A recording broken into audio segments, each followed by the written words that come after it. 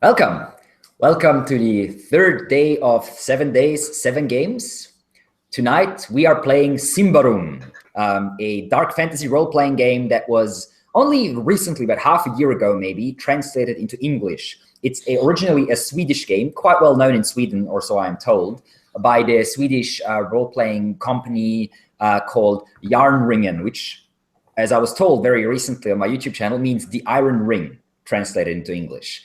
Anyway, it is this game here. You might have seen the cover maybe. I don't know how well you could see that. Probably not very well, but whatever. So this is the cover of Symbaroum. It is a dark fantasy game, as I said. And just to give you a bit of backstory about Symbaroum, what's going on is basically that once there was this great, powerful kingdom called Alberator. But then a dark power rose. The power is nameless, but the power used the dead to do its bidding.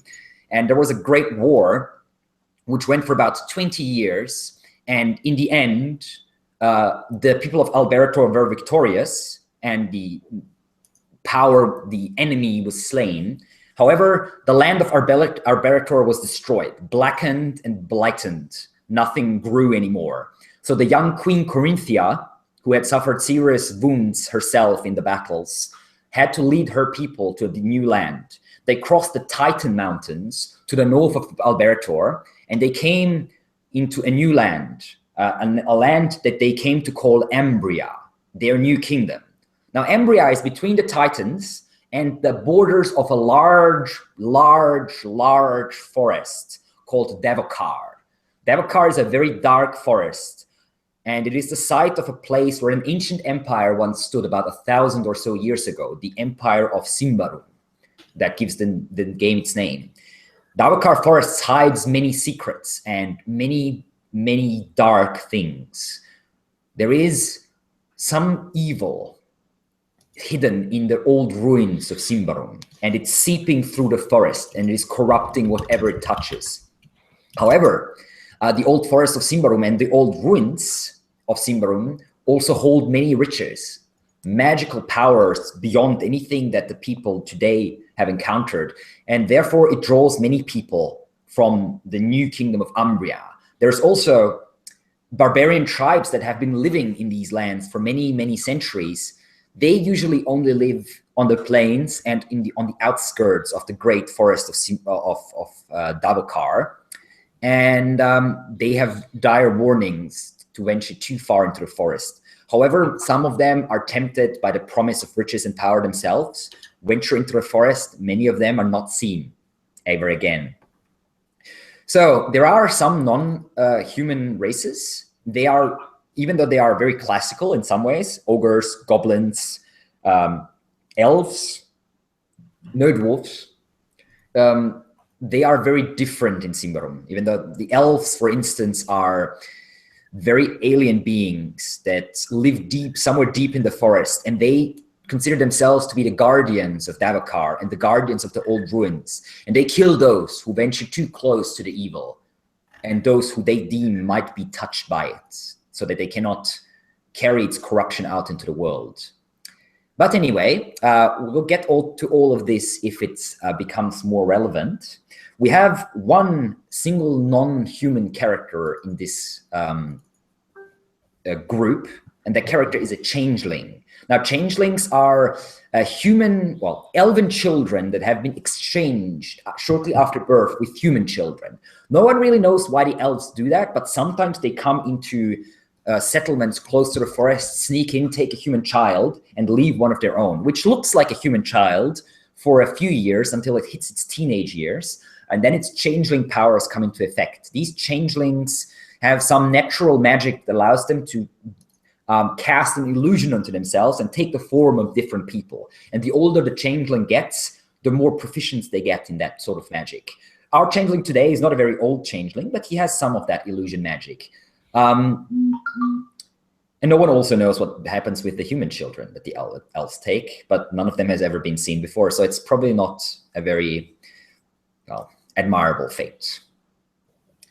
So, who knows? Tonight's adventure is called The Black Monolith, and it starts in Thistle Hold. Now, Thistle Hold is a city only 20 years old, and it has been built by, or at least built under the command of Lassifor Nightpitch. Lassifor Nightpitch is the most famous treasure hunter in all the lands.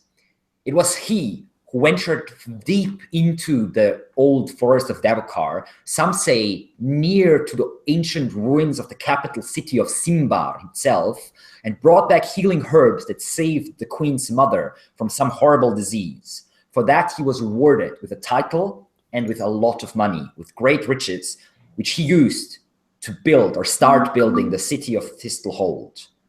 Now, Thistle Hold is a city of adventurers. It lies only about 300 to 400 yards from the border of the great forest of Davokar. It is a medium-sized city, but ever-growing, surrounded by tall wooden walls. And in its center is a very, very tall, looming structure, a light tower in some ways you could describe it as that. It is a tower with a large flame on top. That flame is called the beacon. And Lassifor Nightpitch says that the beacon is meant to light the way of those who venture forth into the darkness to light their way home. The beacon can be seen from very far off. And it is a light in the distance, a light in the darkness, guiding many a would-be adventurer and treasure hunter home, if they make it back, so to speak. Now, we are starting with our player characters, which will be introduced in but a moment by their players. They have come to Thistle Hold, and they are looking for a chance to prove themselves, for a chance to win riches, for a chance to face the darkness of Davokar Forest and prove that they are strong enough to survive the touch and to come out uncorrupted. Now, we have 3 players for now. A 4th player might be dropping by a little later on, but if not, we'll just keep going with those 3 players. Character creation in Symbaroum is quite interesting. There are no classes. Basically, you get experience points that you can spend on different abilities and on your basic attributes. How the rules work in Symbaroum is you have 8 basic attributes, and pretty much every single roll in the game is against one of those attributes. The attributes range from 5 to 15, 5 being very bad, 15 being extremely good. Sometimes you can get a little higher or a little lower, but it's very, very rare. And basically how the average roll works is you roll d20 and you're trying to get equal or less than your stat. So if you have a stat of 12, if you're 12 or less, then it's a success. In Symbaroum, the game master never rolls dice. So if I'm attacking, for instance, if one of my NPCs is attacking one of the player characters, I do not roll for attack. They roll for their defense, but the defense is modified by however good the NPC is in attacking. So I say, okay, the NPC has a -3 on attack, which means that you take -3 to your defense when you try to dodge or parry his blow, basically. We'll go into a bit more detail later on. But yes, as I said, be aware, this is a dark fantasy role-playing game. It is brutal. It is very deadly. Magic is not something to be trifled with. And yeah, we will see how it goes. Now, as we start this adventure, as I said, our 3 player characters have come to Thistle Hold. They have been here a few days, and their money is running out. And they are looking for an opportunity to earn money. And they have heard of a rumor. The rumor says that Garadin Mad, a quite well-known treasure hunter, has returned from the forest. And he has said that he found a ruin that was untouched by any other treasure hunter, which is rare. But when it happens, it usually means that there are great riches to be found. Now, the rumor says Garadin is looking for a small team to accompany him back to that ruin and help him claim its riches. The rumor also says that Garadin set forth with a rather large group of people a couple months ago, and he is the only one who made it back. So only the insane, the brave, and the foolhardy would consider accepting such a job. Luckily, we are in Thistle Hold, and members of all 3 of those groups are in ample supply. It is up to our players to decide in which of those groups, or maybe they're more the desperate kind, their player character falls, and why they have chosen to look for Garadin Mad and accept his task. Now, the player characters know themselves, each other a little bit. They've spent maybe a day or two together as they have looked for other people to gather a group, basically. Sadly, they cannot just march into the forest because every explorer of the forest needs an explorer's license issued by the queen or her chosen subordinates. That license is quite expensive, and most groups cannot afford it. However, getting caught without a license by the Queen's Rangers is not the best fate you can wish for yourself. And many would-be adventurers have their journey cut short at the very edges of the forest, even before getting very far in. Now, Garadin Mad obviously has such a license, and he might be able to take you along on this hopefully profitable journey to whichever ruin he has discovered. As we start, our player characters have heard that Garadin Mad is to be found at the Rose Garden, which is a tavern of not the greatest reputation, to put it carefully. It is on the western side of town, not far from the west gate itself of Thistle Hold. And the western side is basically the poorer side of town. There's a lot of disgruntled adventurers around, thugs, criminals, goblins, and the desperate and the poor, basically, the wounded, and so on.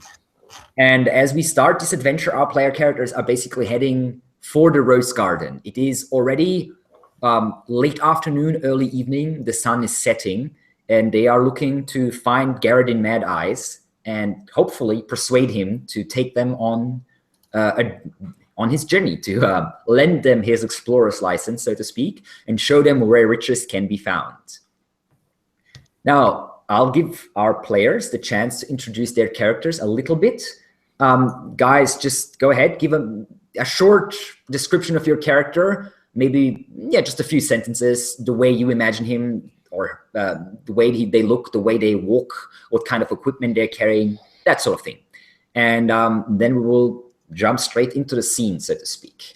We'll be starting with Colton on my very left, who is playing Brother Jomilo in this adventure, a priest of the Church of Prios, the god of the sun and the burning energy that comes into every man's heart.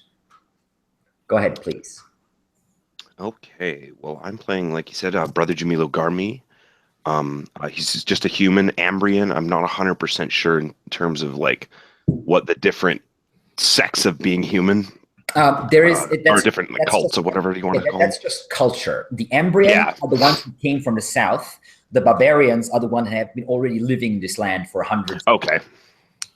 Yeah, so I'm one of the a descendant of one of the people who's come from where we came from there. I'm a thurge, which is basically just like a cleric, I would imagine. Yes.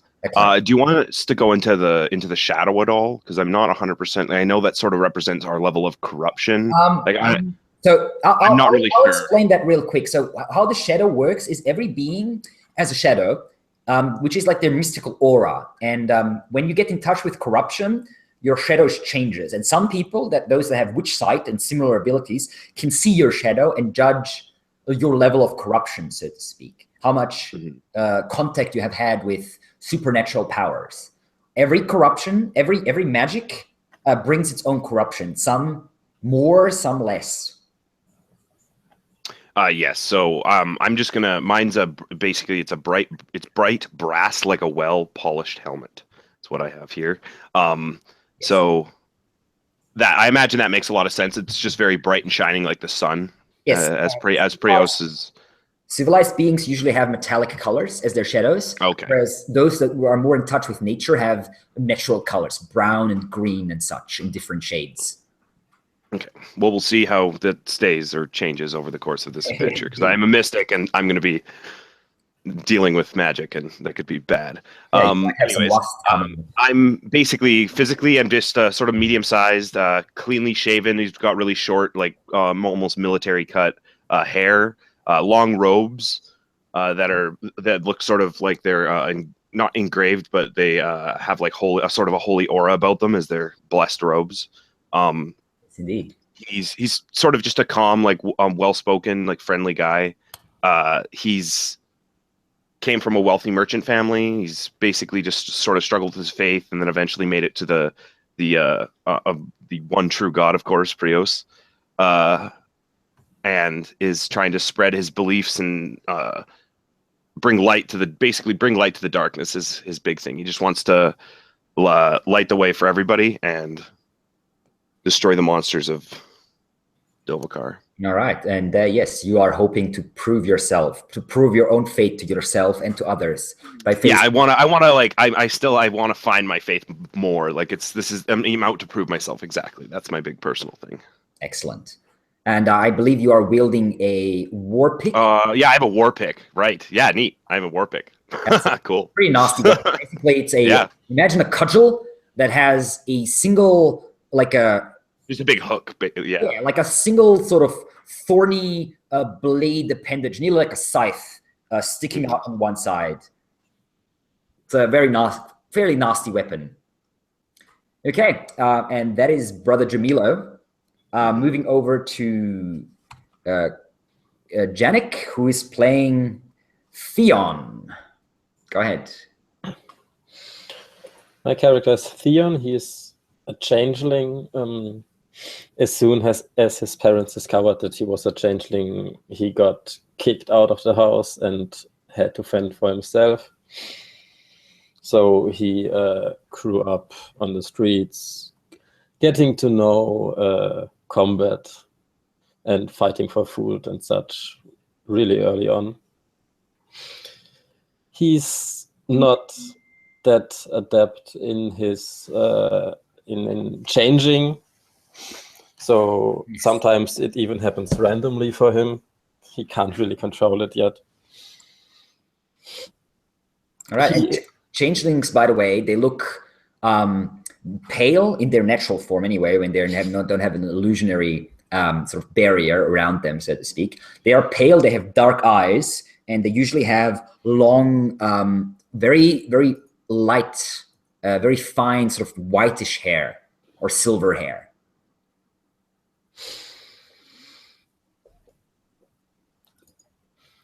To hide that he's a changeling, Theon is wearing a mask, so not everyone immediately has a bad first impression of him. All right. What kind of mask? Like a leather mask or something more? It's one that completely hides his face. He basically has 2 eye slits and 1 hole for his mouth. Okay. And it's made of leather or metal, or what is it made of? It's made of wood. It has okay. some scars in it. It's he had some fights with it. Yes. And what kind of equipment are you carrying? I am carrying 2 weapons, a saber and a dagger, and I'm wearing medium armor. Which is probably like chainmail or something along those lines. Yeah, it's like chainmail probably. Okay, excellent. And last but not least, we have James, who's playing Talus. Go ahead, James. Okay, so Talus definitely falls into the foolhardy camp. He kind of he's a bit of a vagrant. He lives on the outskirts of the forest, scavenging around, looking for whatever he can find, killing animals. Hunting. He calls himself a hunter, but he's down on his luck pretty much, and he's on to that point where he's either gonna do something drastic or become a petty criminal in order to pass the time away and to gain his fortune. And this is his last attempt to make something of himself. And in his sort of mindless, foolhardy kind of way, he's thought that treasure hunting could be the best bet. Go into the forest. Other people have done it. Why not me? He's a bit. He tends to. He's not very charismatic. He sort of has a bit of an ego problem. He thinks he's better than he probably is. He carries around a longbow, which he's very good at, and he has what some people would call a short sword, but it's actually quite a long hunting dagger, which he uses. It's a bit notched from use because he can't really afford a new one because he has no money, basically. He has very basic armor. which is a little bit patched and torn. And basically, he's here because he just needs to do something different with his life and hopefully earn a little bit of coin and become famous or whatever they do. Or basically just become a beggar. It's it's a do or die situation, really. Excellent. That's the perfect situation to be in for Symbaroum. Okay. Now, you are approaching the Rose Garden, and you can see the front gate already not far away from you, just on the other side of the street. There's bright light shining through, and you can hear many, many voices, glasses clanking on each other. You can hear what sounds to be a very soft flute or something, mostly drowned out by the voices, laughter, and just shuffling of feet. It seems to at this time of the day, or the evening, I should say, the Rose Garden seems quite full.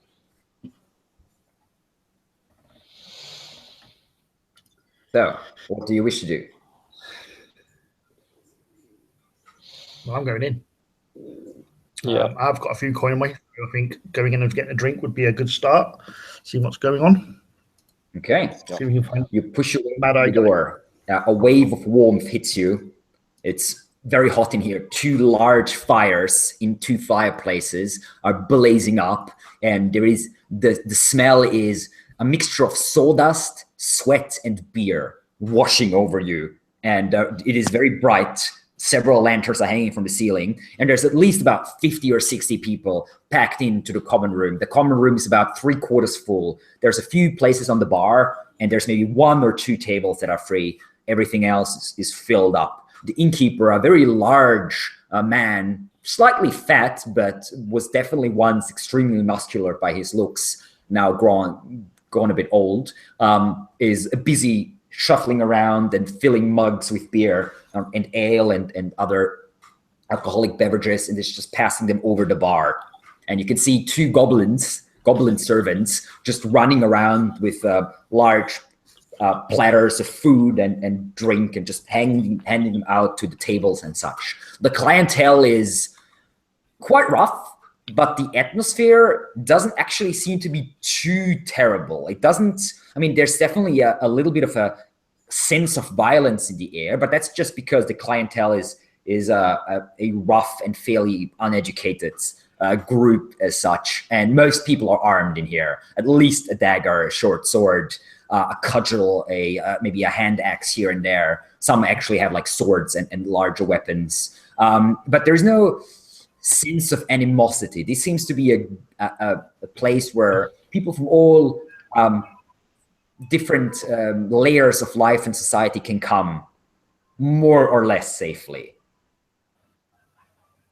The only one who draws gazes is Theon with his wooden mask, but even he only draws a couple. People are, or seem to be, fairly used to, let's call them unique personalities here. I'm going to walk up to the bar, throw some coin onto the counter, and ale. Coming right up, the innkeeper shuffles over, puts an ale in front of you, looks at the other 2 of you standing behind him. What will it be? Too, he pays. Sorry, what was that? For me too, he pays. Who are you pointing at? I'm pointing at Talus, the ranger. Yes, at Talus. Okay. The innkeeper gives you a look. Sure. And puts another ale down. I just smile and nod and give him a nod. And the innkeeper gives you a look and says, "Oh, welcome, your Holiness. We don't usually get many visitors from the Church of Priors. Rest assured, we all walk in the light here. Can I offer you a drink on the house?" Thank you, of course. He and so pours another ale and puts it in front of you. The light bless you. Light bless you, and I take it and take a drink and set it down. Yes, you have the privileged trait, which allows you to be treated with some reverence in Embryon society. That is just a little example. Better take advantage of that for the short time that I can. That is true. The forest will not treat you differently to the others, I don't think. Okay, and you're sitting at the bar and drinking your ale. Yeah, just drinking and then watching the crowd. Mm-hmm. Theon, you lift your mask a little bit to sip. You do, looking around, you do see that some people have recognized as a changeling, but it doesn't seem to draw much attention. They don't seem to really be particularly mindful of that fact.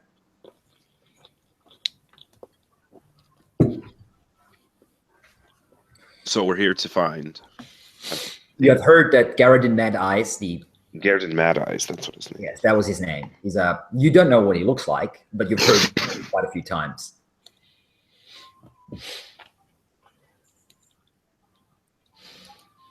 After taking one big sip of the ale, I stand up and shout, "Mad Eyes!" So into the common room, just Mad Eyes. Yep. Okay. A few of the people quiet down. They look over to you. One of them says, "Hey, looking for Garadin, hey? He's over there, back table." He points at the back of the room, and as you look over, you can see a massive, massive guy with a bushy black beard of long black hair. He has a eye patch covering his right eye, and the eye patch on the eye patch there is painted a like white and red eyeball, basically. And he has some nasty scars going down that probably cost him the eye, whatever claw or weird weapon has hit him. He's a massive guy, wide-shouldered, hairy as a bear with massive arms resting on the table in front of him. And he's talking to two other guys, one fairly arrogant-looking sword-wielding blonde man in his maybe late 20s, and a weasel-faced younger guy in his maybe late teens or so, dressed in like a patched-up leather armor, who's playing with a dagger nervously. Garadin is leaning over to the table, staring at them, and you can hear them, you can see them talking, but you can't hear anything from the voices all around you. Taking my ale, I walk towards them. Okay. Do the other two join in, or do you stay at the back? I'll follow them. Okay. I'll just stay just a couple steps behind and keep just drinking my ale. Okay, just enjoying it. Talus? I'll follow behind. As you're approaching the desk, you can see Garadin sort of gets up, half up out of the chair, and just snarls at the sword-wielding guy, the blonde man. The man says, "I won't be insulted by the likes of you." Goes for his sword, but before he can draw it, one of Garadin's hands shoots out, grabs him by the back of the head, and hits his face into the table 3 times. And the guy just stumbles up. Garadin takes him and gives him a shove. The guy flies past you and just falls onto the ground. You can see his nose broken, face completely bloodied, eyes already swelling shut. The other guy gets up. "Hey, I didn't mean anything, master." "Take your friend and get the fuck out of here before I forget myself." And you can see the one of the eyes, the non-painted one, looks nearly as mad as the other one. There is something quite intimidating about this person. You're not surprised that they call him Mad Eyes. There's a glimmer of something not particularly sane in his eyes. The weasel-faced guy says, "Yes, of course, sir," and just drops his dagger, hustles over to his friend and slowly helps him up, and they sort of stumble past you towards the exit. The guy just holding his face. "Oh, he broke his nose." As he stumbles past you. As he stumbles past, and they walk past me, I'll direct some spit in their direction.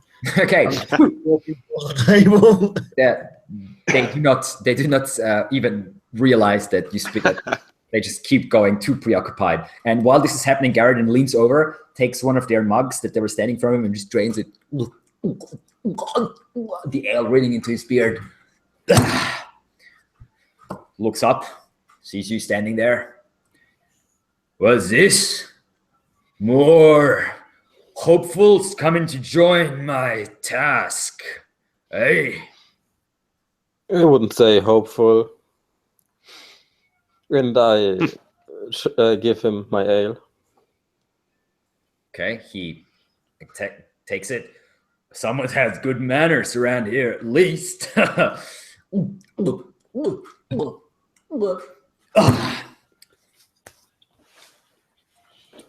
Now, sit down. Oh, I'll be damned. You're a cleric, aren't you? I'm a cleric. Well, what brings you here, your holiness? We're here to search some runes. Really? Yes. Didn't think the Theurgs would be interested in that sort of thing. Isn't that like a unholy, dark, corrupted place, the forests? The forest is a dark place. Prowess brings light. Fair enough. Well, I've seen some of your brethren and sisters do quite a few interesting things. What kind of tricks do you have up your sleeve? I have the light of Prios on my side to shield me and aid me in battle. All right. Fancy. I can heal our friends. I can protect them. Oh, that's handy. You're a medicus, are you? Yes. That's always handy to have. Smallest cuts in the depths of Davokar can become infected quite easily. I've seen people losing limbs within a day or two. Having someone around who can clean up wounds and stitch them and such, certainly handy. And you can wield that war pick? If I have to. Right. What about the others? You're hiding your pretty face. I can see that much. I'm taking off the mask and say, I'm quite quick with my blades. Oh, sorry, guys. Garadin is receiving a call, which he instantly has to switch off. He says, excuse me. Good business. Quite mad, this Garadin. And this like random page runs up and he's like, get out of here, kid. Yeah, exactly. Shut the fuck up. I'm talking to other people now. Now, you good with your blades, say? Aye. You speak your mother's tongue, do you? I thought not. Not many of you do. Pity, but whatever. What about you? You look like you've been in the forest before, have you?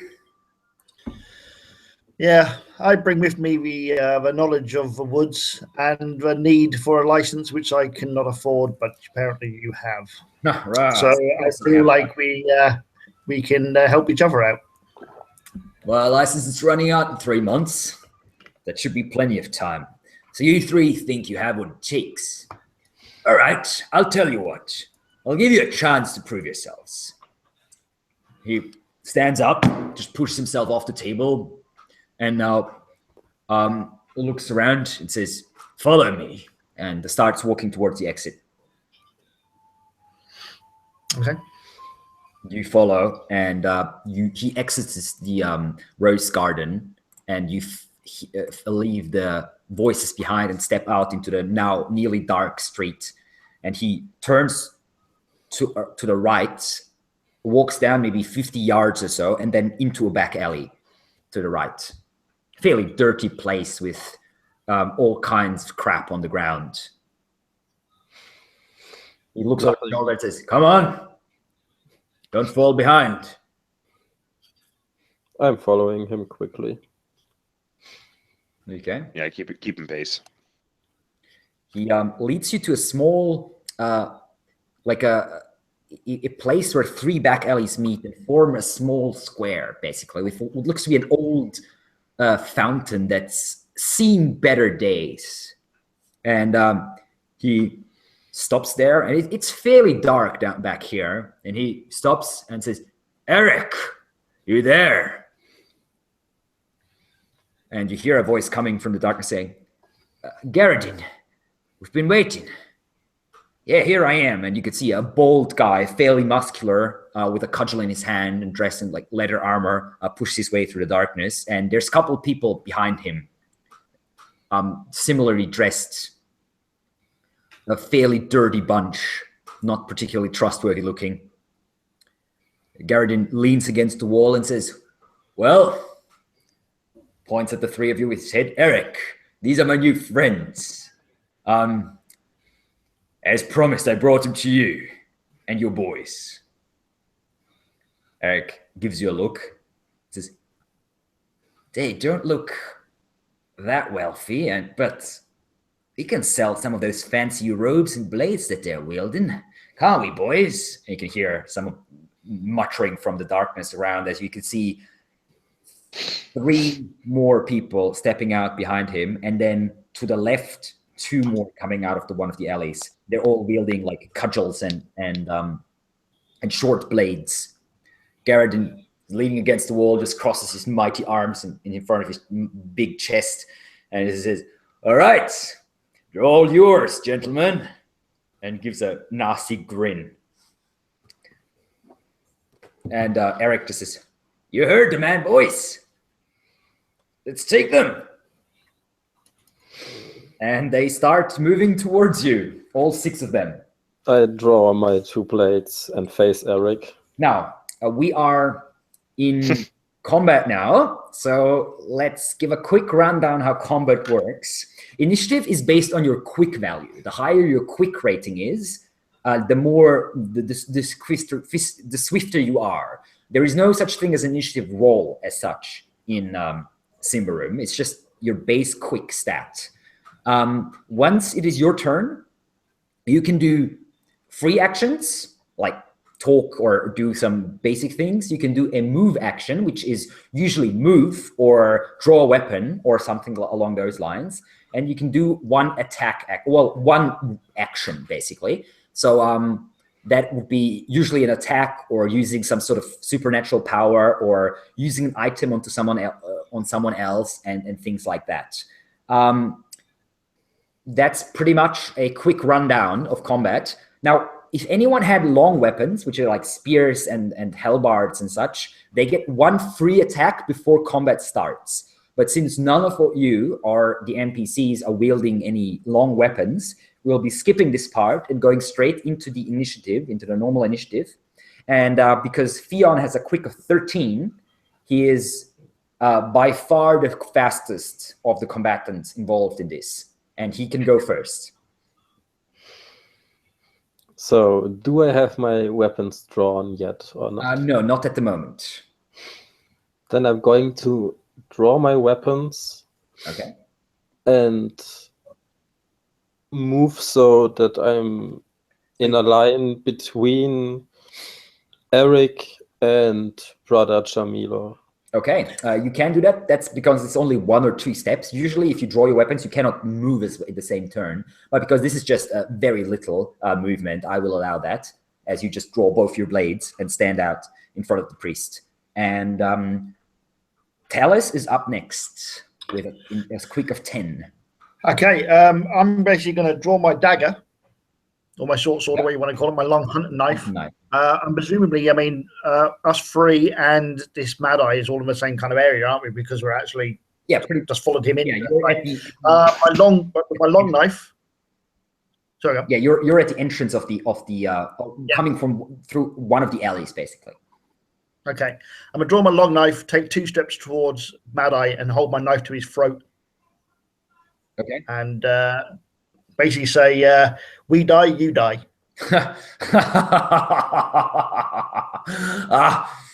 If I die, you're not gonna find the monolith. Doesn't matter if they're dead, does it? Don't worry. Eric and his boys won't kill you. They'll just give you a Well, rough and around the edges. He's just ignoring And so will I. your dagger in his throat completely. You can see this slight flicker of insanity in his eyes. That's all right. I'm happy to continue holding my knife to his throat. Won't take me much to just push forward if it comes down to it. Okay. This is not what I signed up for. That was Talus's turn. The thugs now are slowly coming closer with their weapons drawn. Two of them are sort of hesitating, looking at Mad Eyes, and his knife at his throat. But Eric just calls out, "Fuck him! Let's take them!" And runs towards Theon with his cudgel held up. And two more guys are coming at Theon, and one of them is slipping in behind to attack Brother Jamilo. So 3 attacks with cudgels are coming towards Theon. So as I said, in Symbaroum, the Game Master never rolls, which means I will not roll attack. Theon will roll 3 defense checks.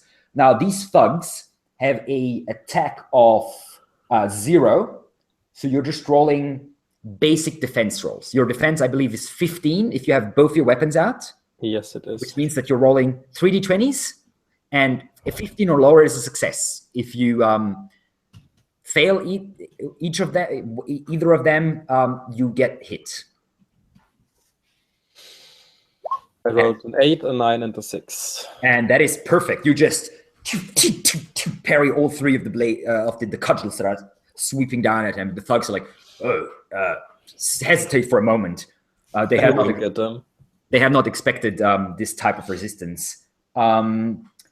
We have a Brother Jamilo up. Oh, actually, no. The one guy attacking Brother Jamilo coming in with a small hand axe that has seen better days, hesitating for a moment, and then just like and swing the axe at you. So that would just roll a d20. You rolled 1d20, and you're checking your defense, which is on the bottom of your first page of your character sheet. It's an 8. Excellent. Yes, so you have to roll 8 or lower to avoid being hit. Yeah, no. 19, a fail. He very much so hits me. You take 4 points of damage as the hatchet hits you in the shoulder. However, now you can try to reduce this damage with your armor. You have the Blessed Robes, which I believe are a D4. Yeah, they are. Is that correct? They are D4, so they could. Yes, you could. If you roll a 4, you could soak the whole damage. You roll a 3, which means you soak 3 of those 4 points of damage. You take 1 damage, which is not too bad. Subtracted from your wounds. Your toughness. Sorry. My toughness, so I have 10, so I go down to 9. Yes, you have 10 total toughness, 9 temporary toughness at the moment. Yeah, your Blessed Robe protects you from the worst, but you feel a smack onto your shoulder, and you feel a bruise forming already under this attack. The other 2 thugs are coming at Talus, but because they hesitated, they cannot attack this turn. And we have now Brother Jamilo's turn. Okay. Well, what do you wish to do? I think I'm going to just burn this guy with the light of Prios. Prios is burning glass. All right, you're using Prios burning glass. So the way this magic works is you have to roll a resolute check to activate it. Yeah. And then you can, this specific spell is an attack spell that shoots out a ray of fire, basically, at one of the, whoever you can see, you can hit. There's no range, really, in Symbaroum. It's fairly simplified, that sort of thing. So it's just a d20, and I'm trying to roll under my resolute. Under or equal. Under or equal, okay. Yes. So I have like 15 resolute. I believe you have, yes. And I roll a 19. Another 19. You struggle. Your lips are forming a prayer, but your shoulder is affecting you. I shouldn't have been drinking earlier. This is affecting my performance. Yes. Exactly. Okay. That was Brother Jamilo's turn. We are up to Theon again, who is surrounded by Eric, the bold leader of the bandits, and 2 more thugs.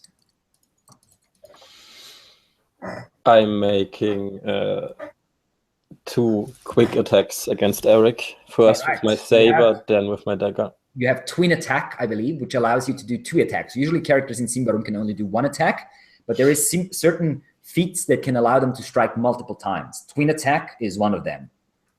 Yeah. Eric's defense is very crappy, so you can add 4 to your attack. So I'm rolling a d20 plus 4. No, you're rolling a d20 against your stat that is modified by 4, which means it is easier to hit. Yeah, it's harder to, yeah. So what is your quick? My quick is 13. 13. So 17 in total. No, 18 with my saber. He managed to somehow parry your saber with his cudgel. And with my dagger, a 17. Just barely. That hits. Somehow you find a hole in his nearly perfect defenses of this master fighter and stab him with your parrying dagger. Roll the damage. I believe that is a d6, yeah? Mm-hmm. Okay.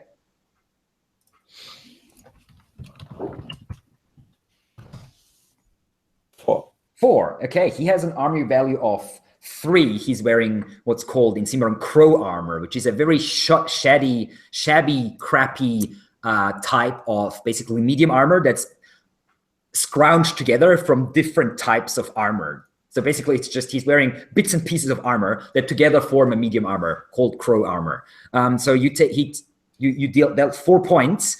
Most of the stab is deflected by his armor, but you manage to find a small weak spot and deal a small cut to his side. He just gives a small grunt as that happens. And we have Talus. Okay, so I'm basically still holding my knife to this guy's throat. Yeah, Garadin is not reacting. He's just still leaning like this and just still holding his arms like that. Okay. I'm going to, with my free movement, I'm going to withdraw an arrow from my quiver. Okay. Is anybody close enough for me to hit? Yes, or are they too far of away? The thugs are now standing right next to you, basically. Okay. Well, what I'm going to do is there anything like a call shot in this game? No, there is no call shots. You can just call shots. Oh, okay. Because basically I want to take my arrow. I'm holding my dagger to this guy's throat. I'm taking one of my arrows and basically going to stick it in the other guy's eye.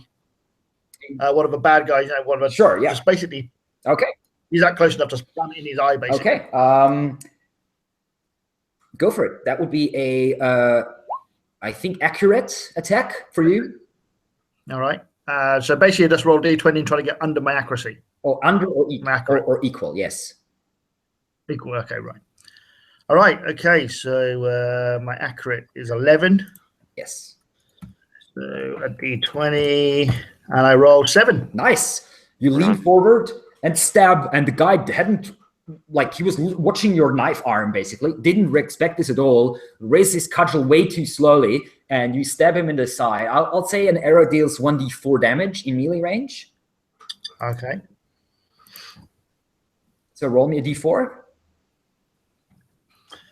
4. Nice, 4 damage. And these guys are only wearing 1 armor, so they have basically thick clothing. So you deal 3 damage to him. Did you wear anything on his face? Yeah, basically. He jerks back. You nearly get the eye, but he jerks back just in time, but you cut over his cheek with the tip of the arrow, and blood starts flowing down. And he's just like, fuck,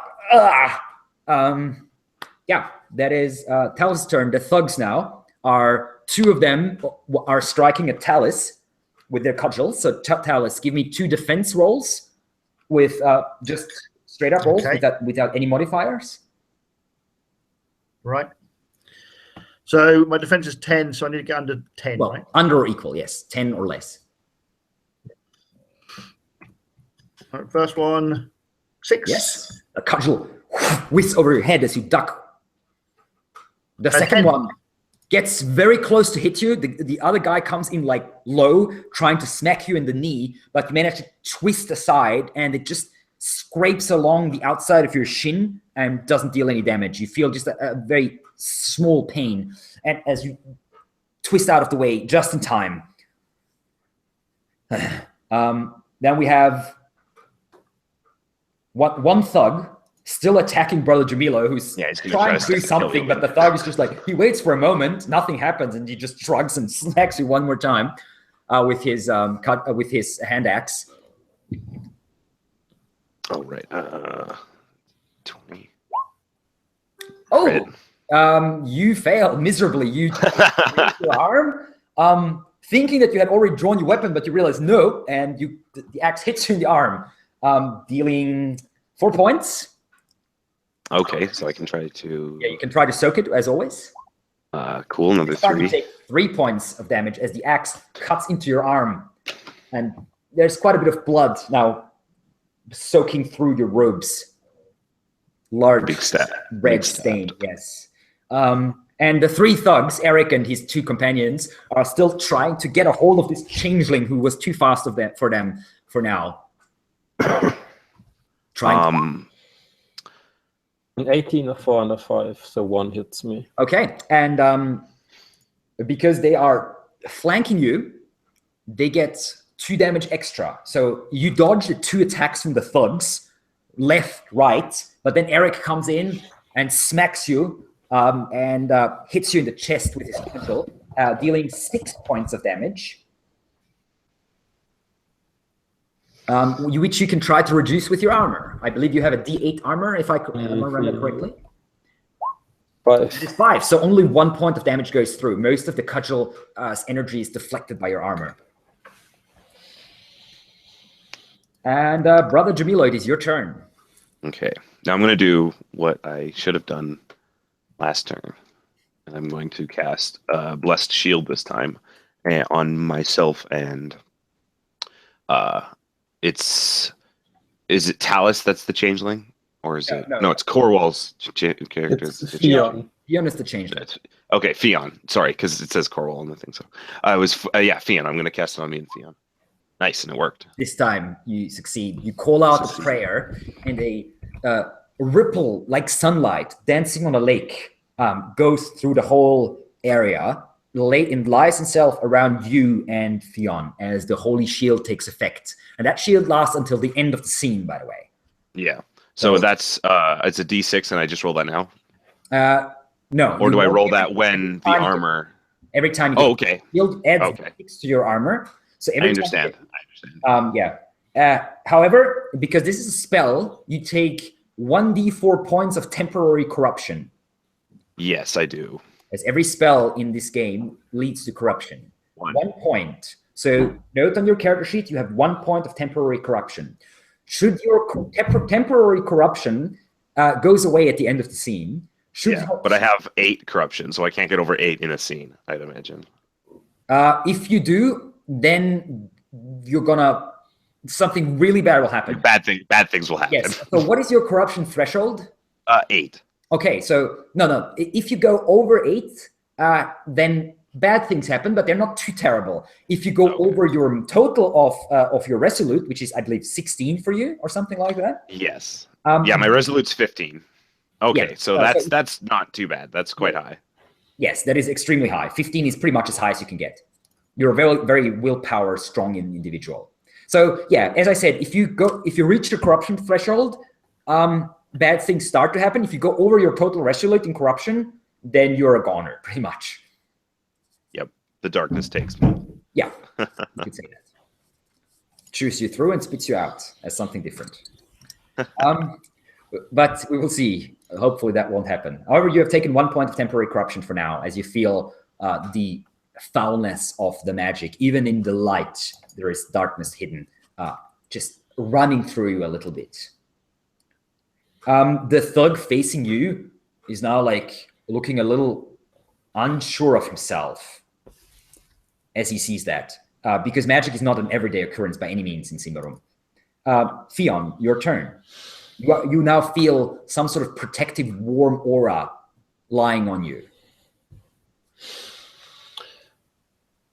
Being angry with myself that I let myself hit there, I try to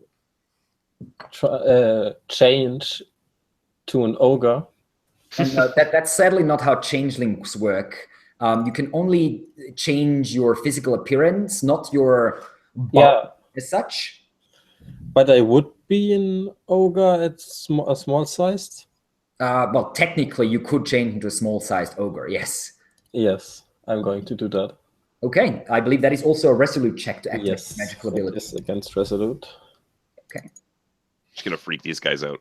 Nope. Real good. No, I guess not. you try to concentrate on your magic, but you don't have a good grip on it yet. It's more of an instinctive thing, and there's a little ripple going through your form, but that's all that happens. And then I'm attacking Eric again. Is that? I believe that is an action using that. It's a free action. Oh, it's a free action. Wow, that's yes. cool. That is extremely cool. Okay, cool. Then you can definitely attack. Yeah, by all means. First with the saber. Attacking Eric? Yes, Eric. Okay, go for it. He has no disadvantage, right? No, none of them has. And I roll a 14. Okay, the saber strikes out, hits him in the side, but his armor is too thick. You can't quite cut through. You could just cut a line across the armor. And with my dagger, which doesn't hit. And he raises his cudgel and brings it down onto your hand as you stab out with the dagger and deflects the dagger. And with that, we have Talus. Okay, so these two guys are in front of me, aren't they? I'm still holding my dagger to Mad Eye's throat. Yeah, he's just watching everything with a grin.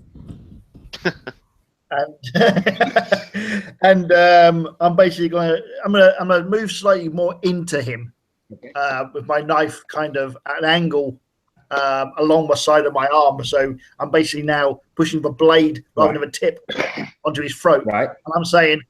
And I'm basically going to say to him, call him off or you're going to lose the other eye. He looks down at you and says, if you don't start defending yourself soon, I don't think you'll prove yourself to be a very good companion in the wilderness. Well, you're not going to be much of a companion without any eyes either, are you? So, It'll take more than a little blade to take my eye. A first one I lost to a rage troll. That blade's not even the size of half of its claw.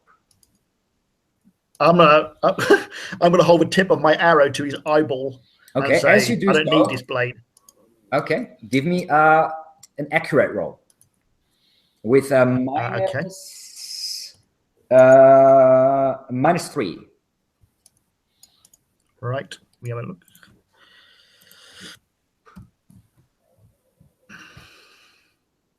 As you reach out with your arrow, he reaches up and lightning fast grabs your hand and pushes you off. And she says, "That's enough playtime. You deal with them, or you'll get left behind." And he puts one hand onto a pretty large-looking war axe that is dangling from his hip. Thugs. The two thugs that are like standing or were attacking Talus are like now looking in between Talus and One Eye and Mad Eye, and they're not quite sure what to do. The one attacking Jomilo hesitates for a moment, but as the shimmer is gone of the shield, is invisible for now, he does another attack, swings his cudgel down, and at the same time, the other three are just continuing to pummel down onto Theon, trying to break through his defenses finally. Okay, Brother Jamila, you take hit again. 4 points from the cudgel. Reduce by 3, and then I reduce it by 6 or whatever. And another d6 for the shield.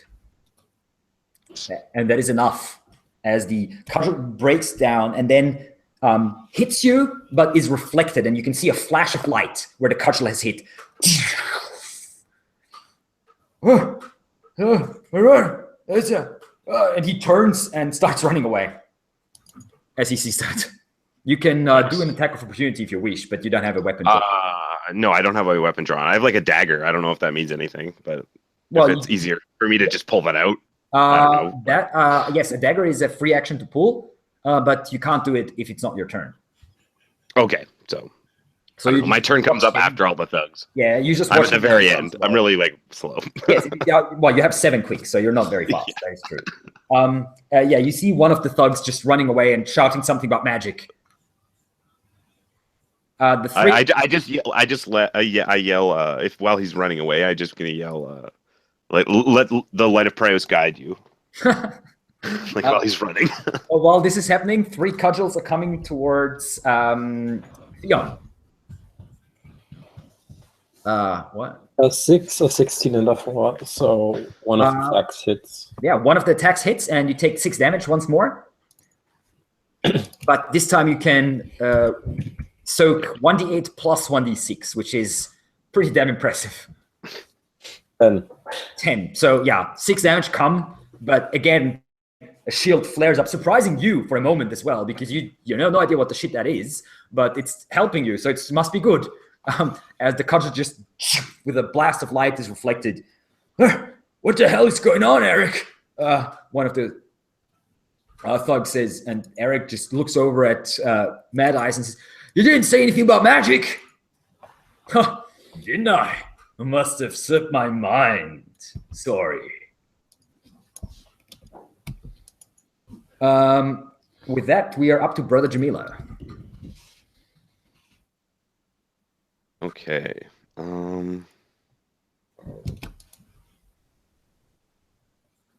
I think I'm going. Can I draw my weapon and attack in the same turn? Yes. Okay. I do. I draw my war pick and I try to hit this guy. Because if I try to use my resolute, or am I thinking of a different spell? No, I'm thinking of a different spell. So no, the blessed shield is fine. I'm going to try to hit him with burning glass again. Okay. Then. So you just on which of the thugs are you focusing on? The guy who's trying to fight me. So. Oh, he ran off. Oh, sorry. Yeah, then one of them that's fighting Theon. I don't know which one. You want to go for the leader, Eric?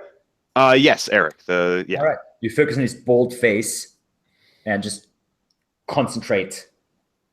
And that was a success. That is a success. Yes, light shoots forth, a hot streak of light coming from your hand, flying past Theon and hitting Eric in the side of the face. And that is 1d6 damage, right? Max damage, yeah, too. Oh, right, nice. He takes. Oof. Okay. He screams out as the side of his face is now blistered and burned, and goes wide-eyed. And fuck, what was let's and yeah, the will to battle is of these thugs is severely shaken by this display of divine power, and you take another d4 of temporary corruption. That is 3. Oh, you're walking pretty far in the light so far. Yeah, so there's 3 in total so far. Theon, your turn. Nice hit there, brother. Yes, thank you. Prios. Thank Prios. What do you wish to do, Theon? Attacking with my saber and my dagger on Eric. Yes. Sure, okay. A 17, which as he stumbles backwards, he parries your saber strike with his cudgel.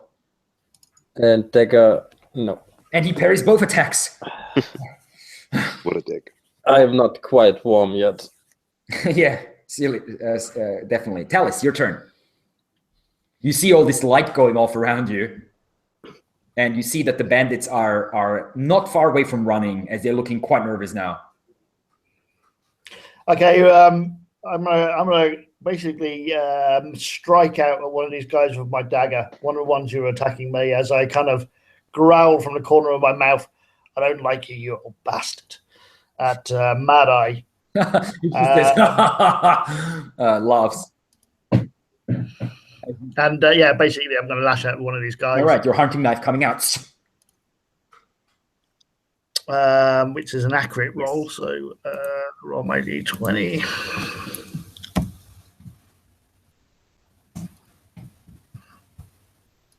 Nice. 12, which is a miss. And the blade just passes like an inch in front of his face.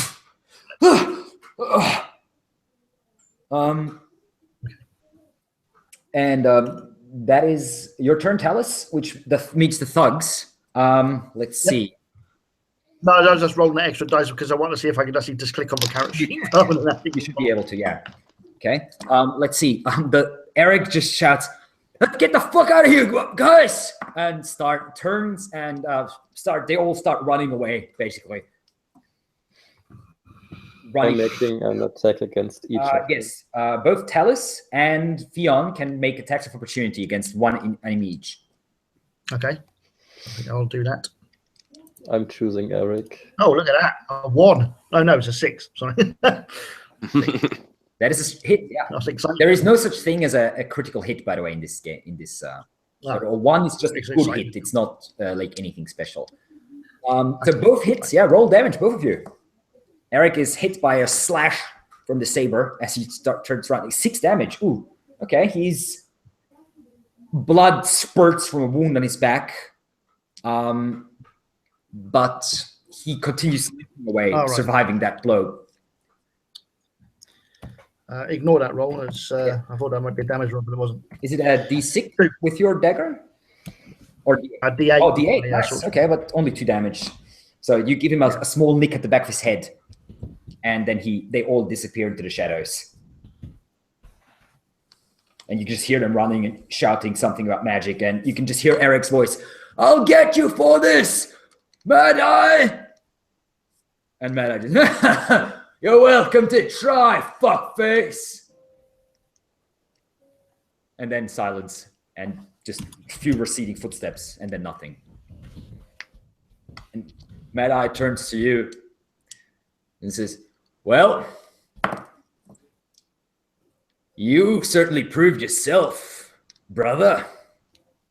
That was quite an impressive display of mystical power.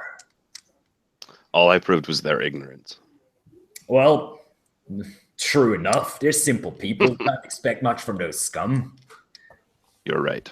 You, changeling. What's your name? Theon. Right. Well, those blades are fast, but they could be a bit more accurate for my liking.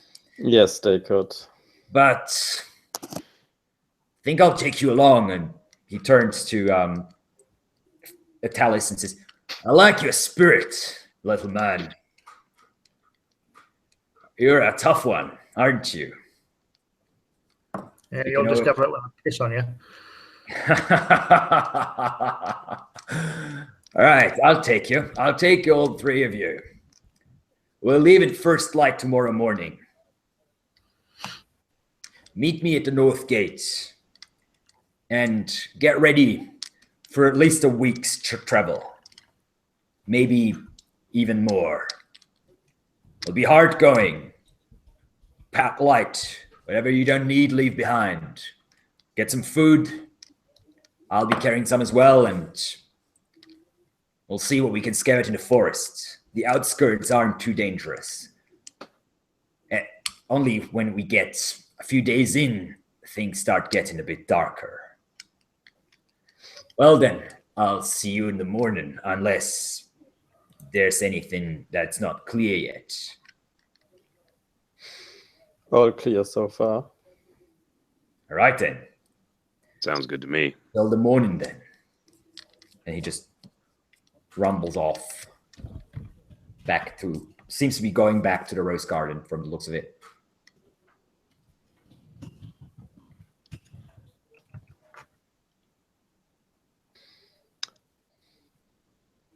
Well, that was an interesting test. I just sort of smile and just like, the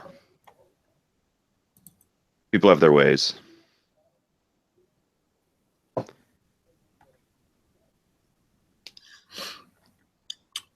So, are we just gonna? Do we need to actually get anything for extra? We're ready. Like we have a lot of. I don't know, like in terms of, because do we have to get like provisions and stuff like rations? No, we'll just say that you. We'll just not worry about that. Yeah. Yeah, we won't worry about that. We'll just say you have at least a couple of days provisions packed. Okay. And I can always hunt animals as well. Yeah, exactly. That's true. That's true. We have like a ranger basically. Yes, that is true. So you can provide with some food for you. Okay. So you grab your stuff. You go return to your quarters, respective quarters, wherever you have them, and then catch one last night's sleep before you say goodbye to Thistle Hold.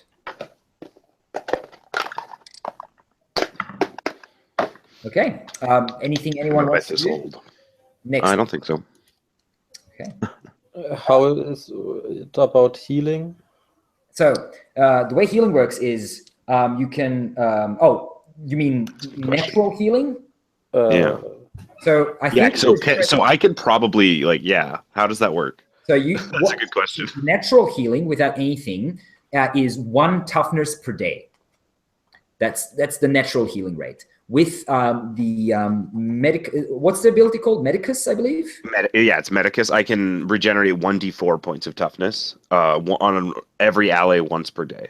Yes. So I can do if anybody's hurt, I can do 1d4, and I also have herbal cure, which can make it a 1d6. But I don't know. I don't think you need that. I think if anybody needs that, it's me. Actually, I don't think I'm going to. I only have a d6. If I get a 4, then I could heal back up to full. So I'm going to heal both of us a d4. Okay, so you after the fight, you bind your wounds. So you roll 1d4, and obviously for night's sleep, you get 1 toughness back. Okay, yeah. So it could be. Yeah, this could be. So basically, it's 1d4 plus 1. So that was. Who's that for? That was for Fionn. Sorry, I was going to say that. That was for Fionn. Then this one's for me. So there we go. We'll be fine. So Fionn regains 5 toughness over the course of the night, so to speak. Yeah. And Jamilo regains 4 toughness. I'm back at full. Nice. Back up to 10. Excellent. My corruption goes back down to 0 because that scene is over. Yes, the fight scene is over. Your corruption, the temporary corruption goes down to 0. Yeah. Permanent corruption obviously does not go down. There will be some of that later, I'd imagine. For now, you don't have any. Okay. And what is just for the sake of knowing, what is a concentrated magical elixir? Because I have 2 of those. So the way how this works is you can drink it before using a spell. And then you gain, I believe, is it +2? Let me check real quick. I think +2 to resolute for that spell check. Okay, so it just makes it easier to succeed on a spell. Let's see. I can just take one. I can just use one of those, and I can use one of those in the same turn. Give me a second. What's it called? A concentrated magical elixir. Oh yes, a dose of mystical essence, which gives a mystic a second chance to succeed with a resolute test. The next time he or she, okay, so it's basically like having an advantage on the check. Oh, neat. Okay. Roll twice and take it for the next resolute test for a mystic power. So you can technically, it doesn't say anything about time, but I'd say it doesn't last more than, say, an hour or so. So you could technically take it. Okay, so it's something that I might do before going into battle or something, and then like the first time I do. For yourself is a movement action. Oh, okay. Giving an elixir to someone else is a full action. Okay. So you can drink it and then cast a spell instantly. That works in the same turn. But that's all. As long as I don't move. Yeah. Okay. Now I know. Anyone else has anything equipment-wise that you don't know what it does? No. I have got a question. Sure. Go ahead. How do you calculate your defense rating? Your defense rating is your quick minus eventual armor modifiers, depending on what kind of armor you have. What kind of armor are you wearing? Green silky. Hold on, where is it? Lacquered silk cuirass. Woven green silk. Woven silk. I see. That is flexible, which means it is not impeding at all. Which means it does not give you any disadvantage on your quick. Which means that it is basically your quick. Your defense is your quick. Okay. The reason I ask is because I've got 6th sense, and it says I can use vigilant instead of quick for initiative, and when calculating my defense rating. Oh, interesting! I forgot about that. Yeah, I didn't even realize. I've just been reading it now. That is a very good point. What is your vigilant? Yeah, my vigilant is my quick is 10, but my vigilant is 16. Oh shit! Okay. Oh, damn. 16. That's like the highest, probably the highest stat out of the entire party. Yes, it probably is. Okay, then I am very sorry. You would have gone first in the combat. That's all right. It doesn't matter now. But I mean, I'm just trying to quick. Yeah. No, good point. Good point. So my defense rating will be 16. I'll be using defense. That is correct. Yeah. Okay. If that what it says, then your defense is 16. Oh shit! Wow. Damn. What is the? Yeah, that's really crazy. What does vigilant like represent?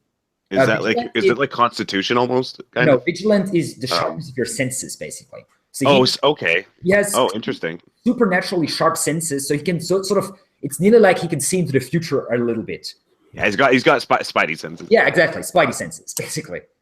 That's pretty sweet. So he can sort of know where in Symbaroum, there's a lot of abilities that let you roll a stat instead of a different stat. Or an action. I guess that's almost what it's called. It's called like second sense or something, right? Yeah, sixth sense, yeah, I think. Sixth sense, yeah, that's exactly what spidey senses are.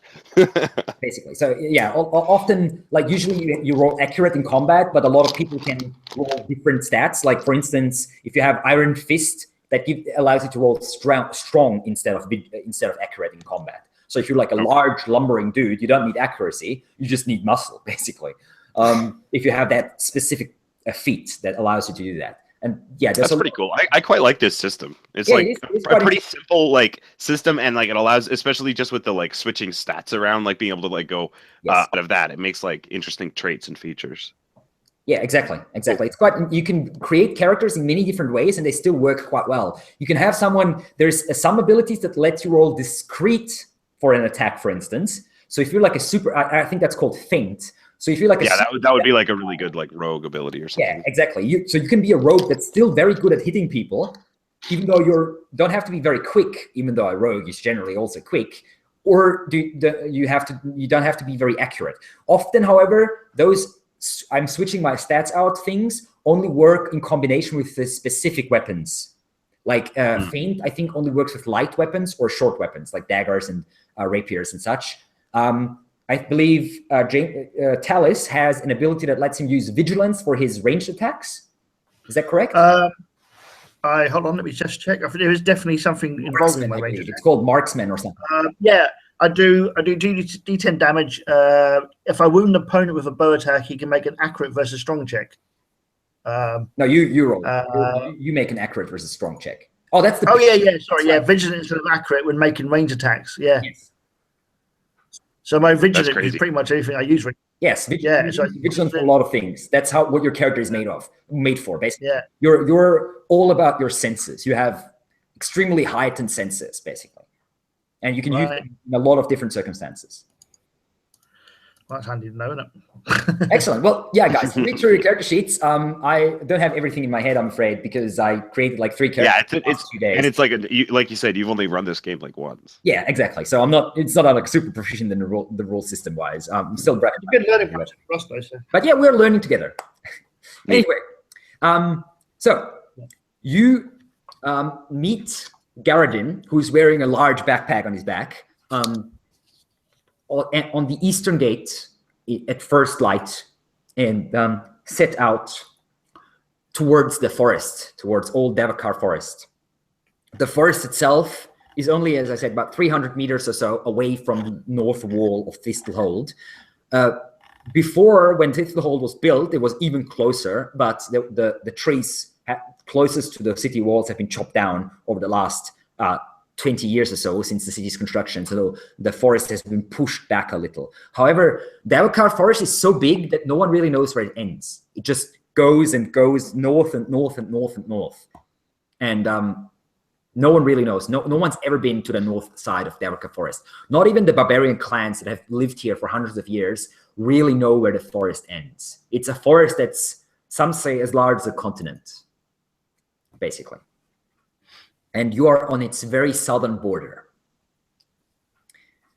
You enter the forest, and for now, it seems not dangerous at all. It is a forest that has been conquered by man. You see many trails are winding their way through the brush. You see many trees have been chopped down. Others have lost branches. You see there is 2 roads, actually, like proper roads leading into the forest, wide enough for maybe even small carriages to go along. One of them is leading away from you to the left, sort of northwest, and the other one's leading to the east, along sort of following the forest edge for now and then disappearing out of sight.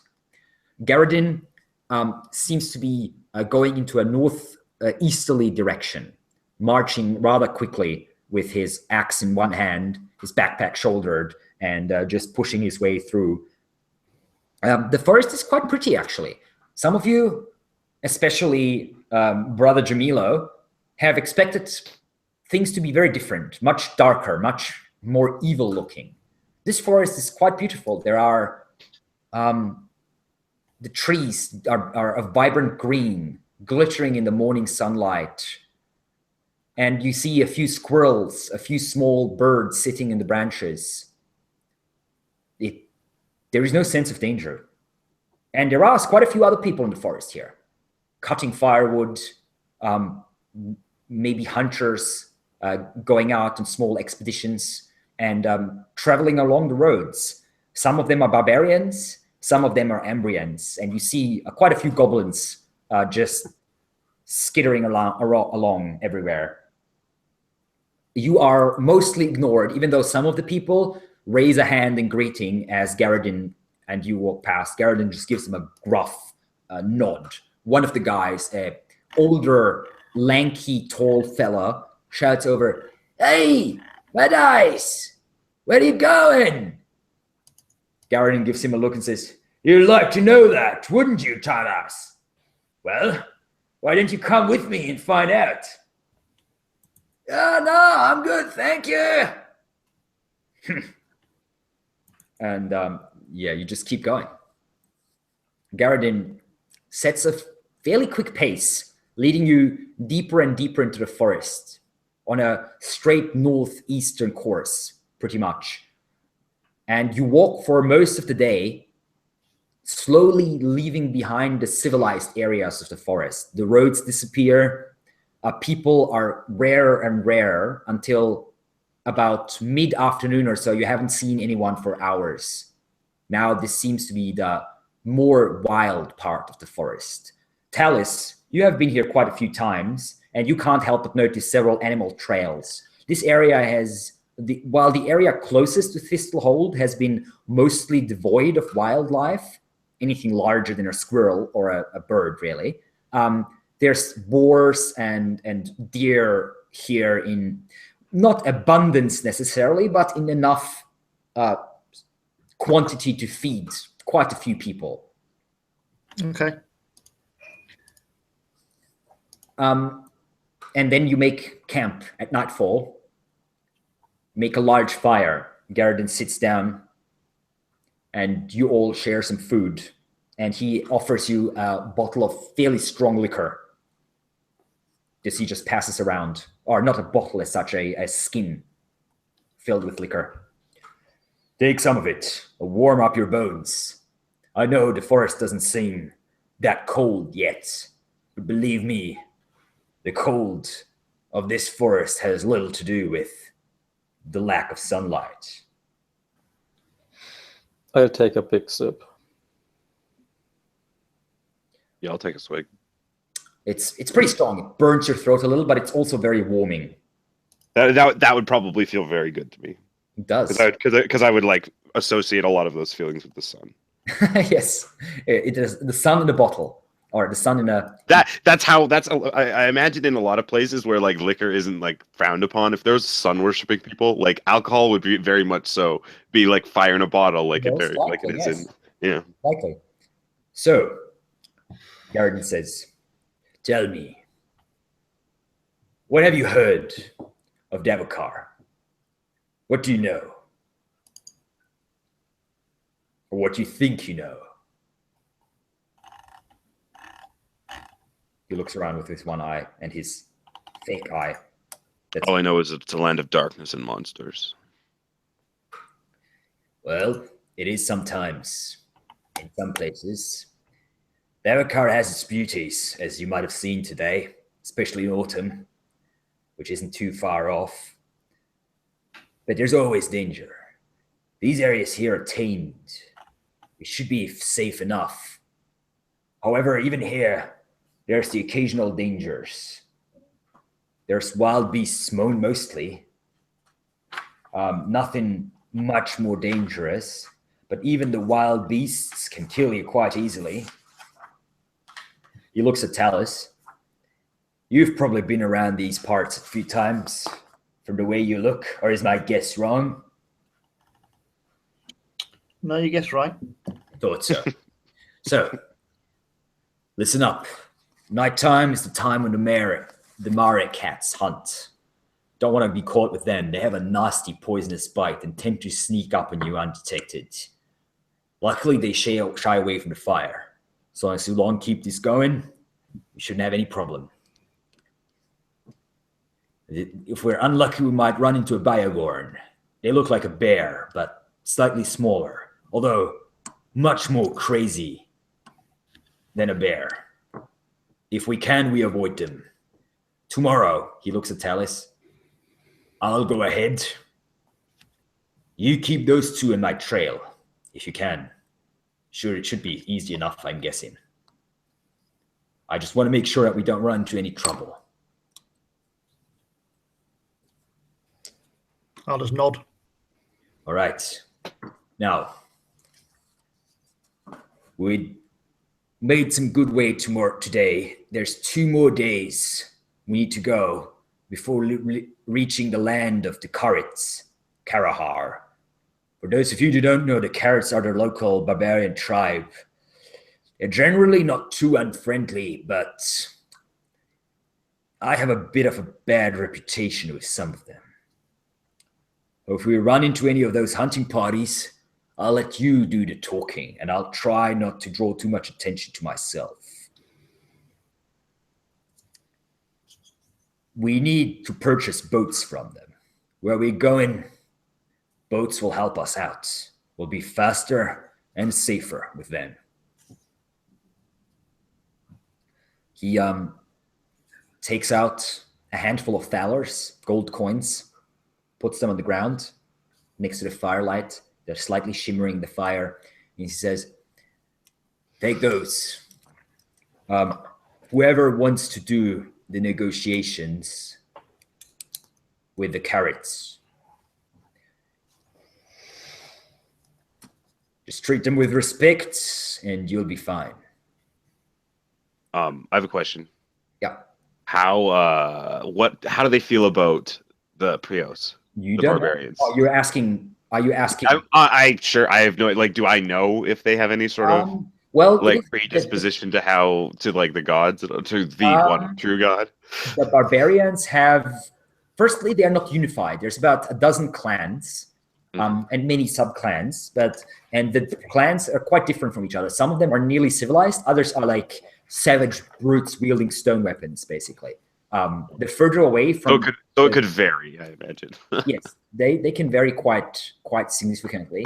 Wise, you know that they are worshipping spirits of nature. You, however, also know that some of them have found their path to the sun, to the one true faith. That makes sense. The sun is a nature spirit, I'd say. Exactly, yes. And secondly, I have, because it says in the privilege trait that I have like an extra 50 thaler in my purse, which I already used up for you. Okay. I wasn't sure if I had that or not. I just wanted to see if we did, just in the case. No, your equipment was quite expensive, so. Yeah, because that's what I thought. I was looking at my like blessed robes. I think those add like an extra 1 to my defense because I have no quick at all. So. Yes. Yeah, there was a bunch of stuff. I was like, man, I have a lot of things that. Yeah. Anyways. Sorry. So, basically, you spent quite a lot of money for preparing for this expedition. Basically, your character has it's exciting that he had. Big deal. All right. Well then, get some sleep. I'll take first watch. We'll continue tomorrow.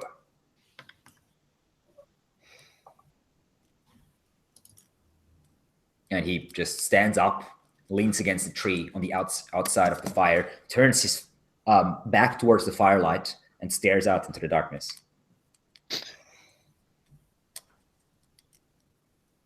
I'll watch the fire until I get sleepy and then go to bed. All right. Yeah, you're not that tough. So what's your strength? No. Strong? I'm like a very weak and slow and not, I have 9 strong. Yeah, so you're not very weak. You're above average probably, but you've been walking through the forest for all day, so you are tired. And especially because you're not used to walking through the forest, so you don't know how to move. So people like Talus, for instance, they know how to move to preserve their energy in this environment. You don't. You're a city boy. That's a big thing about walking through forests. Yeah. That's true. Okay. And you go to sleep. You take your watches. The second watch, Theon, you see some eyes glittering in the darkness. But as you look at them, whatever is out there retreats back and does not come back. But that is the only significant thing that happens during the night. Otherwise, the forest is quiet. And then the sun rises, greeted by Brother Jamilo with a prayer, as the eye of Prios shines down, piercing through the canopy of the trees above you, shining down onto your camp, on the remains of your campfire, and filling your soul with warmth. Mm-hmm. I'm probably awake before the sun comes up, and I like. You are, yes. Oh, yeah, and I greet it when it's there. Yeah. Garadin stands up, stretches. You can hear his spine cracking. All right. Quick breakfast, and then we get going. Everyone fine? No one been bitten or anything? No, we're not dead. Good. Get some food and let's get going. No time to waste. And yeah, so you do. You travel another day and camp for another night. Slowly, the forest around you is getting thicker and thicker. And the trees are getting older. You spot several that must be over a century old. Massive trunks with wide canopies blocking out the sunlight. In some parts of the forest here, it is nearly as dark as during nighttime, even as the sun is high up in the sky. Garadin, however, says, that's nothing. You haven't seen the dark parts of Davokar yet. This is still a pleasant stroll so far. He is ahead during most of the day. He just falls back every now and then. And Talis, you're basically leading the group following his footsteps. Yeah, should be easy enough. Yeah, he's a big guy and he's not trying to conceal his footsteps. Even though he has some ranger training, he's clearly spent some time in the forest. And by the way, he's moving and all that, but he's not like a full-on ranger by any means. He's probably just too big and brutish for that sort of work. Okay. So you can follow his tracks without too many difficulties, especially because you have 16 vigilance. Yeah. So you can follow the wind, basically. And you spend another night in the darkness, fire burning, a few more watches. There's a little bit more noise, more animal sound. You hear some weird twittering and whistling noise, couple times repeating, and it seems to echo, or maybe it is caught up and repeated by other animals as it slowly moves through the forest. But you're not quite sure what that is. It, however, gives you a little bit of a chill.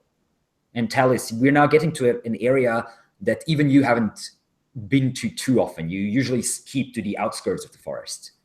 So 2 days in is basically as far as you ever went. So are these noises I've not heard before, or are they familiar? You have heard stories about weird birds and other creatures, some of them touched by the darkness, some not. So you can figure out what they might be, but you're not 100% sure. You haven't seen them with your own eyes, let's put it that way. And hunters and trappers, they like to tell stories, if you know what I mean. Okay, yeah. However, the wood itself is still very much suitable for your craft of the ranger and woodsman. The vegetation itself isn't significantly changed, other than there is more of it and it is more untouched. And then on the third day, you walk, and after a few hours, Garadin comes out of the bushes in front of you and says, "Come, I've found something you need to see. Follow me."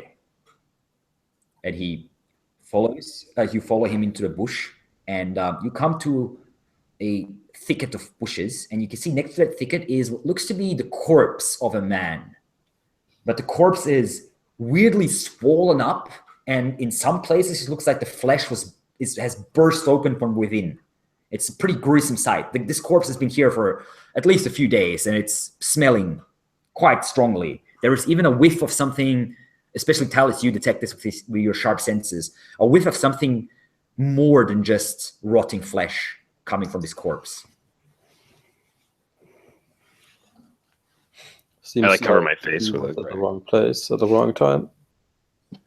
Right, so this poor bastard, he made the acquaintance of a flock of etterherds. Have you heard of them? No. I shake my head. Look up there. He points into a nearby tree, and as you look up, you see the sunlight that's piercing through the canopy is glittering on a few small silverish strands, and it looks like there's little black shapes moving around. Hard to spot, really, if Garadin hadn't pointed it out. That's etterherds. Spiders as big as my fist. Hunting in flocks. Poisonous enough to kill a grown man. Aggressive enough to actually try. That poor bastard must have been jumped by them. They drop out of the tree. When they make their kill, they dig into the corpse and lay their eggs. And then that happens. The corpse is devoured from the inside, and then the young burst out. Absolutely foul. It's just one of the many pleasant sides of Davokar. Keep your eye on the trees. Etterherds are fairly rare around here, but they're not completely unheard of. Luckily, they don't go into the areas that we're going. Probably too afraid. Gives you a little grin with a weird glitter in his eye, and then says, all right, let's continue on. Tomorrow we buy boats. And he continues on, and you follow him for most of the day, and then stop as is your usual journey as night falls. The fire that you make is a little bigger again, and Garadin is actually sleeping up in a tree, as he says, well, the Karits, they might see the fire, they might send some hunters or something to investigate. I don't want to be seen by them. I'll be up in that tree if anyone needs me. And he just takes his coat, wraps it around himself, pulls his hood over, and climbs up the tree. And you hear a bit of a rustling sound, and then he's gone, basically, in the darkness outside of the campfire.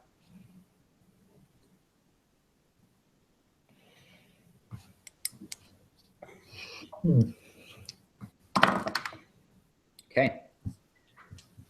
You go to sleep. Which one of you wants to take which watch? I'll take first watch. Okay. I don't mind. So your second one? You're happy to take a second watch, yeah? Okay, and Jamilo is taking the third watch, which is good for him because he wants to see the sun rising anyway. And you all get about 6 or 7 hours of sleep, which should be good enough. This time, the forest is not very quiet. You hear sounds coming from distance, drums, and what sounds like horns. The sounds of civilization, more or less. But nothing comes closer. However, can we guess the barbarian villages nearby or something like that? It sounds like it's a couple miles off, but there must be some settlement or something nearby, yes. Mm-hmm. The drums are carrying far through the forest. And then, so the first watch passes and the second watch passes, and then Jamilo's turn. He's sitting there, looking around, keeping the fire going. Give me a vigilant check,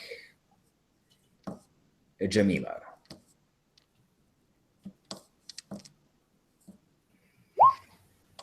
Is that a success? An 8? Yes, it is. Excellent. So yeah, I have 11 vigilance. Nice. Oh, you're actually quite sharp. I have a little bit of perception. Yes. Yes, not bad. So you're looking around. It's basically the sun is just slowly starting to rise. It's that hour just before sunrise, but everything is this weird grayish red color. As the first rays of the sun are already hitting the sky, but they have not hit the ground yet. And you look around, and all of a sudden you realize that there's several men standing in the bushes to your right, just standing there, unmoving, looking at you. Yeah, I just sort of like noticed that they're watching me. Yeah. I like kick someone awake, just like jostle them with my foot. Okay. Not like really hard, but yeah, you just trying to wake everybody subtly, not like super obvious, but yeah. Okay, both of your companions are. I mean, you have no idea. Well, or you only know vaguely where Garadin is. He must be somewhere in that tree. Yeah, I just know he's in the trees somewhere. Yeah. So you nudged your two companions awake.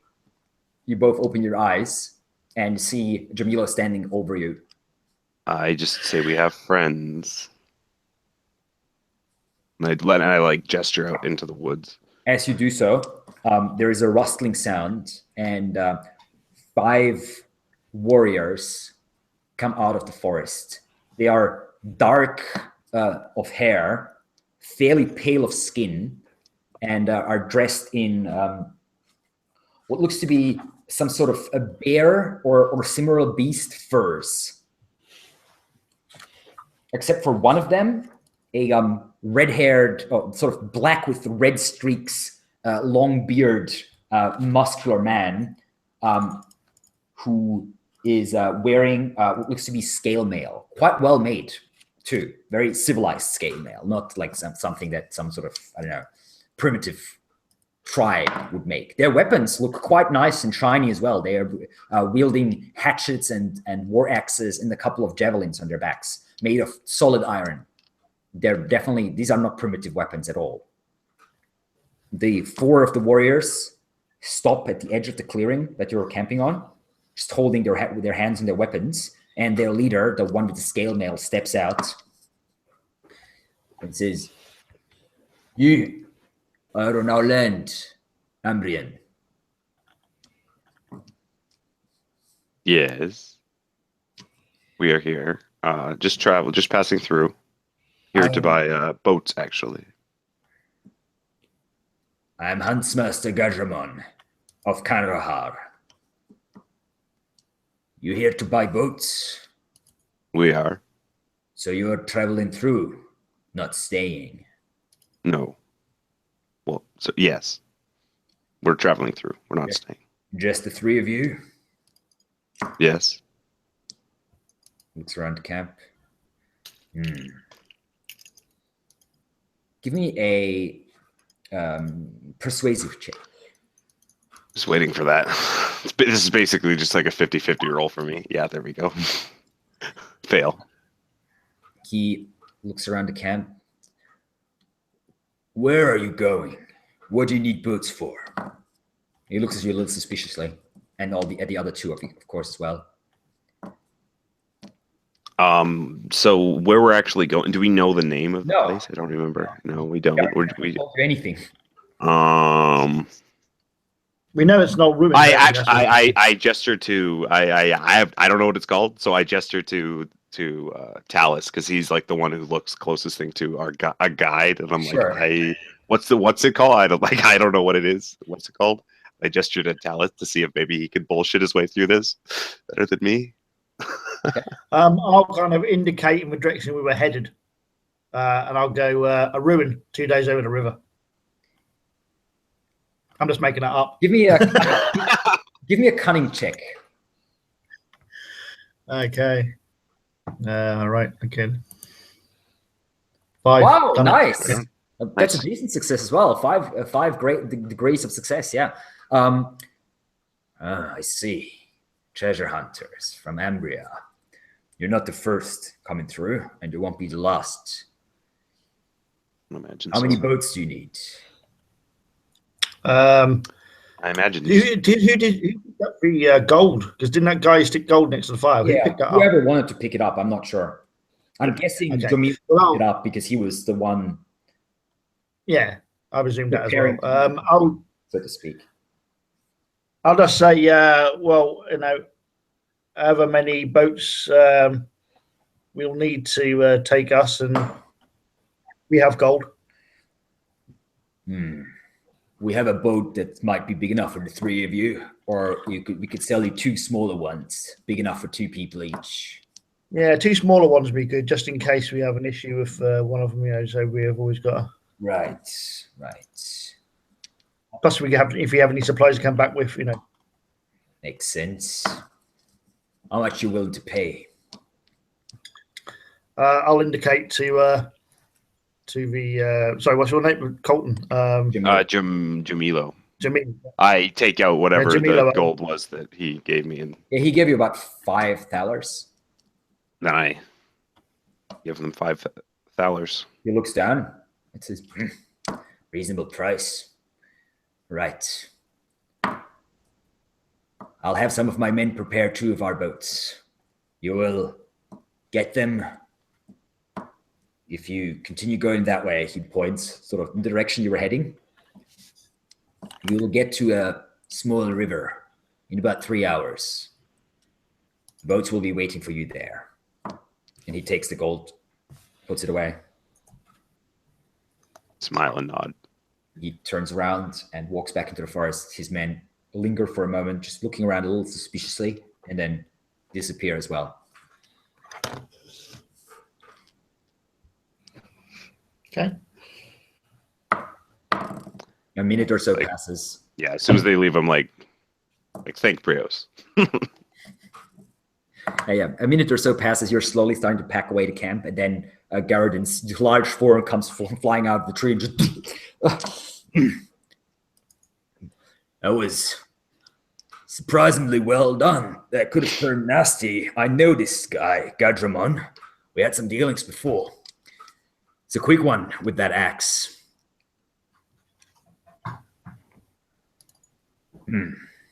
2 boats. That's good. That was a good story. He looks over at Talus. Gives you a nod. Didn't think you had it, to be fair. But you're proven resourceful. I like it. And you saw them, churchman. Looks like you brothers of the sun. You can't only read well, you also have sharp eyes in the forest. When it counts. Might be. I let the light of Prios guide me. Of course, as it does all of us. You might be even better than my first group. We'll see how it goes. Let's hope we earn rich. Now, I've heard what they said, something about 3 hours, a river. So yeah, 3 is in that direction. I'll be following you a little to the left. It's better we're not seen together until we cross the river and get out of the, Karahar. You can find your way, I trust. He looks at Talus, arches an eyebrow. I'll grunt and grab my pack and gear. Good man. I'll see you at the river. Grab the boats, wait until the warriors are gone, and then I'll join up with you. From then on, it's going to be easier travels, but also more dangerous. But I'll tell you about that later. And he, with a rustle, moves away into the bushes, just grabbing his backpack as he walks past. Okay, I'll scowl at his back as he passes, and I'll spit into the flames, and then look at the other 2 and go, "Yeah, come on, let's go." And start trudging through the forest, and hope that they're following me. All right. Yeah, I follow. You wander through this part of the forest, which seems, weirdly enough, more civilized than the part you've ventured through yesterday. You can see every now and then there are clearings that have been man-made. There's trees that have been chopped down. Once you even come to what looks to be a small hut that has been built quite skillfully out of wood. However, no one seems home. The hut is abandoned. It might be just something for emergency, so to speak, for hunters and such to seek shelter if necessary. Talus, you spot quite a bit of a few tracks on the ground. This area seems to be seeing quite some I mean, not heavy traffic as such, but it seems to have quite a few people pass through nearly every day.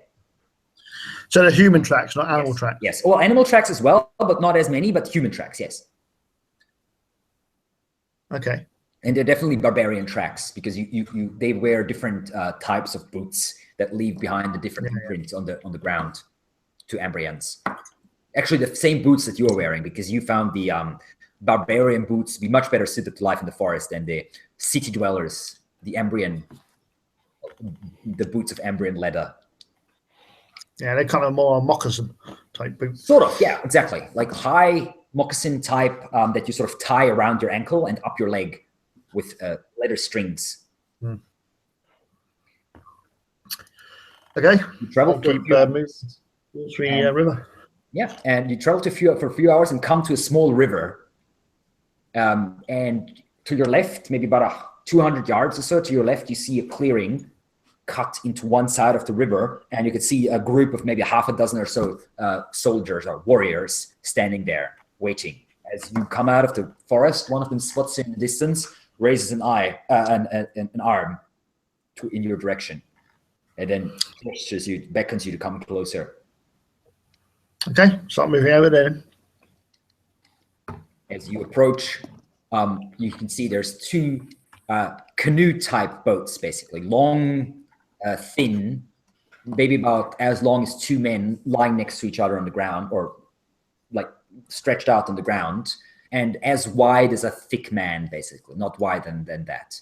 There's a few paddles lying on the ground as well. They seem to be made of wood and some sort of hide, animal hide, quite skillfully made, in fact, the boats. One of the warriors grunts at you and says, "This boat, you're taken." Nod. Take the boat. Start to like climb in and stuff. No, they're out they're not in the water, the boats. They're on the land. Oh, I thought they were like on the no, these are boats that you can carry. Yeah, they're like you can portage them. It's like a canoe. Exactly. Yeah. Exactly. Two of them can easily, like two men can easily carry one of those boats. Mm-hmm. Okay, well. Not dragging them down to the water. The barbarians nod at you, and one of them does a gesture, and then hits his chest, and then they head off.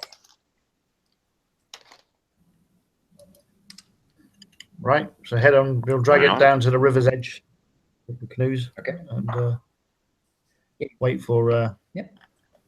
You wait for about 10 minutes or so, and then you hear Garadin coming towards you, and then he appears out of the bushes, looking around. You're gone, yeah? No one around? As far as I can tell. All right. Well, it's a bit late to stop us now anyway. We're nearly at the edge of their realm, and I doubt they'll come after us. They don't hate me that much, I think. Now, let's get into the water. You've been in boats before, I hope? I'm not sure, honestly. I don't think so. Maybe. Right, so, I don't know. I don't know the geology, like the geography of. You've read about boats, so how different can it be? He raises grabs a paddle and pushes it into your chest and says, "That's a paddle. You put the thick end in the water and then make a pulling motion with both hands. That propels you forward. You do that over and over again. That's how a boat works." Thank you. One of you, and I take the oar, does it on the left side, the other one on the right side. I'll show you how to get it nice and deep into the water. It's a certain angle you have to hit. Now, we're going down that river for the rest of the day and a little bit into tomorrow. And then there's a side stream we're taking, a secret one. Don't think any of the Ambrians, the other civilized folk from Thistle Hold, has discovered it yet. And that will lead us to where we need to go. Got that? Yep. This Sounds river good. I think is pretty safe, but still keep your eyes open. There's always some weird things in the water.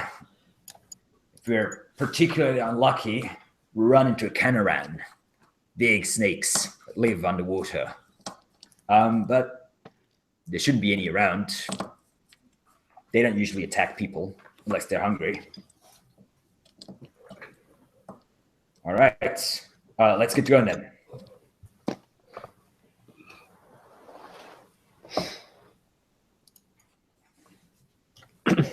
So who's in what boat? Does that matter? He grabs one of the boats and starts, like, basically hops into the front. It's up to you who wants to hop in with him. Yeah, what We did just I'll get in the other boat. I'll hop in with Mad Eyes. Okay, so Fionn and Mad Eyes are in one boat, and we have, I'm guessing Talus is at the front of the boat. Yeah, he's rowing, keeping directions and stuff. Yeah, and Jamilo is in the back. Okay, and you push yourself off, and the current isn't extremely strong, but it does take you and instantly starts pushing you, and you sort of have to right the boat properly, and then Garadin gives you a few instructions on how to properly use the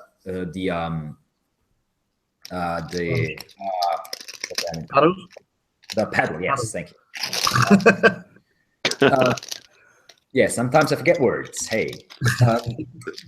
And actually start making good time with the paddling and the current. You are at least double as fast as you are on foot. So this river, even though it's not very wide, only about maybe 60 feet wide or so, is speeding up your journey quite a bit.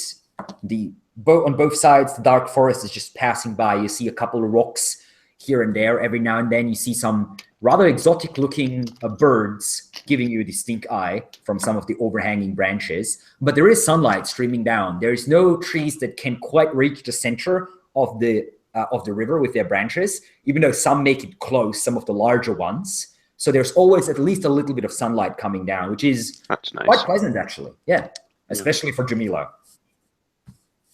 This seems to be like a vein of sunlight in this dark forest place of Davokar. And you continue on for the rest of the day, and then having short breaks, basically, every now and then. And then at night, you pull out the canoes onto a sandbank in the middle of the river. And Garadin says, should be safe here. We'll make a small fire. You're all carrying some small bundles of firewood in your inventory, so you don't have to chop fire for now. And Garadin has some as well. And you just set up a small fire in between the two canoes, and obviously have one of you on watch. And you can hear all night the river just streaming past. Other than that, the forest is mostly quiet. There's a few animal noises here and there. And once, Alice, with your sharp ears, you think you hear a scream that might even be a human scream somewhere in the forest to the north of you. But it sounds like it's pretty far away. But other than that, it is quiet. And the day dawns. Garadin looks at you. It looks like he hasn't slept very well, actually. Dark circles under one of his one eye that's not covered by the eye patch. And he's looking around a little nervously. And that does a few stretches. Well, so far so good. It's getting a bit dangerous today. Keep your eyes out. 6 eyes see more than one. Now, follow my lead when we get to the stream. The first part is a little tricky. We don't want the boat to be damaged. We'll still need about 2 or 3 hours to get to the stream. I'll have to keep an eye out for it. It's easy to miss, covered by some fairly thick vegetation. So let's get going.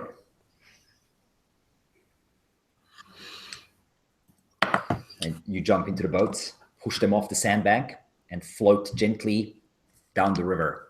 The river is picking up a little bit of speed. The current seems a little stronger than it was yesterday, carrying you along even faster. And after about 2 hours or so, Garadin calls out, "I see it! It's over there!" and starts paddling like crazy to get from the center of the river that you've been holding to the northern side, from your direction, the right side of the river. And you can see he's paddling towards what looks to be some what's called that plant that grows out of the reed, right? Is that the word? Yeah, reeds. Yeah. Yes. So like a large patch of reeds that grows out of the water. It looks like the river in this little area here, it's like a little shallower, and the current isn't as strong, and that's where the reeds are growing, and that's where he's going for. So all of you, roll me a quick, no, not a quick, sorry. Roll me probably a, I'd say a strong check. Actually, you can substitute it with quick if you want. It's either like pure brute strength or technique. So either a quick check or a strong check, whichever is your strongest, the stronger side, so to speak. No, I failed. That me as well? Everybody? Yes, all three of you. You're all paddling. Quick or strong, you say? Yes. 7 or 9. A 6. Nice. There you go. I was successful. Yes. So you managed to, well, Garadin's boat fairly easily with Theon in the back. You're both paddling like crazy, and you're both, you with technique, Garadin with sheer muscle strength, gets the boat into this little inlet, or whatever you call it. The other boat with Talis and Jamilo starts drifting off a little bit, but Jamilo, you manage to steer it just right so you hit the edge of the shore and manage to then jump off and basically carry the boat like back about 20 yards to get to that inlet with the reefs, the reeds. Yeah, reeds. And you see Garadin has hopped out. He's now about knee deep into the water and he's pushing the reeds aside. He says, "Yeah, there it is. Grab the boat, changeling, Theon, whatever your name is. Pull it that way." And he pushes his way through the reeds. "The two of you are fine over there," he calls out to the other two as you're carrying the boat towards him now. Yeah, we're good. "Just keep carrying it that way. It's too shallow here for boats. We'll have to carry it for a bit. Maybe half an hour or so." And you basically grab boats, all of you, and push through the reeds. And then you see there's a small stream trickling into the river. And you keep following it for about an hour or so. The stream is heavily guarded by vegetation on both sides. There are thick bushes and reeds growing on both sides of the stream. In fact, the stream is not as small as you would have thought, but most of both of the sides are covered in plants so that you can only see the center. And the center is basically maybe about 10 feet wide or so at best. And then you jump into the boats again and start slowly paddling forward. You are now fighting against the current, even though the current isn't very strong. So it's a little tricky, but still better than walking in many ways, especially because you don't have to carry your equipment while you're in the boats. And you keep going for most of the day, and then the stream gets shallower and shallower, and you can see there's several more streams sort of around you. The area seems to be getting sort of boggy, muddy, and there's roots and vines everywhere around you in the water. It's coming out of the soggy ground. And there seems to be a little bit of mist in the air. Visibility is shrinking down. And as Garadin notices that, he says, "All right, that's enough for today. Let's get out of the boats. We'll leave the boats here. Actually, no. Scratch that. We'll need them later on. Now, as you have carried out the boats, he turns to the three of you and gives you a serious look and says, "Now listen to me. Ahead, we call this area the Wraith Moor. It's a dangerous place. Very misty. A lot of water. I think we should reach the island by mid-afternoon tomorrow. We'll have to push through the moor. If you see weird things, ignore them.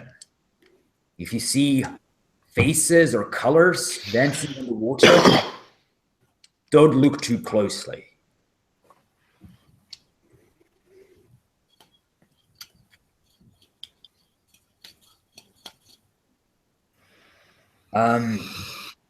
There's an island in the center of the moor. On that island stands a ruin and a large black stone stretching high up into the sky. We call it the Black Monolith. That's the ruin I promised you. I've never heard of anyone else discovering it before me and my team got there about a month ago. On that island, we'll be digging. That's where we find our riches. Be careful, though. We're on the edges of dark Davokar, or we will get to them tomorrow anyway. And that's when the land gets nasty. Trust nothing. Don't drink any water except the ones in your water skins. Don't eat any berries. Don't eat any flesh of an animal that you have killed there. We have enough provisions to last us a few days. That's how much time we have. We get in, we find as much as we can, we get out quickly. Is that understood? Yes. Yes. Yep. Right. We'll stay here for the rest of the day and the night. I don't want to go through the Wraith Moor after dark. That would be a stupid idea even for me. He sits down and wraps himself into his cloak as if he seems like he's cold, shivering slightly, and leans against a tree on the edge of the stream, staring away into the distance with his one eye, ignoring you.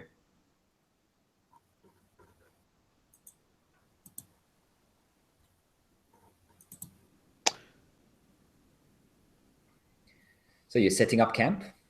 Yes. Yeah. Do you want to make fire? Does anyone want to make a fire? Yeah, I can do that. Okay. Yeah. You easily can get a fire going. Obviously.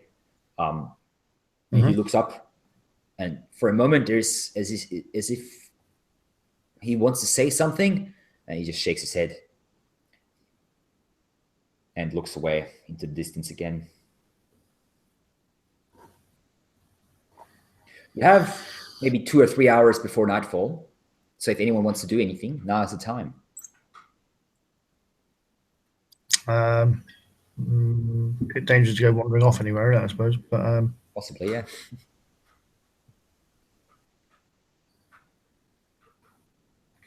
It's a dark place. Filled with evil. Don't like it. Yeah, there's not much sunlight streaking through at the moment. The mist, even though it's not very strong, and the canopy of the trees above you are swallowing it.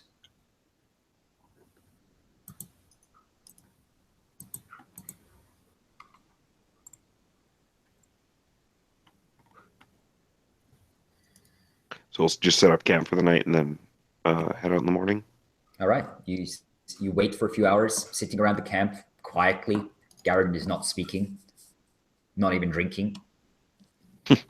Not even drinking. It's unusual. Him spend the evening without his bottle yet, or his booze in his skin. But this time he does. He seems to be getting a bit more serious. And you every now and then you catch him sort of jerking up and casting quick glances with his one eye through the mist, and then settling back down.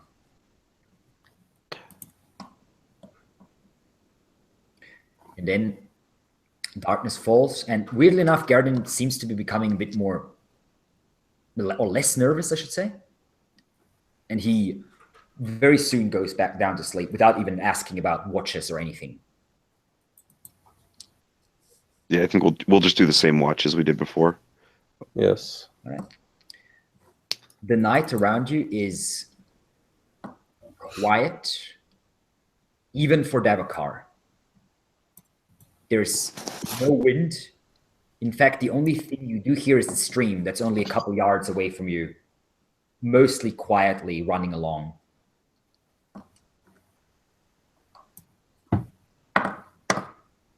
And the morning dawns as you have survived another night.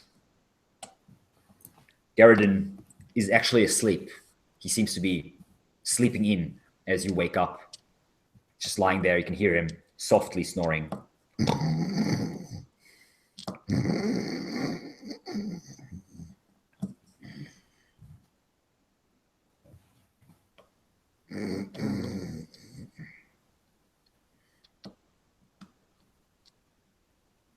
What do you wish to do? Well, wake him up, I guess. I mean, Yeah, give him a little tap with my foot. Okay, as you walk past, you give him a tap. He's like, Like shake awake and stab me to death or something. his eye wide open, and he looks confused for a moment as if he doesn't know where he is. But then he rubs his eye. My Garadin, it's just us. Yeah, right. Yes, of course. All right. Let's get some food in our bellies. Some warm food. This is probably maybe the last chance to get some proper warm food for the next couple of days. And then get into the boats. We'll get to the moor soon. Get ready. As you have a quick breakfast, push the boats out, jump in, and continue going upstream. And very soon, in fact, but within 2 or 3 hours, you seem to be coming out on a lake area. However, this is not a lake as such. It looks like submerged land, basically. You can see through the muddy water that there's only about maybe 3 feet, maybe a little less, a little more in some places, of water, and you can see grass underneath in the water. And there's bits and pieces of branches and wood and leaves everywhere. And the trees around you are jutting from the water. Large black tree trunks jutting up high, some of the roots rising up from the water like gnarled, twisted fingers reaching in. And above you, the thick canopy working together with the mist to swallow nearly all the sunlight that is coming through. The light has this weird, dark gray quality here. As you do not detect any stream anymore. There is no current where you are. Or if there is one, it is too weak to detect it. Just come to a very still water. Garadin looks around. That way. We're going that way. Keep quiet. Quiet is best. He looks over his shoulder to the rest of you. And Hunk sits back down and starts paddling slowly. You follow. And the boats slowly start making their way. It's a weird feeling. For on one hand, you feel like you're on a lake. On the other hand, you're passing giant trees all the time. And it's not only trees you're passing. Every now and then, there is what looks to be the remains of stone columns reaching out from the water. And they have weird shapes, like the one you can see in the picture, in fact, on Roll20. And the one you will see on the cover of the video, once this is fully on YouTube. They're weird. This is clearly the remains of some sort of civilization, swallowed up by the water and by time itself.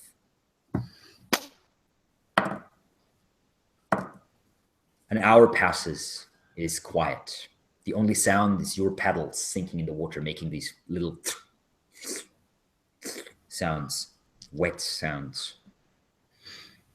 All of you give me a resolute check, please. Gladly. Damn, I failed. I fail as well. Yep, I got a success. Okay, so Theon and Jamilo, while you're looking around, you feel very spooked. This is a bad place, a place that where no mortal man is ever meant to come. And there's something about this place. You start seeing out of the corner of your eyes, like little quick movements. And Theon, actually, you failed by 2. Jamila, you failed by 1, right? Is that correct? Yeah. No, 2. Oh, 2 as well. Okay. I guess technically because it's you have to either match it. Yes. So 16 or 7. I guess 2. Yeah. Yes. You both start seeing, as I said, out of the corner of your eyes, weird movements, and every now and then there's like a whisper coming over the water, echoing. And Garadin seems to be hearing it as well. You can see him turning his head every now and then, especially you, Theon, who are behind him in the boat. The others are like 10 meters behind you, maybe. And Talus, you're unaffected. You're like, I mean, this is a spooky place for sure, but nothing terrible. Nothing has attacked you so far, so it can't be that bad.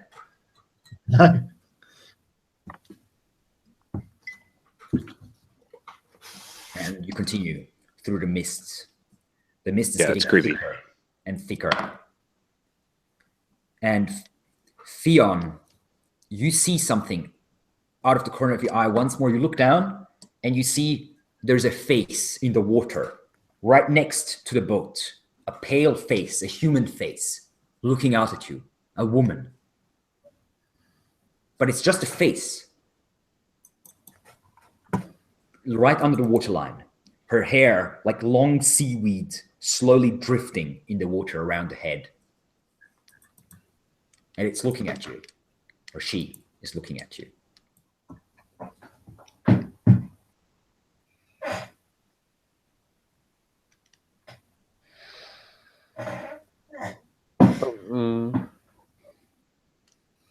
I'll try to see if there is a body. No, nothing. To be seen. The water is very muddy, but the face is surprisingly clear. Anyone else seeing that? And I point towards the face. Garadin turns around and says, "Told you, if you see anything weird, ignore it. It's just this place." And he seems, now that you're looking at him, he seems extremely tense and nervous in the front of the boat. Also looking around. Am I seeing anything? No, you don't see anything. Oh, except for the, as I said, little movements out of the corner of your eye. Yeah, I'm like sort of have that paranoid shifty look to me as well. Talus is the only one that's mostly unaffected. Again. And the face slowly disappears as you move past. Another hour passes. Garadin says, stops the boat actually, and then has the other boat come up next. He whispers over to you in a hoarse voice, says, "We shouldn't be too far. That last column we passed, I recognized it. Another hour or 2 will bring us to the island. Keep quiet.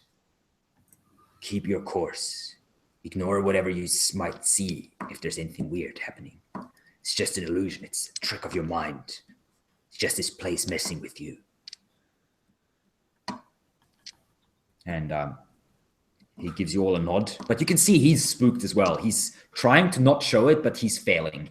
There's his eyes red-rimmed, and there's dark circles under both eyes. He's gone pale, and his hands are slightly shaking. And even while he's talking, his good one eye is like moving around, scanning the surrounding area. And then he pushes off the boat again and says to Theon, let's go. Keep paddling.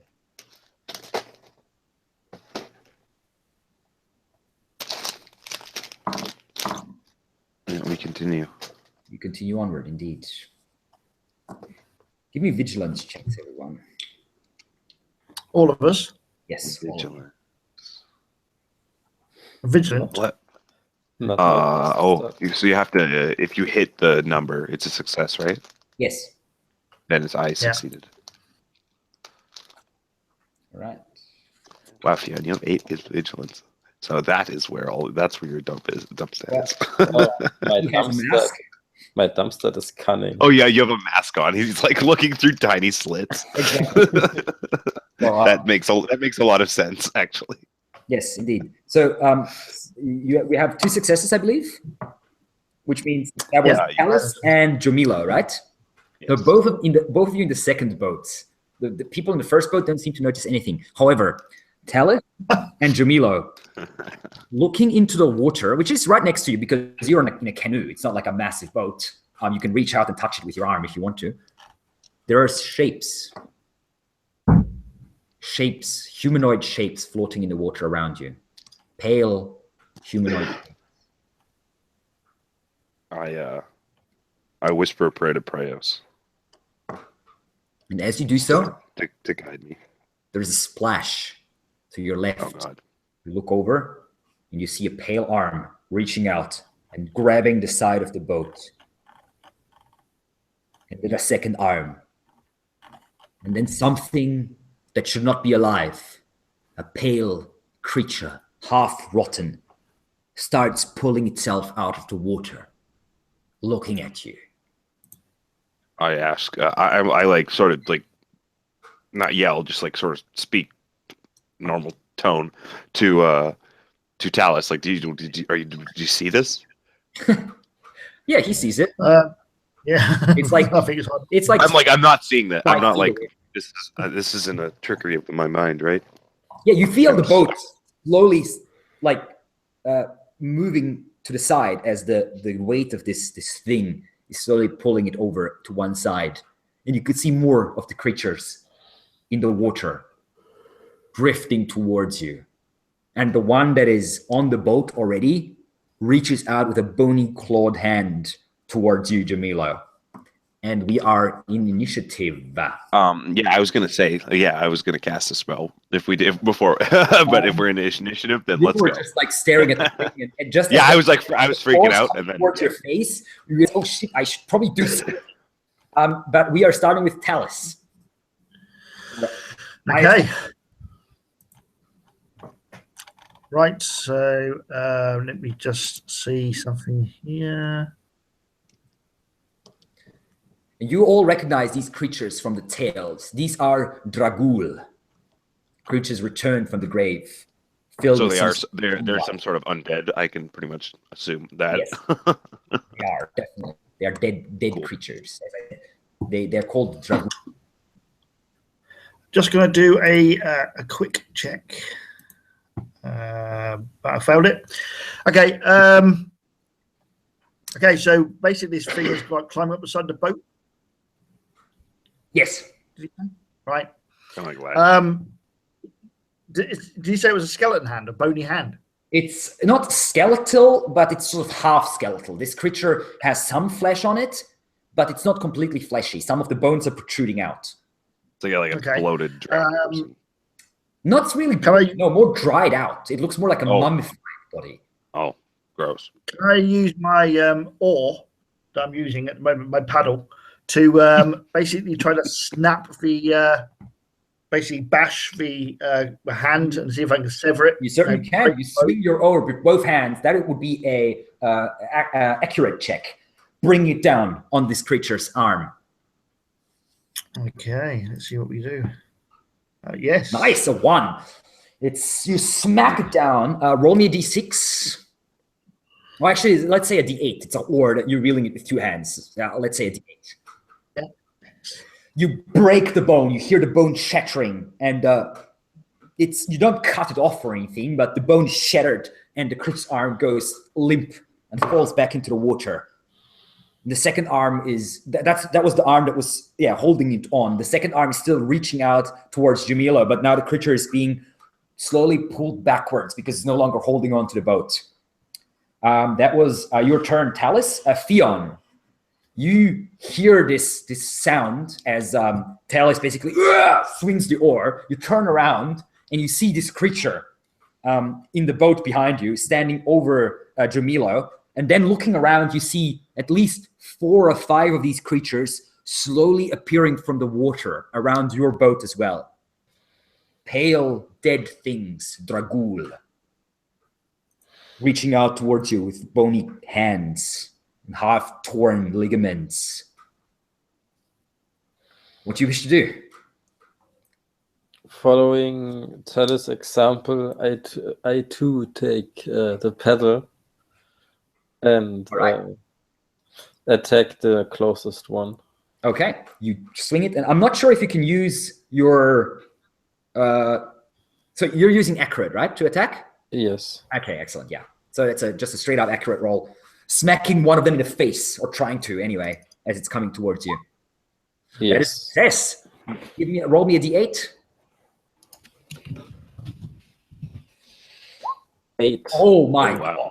You break its face with your paddle. There's a loud crack as the skull caves in and the creature sinks down without any noise, just disappears underwater again.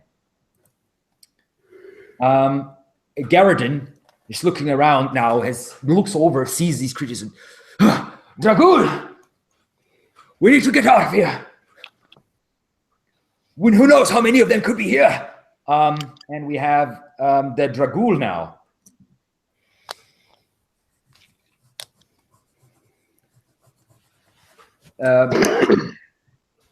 Three of them are going for Theon. Oh, shit. None of them is attacking Garadin. They seem to be ignoring him. And one is attacking Jamilo, and 2 are coming up to go for Talus. They're all reaching out, trying to scratch you and grab you and drag you into the water.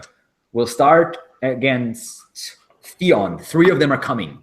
You're swinging your paddle, trying to beat them back. Roll me defense 3 times. Nice. Your paddle is like a whirlwind. You're smashing into their bony hands and heads, both sides, forcing them backwards. One of them nearly gains the boat, but you actually jump up and kick it with your knee and sort of falls back down, but still there. You haven't really damaged them. You have just beaten them back. Then we have Talus. 2 of them are coming at you. Give me 2 defense checks. Okie dokie. Defense is based on. Oh, here it's down here, isn't it? Okay, so the first one. In fact, sorry, let me check something real quick. What's their bonus? They have an attack of +1, actually. So your defense is actually raised by 1 against them because they're slow. Oh, that's, yeah. Oh, hold on. No, I missed 1. Okay, so you like take 1 and push him off, but then as you turn around, another one has reached the boat and grabs you by the shoulder, and its claws dig into your shoulder. You take 3 points of damage. I need negate. So nice. And you have negated all of it. Yeah, so he's grabbed you by the shoulder, but his claws cannot pierce your armor. They stuck in your silk, in your whatever it is you're wearing. Your light silk, yeah. Yeah, your light silk armor. They can't quite find enough purchase to pierce your flesh. And that one reaching towards Brother Jamila. My defense is 8. That is a success. You get +1. So yeah, he swings for you, but you lean backwards, and the claw goes through the air in front of your face, and the creature falls back into the water. 1 arm broken, now clutching with that arm that just attacked you, clutching the boat. And it is now your turn, Brother Jamila. Okay, I will. I can cast a spell still, right? Even though I'm holding this paddle. Yes, of course. Okay, I will then cast a Blessed Shield on myself and Theon. Yeah, that works. I can do that, except for it's not successful. Nope. You pull out the Cryos, but this place is far beyond the burning eye of Prios. So I'm afraid my cries are not heard. Yes, your prayers are unanswered. Okay, we have Talus. You're up again. All right, cool. There's a guy who just grabbed me in there. Basically, I'm going to grab the hand that's holding onto my shoulder. Yep. And basically try to rip it off my shoulder. Just with your hands? Yeah. Okay. I mean, you can use a weapon or a paddle or something if you want to. Well, if it's holding onto my shoulder, it's going to be hard to hit with a paddle. Well, you can, I mean, it's not like it's not grappling you as such. It's just one arm like holding onto your from behind. You have enough space as such. It's not like in an embrace. Oh, can I see his head? Can I see his head and body then? Yeah, of course. It's like leaning out all over it, like reaching out, like and clutches your shoulder like this. Oh, okay. I'll just batter it then with me paddle. Yeah, you're like swinging it down. That's an accurate attack. Right, there we go. Yeah. Yeah. You smack it in the shoulder. Roll me d8. 8. Oh, wow. Yeah, you break the arm and parts of its rib cage shatter. The bones brittle under the attack, and it slumps back down into water. But you can see there's more of them coming. There's more and more shapes taking form. There must be dozens of those creatures slowly floating their way towards you. Excellent. Right. Okay. Well, that is your turn. Theon. Garadin, should we paddle away? Let's get out of here. We need. Oh, yeah. Just get rid of the three that are holding the boat. And he starts paddling. Okay. I drop the paddle in the boat, free draw my dagger, and use my movement action to draw my saber. Okay. Saber. First a saber on one that's holding the boat. Okay.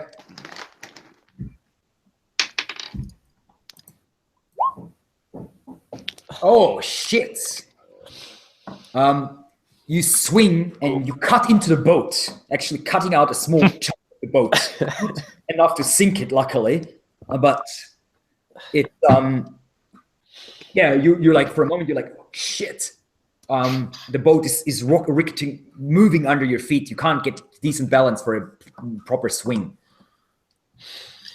I can pay for that. With the dagger. That one hits. You stab the dagger into an arm that's coming your way, rip it out, dead flesh, and a little bit of bone falls out. The creature doesn't seem particularly impressed by this attack. I mean, it did damage, but they didn't feel pain. Okay, the Dragul again. So we have one of them attacking Talus, because he broke the other one.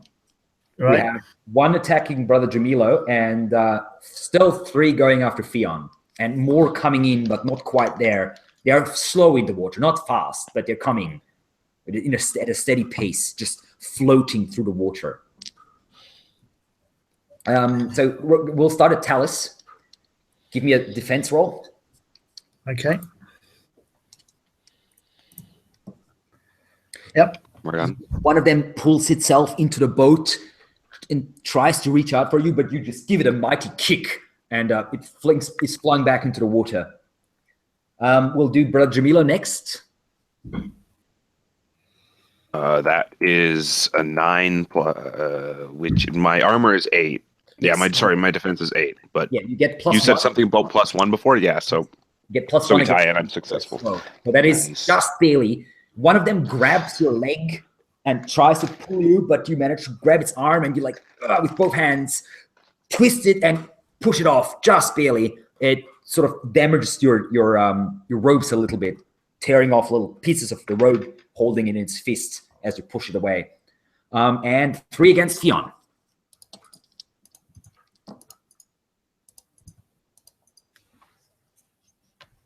Wow, 2 of them strike at you, but luckily your armor is too strong.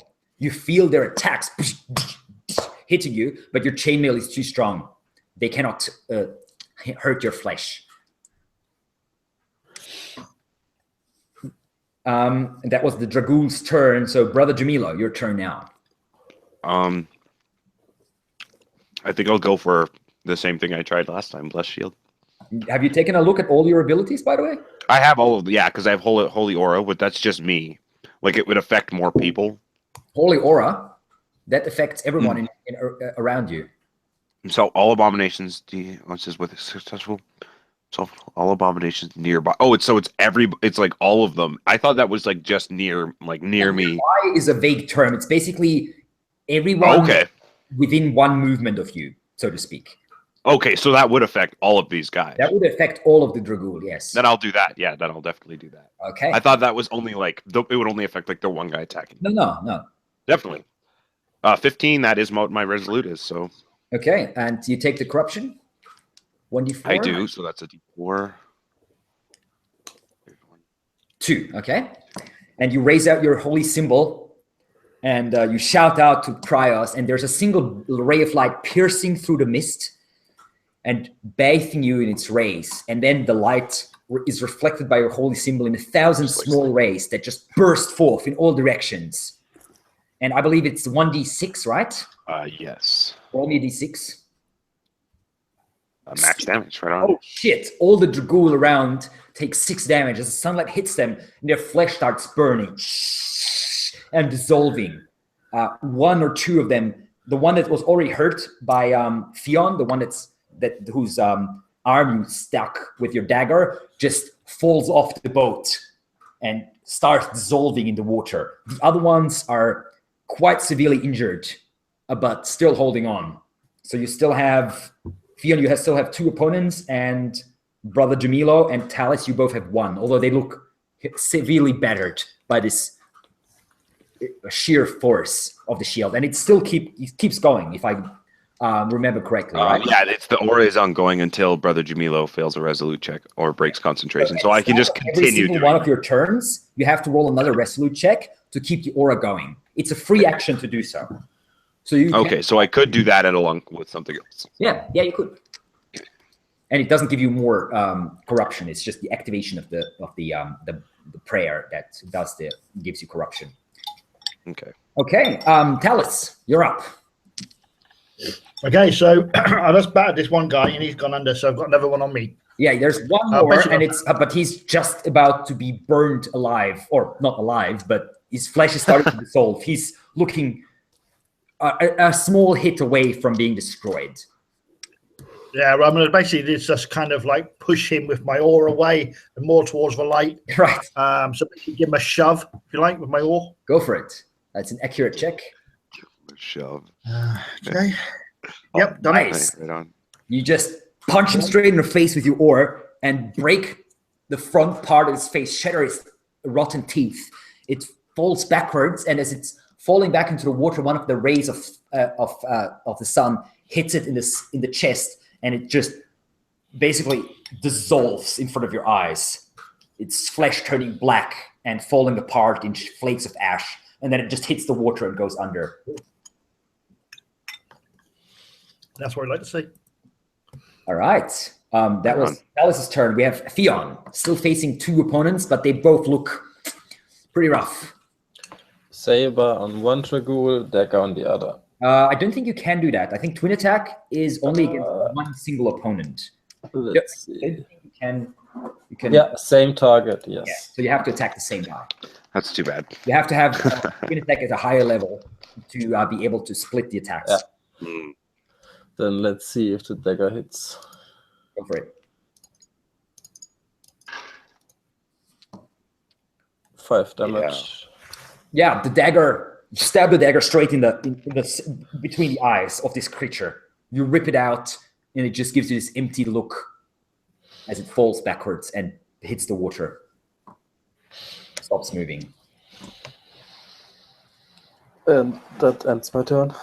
All right. And we have the Dragool. Well, there's not too many remaining. There's 1 at Brother Jamilo, and there's 1 at Theon. So go. I will. Nice. It tries to go for you, but you reach out your holy symbol in its face, and it stops dead, like paralyzed by the divine. Dead. Yes, stops dead. One of them clutches at Fion's leg, but he leaps over easily, making the boat shake, however, in the process. And Garadin just, sit down. We don't want to be in the water with them. Shouting back at you, like, basically barking back at you. And with that, we have Brother Jamilo. Give me a resolute check to see if you can uphold the holy aura. Yes, you can. I can. Which means that you roll a d6. Nice. More damage. About the rest of them are the 2 Dragul that are remaining on the boats are burned, and you can see at least another maybe 7 or 8 in the water are burned as well. There's just like bubbles coming out from the water, just like basically, as the sunlight is hitting the water wherever a Dragul is, and you can just see, and you can just see body parts falling off and dissolving, and the Dragul just boat slowly sinking down onto the ground. And Garadin just, let's get out of here now, and starts paddling like crazy because there's no more Dragul in the boats at the moment. I'll do the same. Okay. Yeah, I imagine that holy aura only lasts like a moment or two because it's only for. Well, it actually lasts until the end of the scene, technically, if you can keep. Oh, that one. Well, like I guess, but it's like it until I fail a resolute check, which is inevitable over the course of several rounds. Just give me two checks for the next 2. Sure. One. So no, it fails next round. Okay. Yeah. So all of you give me a quick or a strong check, whatever you prefer. A strong check. Success. I succeed. Yes, excellent. And that is also a success. So you get away, paddling and leaving the Dragul, dissolving and falling apart in your wake in the water. You paddle for a few minutes and then stop, slightly exhausted. Garadin looks up. Everyone all right? Yes. I was hoping that wouldn't happen. But we got out well. Your magic is strong, brother. Breos is strong. Right, whatever. I am merely a conduit of his power. Yeah, of course. Let's keep going, shall we? We should be nearly at the island. And you keep going indeed. And after about an hour of paddling further, Garadin calls out, I can see it. There it is. There in the mist. Can you see it? And he points forward.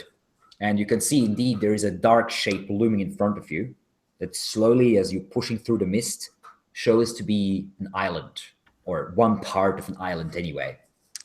There's a couple of twisted, crippled-looking trees growing on the shoreline. But other than that, it's just mud and a few chunks of grass. Garadin jumps up and jumps down and says, all right, secure the boats. I'll take a look around. And walks away into the mist. Yeah, we pull up, we tie the boats to something, like a big root or what have you. Well, you can pull them out easily on the onto the land. Oh yeah, well, I guess we pull them up on the land. They're just those kinds of boats, right? Yeah. Okay. Yeah, as I say, we pull them up. It's very quiet. Is it worth hiding? Is it worth hiding them, do you think? Is there anything around here that's going to nick the boats? Stick them under some branches or something? Was it not worth it? Might as well. There's no harm in it. Yeah. Unless the branches eat our boat. Somebody comes along and sees. Everything here is evil. I don't know what to trust. Yes, that tree is looking at you very weirdly. Yeah, like every. I'll just grab any fallen branches I find and hang it over the boat. We should take all the precautions we can. Maybe turn them on end so they're actually upside down on the beach as well. Excellent. That's a good idea. Yeah. Protects them from rain and such. The mist around you is quite heavy. Yeah. You can only see maybe about 10 yards, 15 yards at the most. and you can see the shapes of the small trees. They're not nearly as large as the ones that you've seen growing out of the water.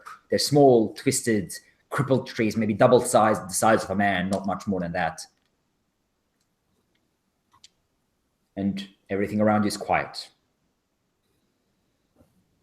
It's eerie. Yes, that is a good word for it. Yeah, we wait for Mad Eye to finish what he's doing. Okay. Half an hour. Once we get everything.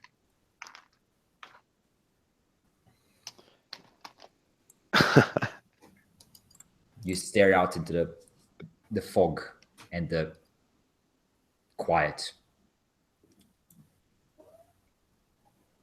Another hour. I think he's coming back. Yeah, they think he's coming back.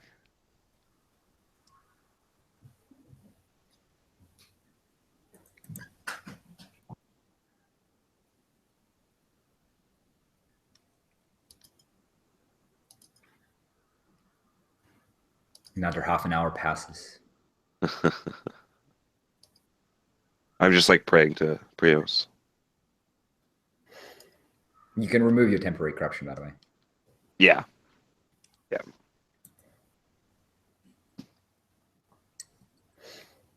Yeah. Another half an hour passes. Must be now. And so what do we like have around us on this? It was like an island with this. Well, you can't see most of the island. For all you know, it could be just the other shore or something. You can only see, as I said, about 15 yards far into the and so you can see a little bit of shoreline, which is muddy and with a few patches of grass, and then you can see maybe a half a dozen trees. That's it.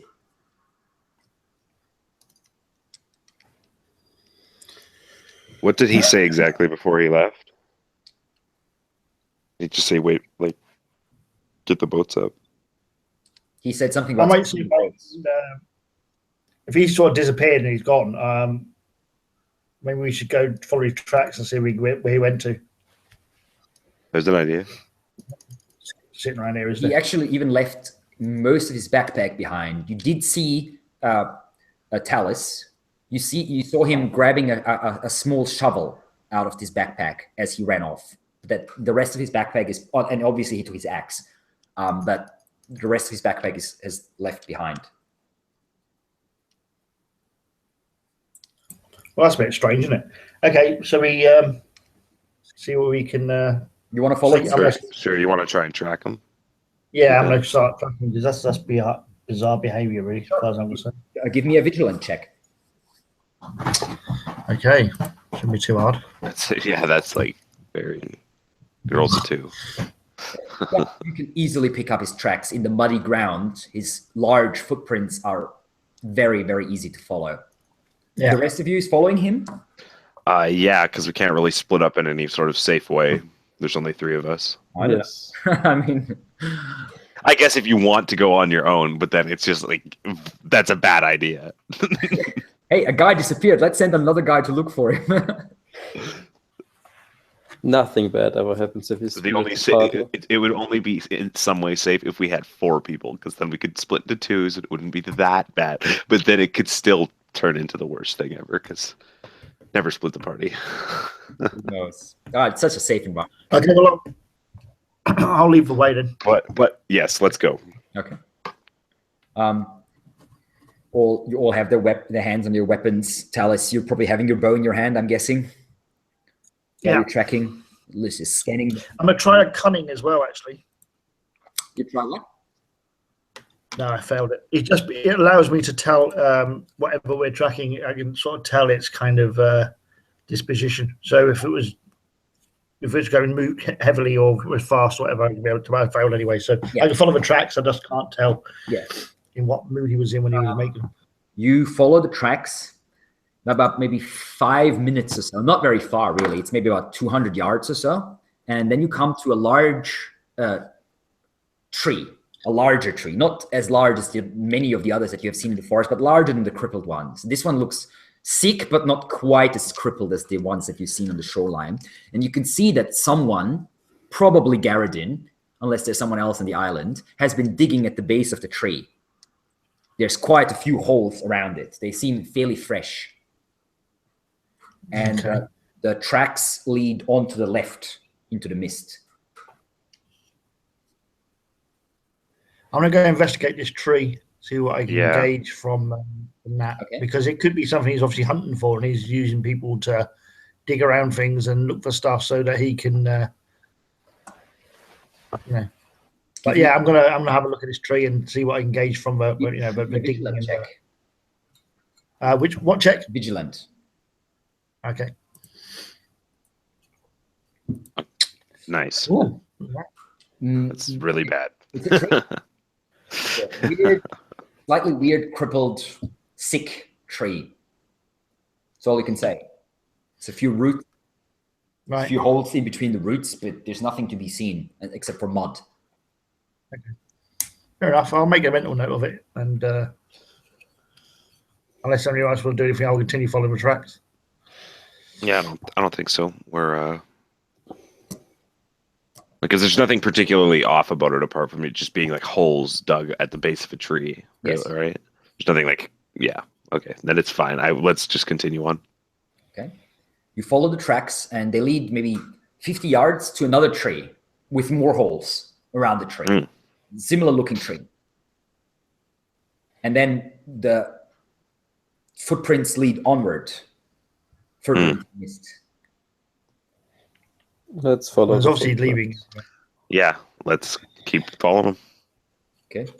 Yeah. See what we can find. You follow the footprints, and then after another minute or so, you come to a third tree, also kind of similar looking to the others. And there you can see Garadin. He's sitting on the ground, leaning with his back against a tree.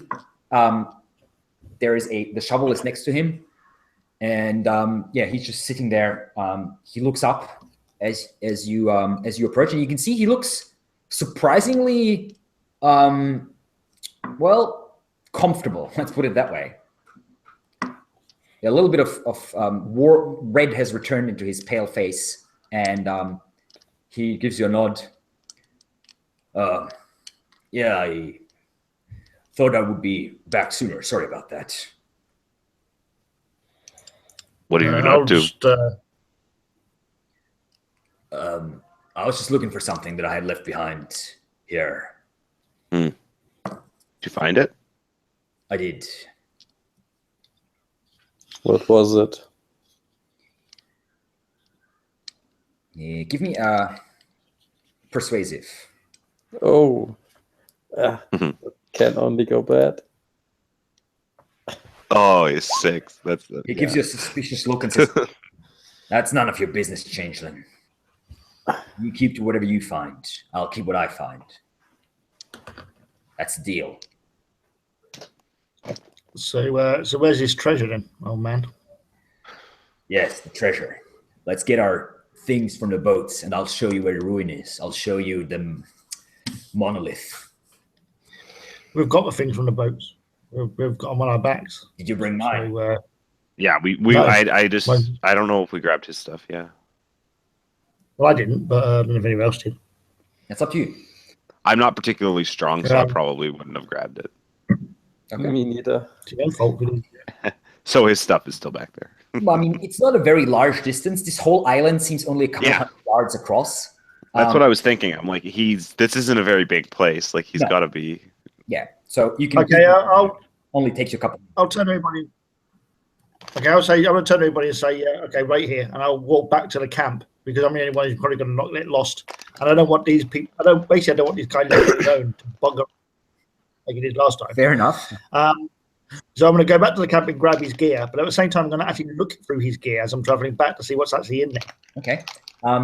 Provisions, some firewood, a bit of booze, some needle and thread, a rope, a bit of chain, a small pickaxe, a wicked-looking hunting knife, a couple of small, they look like small bear traps, basically. Right. That's pretty much it. Nothing super suspicious as such. Right. Okay. That's what I was looking for. See if there was anything in there particularly that he needed, because we could have carried on quite happily without it, I presume. So. I mean, now you're here, Ted. You don't need him anymore. If he leaves, that's his problem, isn't it? Not mine. Okay. I'll head back to the others and dump his bag next to him and say, next time, old man, we'd leave it behind. I would have been happy to get it myself, but thank you. He takes it and puts it on his back. Now come. The monolith awaits. He leads you through the mist towards the center of the island, and you can see the mist slowly starts receding in front of you. And from the mist looms this giant stone structure, reaching high up. As high, in fact, that you can't see the top in the mist. It is made of black stone, not smooth, but weirdly rough with jagged edges, like small bits and pieces sticking out. It is at least about 15 foot wide. By that, I mean thick, and probably about, well, you can see that it's more than 30 feet high, because that's as far as you can see. And it is just a monolith. Yes. It's just a big stone. It is one big standing stone reaching else. up into the sky, or into the mist, I should say. It's awesome. Like the biblical term, awesome. Where it's like you look at it, and you can just stare at it for a really long time. It has a presence. In fact, yes, not completely wrong. There is something to it that makes you wish to just stand there and look at it. It sort of, the eye loses itself in it. Following. It's just solid. There's no. Yes, it seems solid. As far as you can see, there are no markings on it. However, there is, in the dark rock, it's made of this black rock, there are weird grayish, it looks nearly like veins that are sort of through the stone. Veins of a different color, as if a different rock is sort of interlaced with that one when it was constructed. Or maybe that rock itself naturally had these fairly weird looking veins. Stand there for a few minutes in silence, and then Garadin sort of tears his gaze away, shakes his head, and says, "All right, now take a look around. See that? There's some ruins here. We started digging, but couldn't finish. Found a bunch of things though, which means that there must be more around. I believe there might be some chambers underground, under the ruins." And as you see pointing into the mist around you, you do see jagged bits and pieces of stone protruding from the mud. It looks like 3 or 4 large buildings once stood here, but they're mostly gone. There's just a few rocks here and there remaining, and now swallowed by the mud of the swamp. Slowly sinking in, basically. Well, I guess we have to get to work then, eh?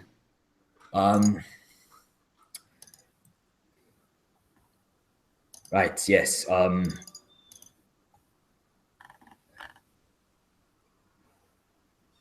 don't know how long we want to stay here. We have enough fresh water and food to last us 3 days, I believe. So that's as much time as we have. Maybe 1/4 day if we are careful about food and water. But I'm not sure if I want to stay here for this long. However, we'll see what we'll find. Pick a place and start digging or looking around or whatever you want to do. The contract that we have is simple. If you find something, you keep it. That goes for all of us, including me. So if you want to stay here looking around, that's up to you. Don't move away too far from the ruins. Always stay within shouting distance, and if anyone spots anything that might be dangerous, anything moving, looking nasty, shout as loud as you can. And he grabs his pack that he had dropped to the ground when he reached the monolith, grabs his axe and his shovel, and heads off into the mist. We didn't bring shovels, did we? Yeah, we don't have shovels. So yeah, I'd say you have. Okay, we have shovels. Yeah, okay. You would have insisted that you bring some if you hadn't brought any. So you'd have at least one small shovel each. Then I guess I will start digging. Yeah, I want to start digging. Where do you want to unless there's because there's no particular markings on it at all. It's just like. Well, you haven't really taken a look. As I said, I would like to take a look then. About a little bit closer. Mm-hmm. So the buildings are basically in a cross shape around the monolith. The monolith is in the center, and there's two buildings stretched out like this at its sides, and two buildings stretched out like this, if you know what I mean. It's like looking from above, it looks like a cross. Two of the buildings look large, like larger buildings. Two of them are more medium-sized. That's all you can gain from just a quick look around. And as I said, the buildings are mostly gone. It's just bits and pieces of wall remaining. The walls are made of grayish stone. Not at all it doesn't look at all like whatever stone is the monolith is made of. I'll dig in one of the already existing holes. An already existing. Give me a vigilance check. Success. Nice. Looking around, you do actually spot one of the smaller buildings. You spot some markings on the wall. And as you look inside, sort of push past that wall, start looking around the building, you see someone's already been digging here. It's already not recent. It's probably been a couple of weeks or so. So the holes are slowly starting to basically be swollen up by the mud, but they are still visible. And that is the western building. So the western building and the southern building are the small ones, so to speak, the smaller ones on the cross. I go dig in the western building. Okay. Start digging. Okay. So who's going away? Sorry. What do Jamila and Talis tell us? Go ahead. What do you want to do? So Fion's going to dig in the western building, he said. Yes, he went over to the western building, and you could hear him starting to dig, his shovel biting into the muddy ground. And I'll look over at the Jamila and see where he was planning on heading towards. I can't. There's not really any particular difference between them, so I'll just go to the. Really taken a too close look yet. As I said, that was just a first. Yeah, I will then. Yeah, I would like to just go to whatever the closest one is to me, and. Well, as I said, the north building is it seems like it was a long, narrow building, fairly large. Okay, it's like the bottom of the cross. The east, no, that's the top, so to speak, of the cross. Okay. Like it's only a very vague cross. It's by no means a perfect cross. In fact, whatever. Yeah, like if there was one of them that was raised up and more of a. Draw it for you real quick on the thing. Okay, so if this is the monolith, can you see that? What I'm drawing? Yep. Yes. So yes, yeah. Yeah, just right in the middle.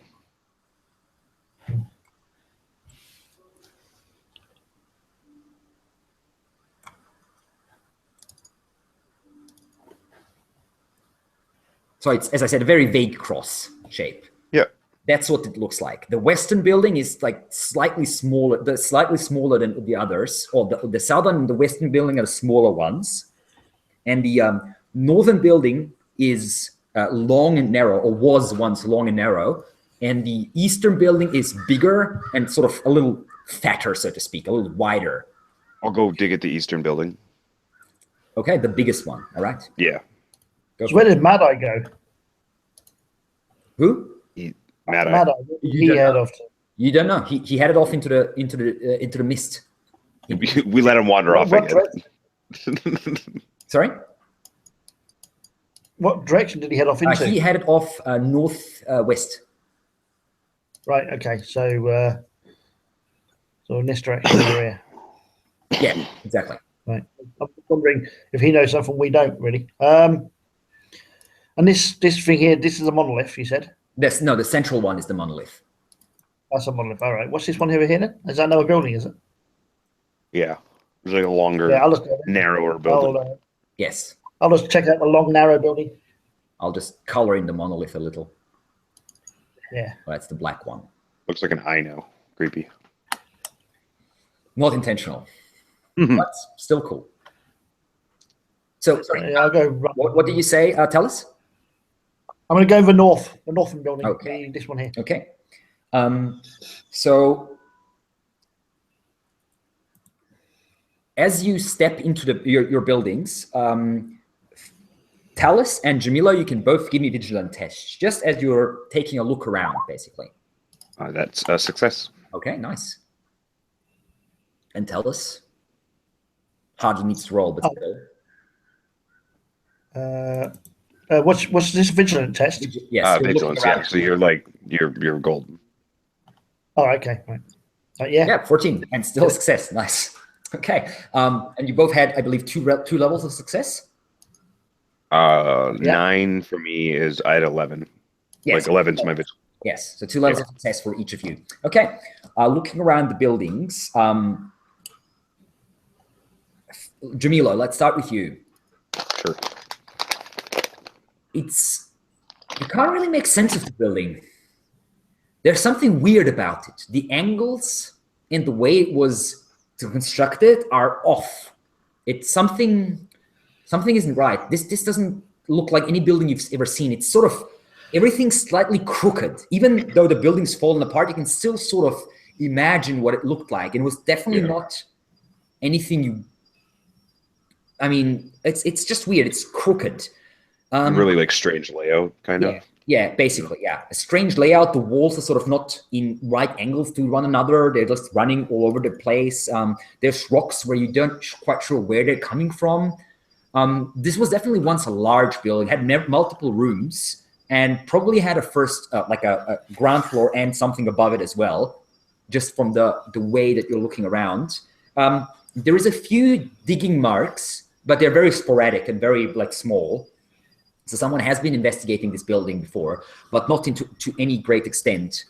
However, you do spot something interesting. On one side of the building, the ground is slightly lower than on the other. It's like there's a little indentation in the mud.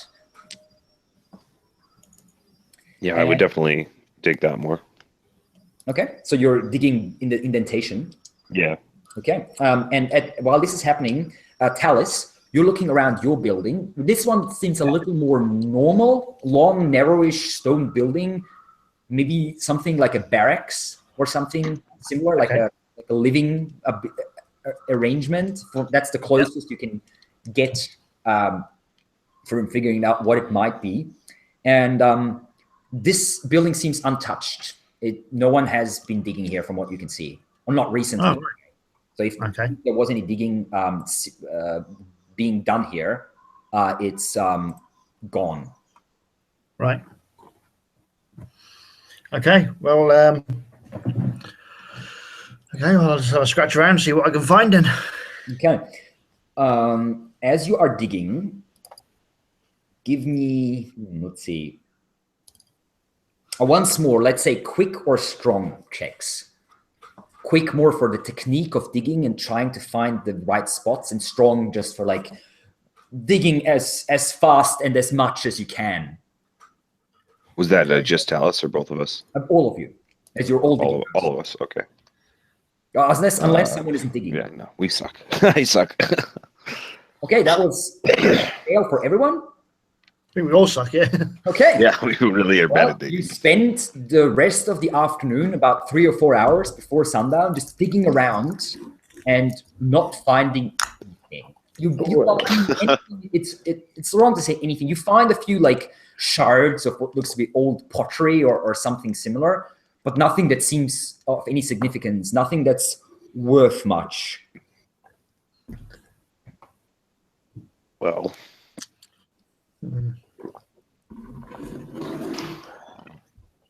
Let's hope for a better day tomorrow. I guess so. As the sun sets, Garadin comes back to you. He seems quite content, looks around and says, "Find anything?" Not yet. Well, I didn't expect to find much on the first day. Need to dig deeper. Now, let's camp right here next to the monolith. Make a fire. All right. Too big. Don't want to draw too much attention. And he starts building a small campfire and then hunkers down next to it, drinks a little, stares out into the darkness.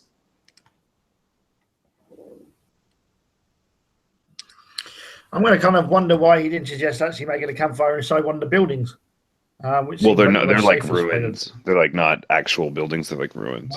Yeah, it's just bits and pieces. We could just like tell that there was buildings there at one point, kind of like the outline of them, and then we dug up, and then we could kind of tell the floor plan and like that's all that we were really doing. Yeah, imagine digging around in the ruins of rock that are laid out in a vague layout of a building. It's not not actual buildings as such. There's no walls or anything left. Whatever this was is ancient, hundreds of years old, maybe even more. But yes, let's get a good night's sleep and then maybe find something in tomorrow. Okay, and obviously try again. Watch as usual. And the night is very quiet. You don't sleep particularly well. Your dreams are slightly disturbed.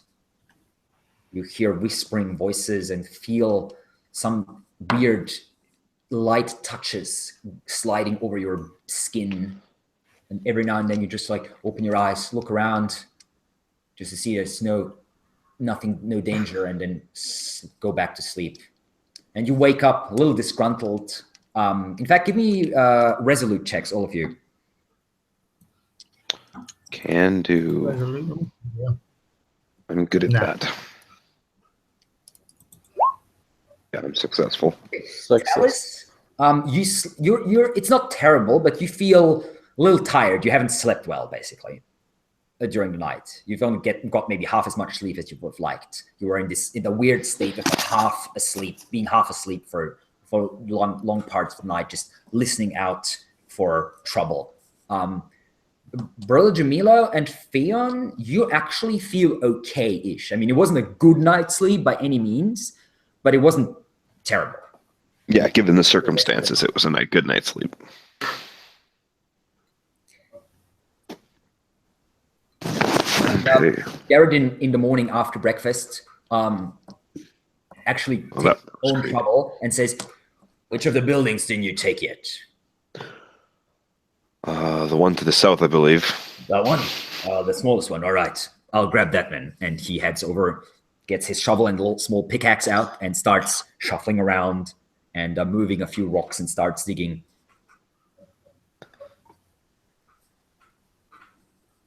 Okay, and I'm guessing you're going back to the same buildings that you were before? Yeah. Yes. I am anyway, yeah. Yes. Go for it. Let's dig. Anything again. Nope. Success. Nice. Quick, wasn't it? Quick or strong, whatever is better. Okay, so Brother Jamila and Talis, you spent all of the morning just getting dirty, basically.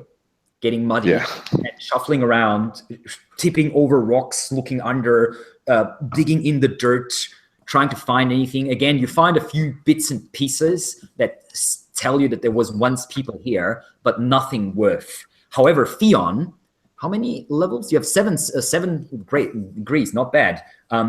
You, after about 2 hours, find something hard, and pushing through the mud, you find a large piece of silver that is engraved with something that looks like a spider symbol.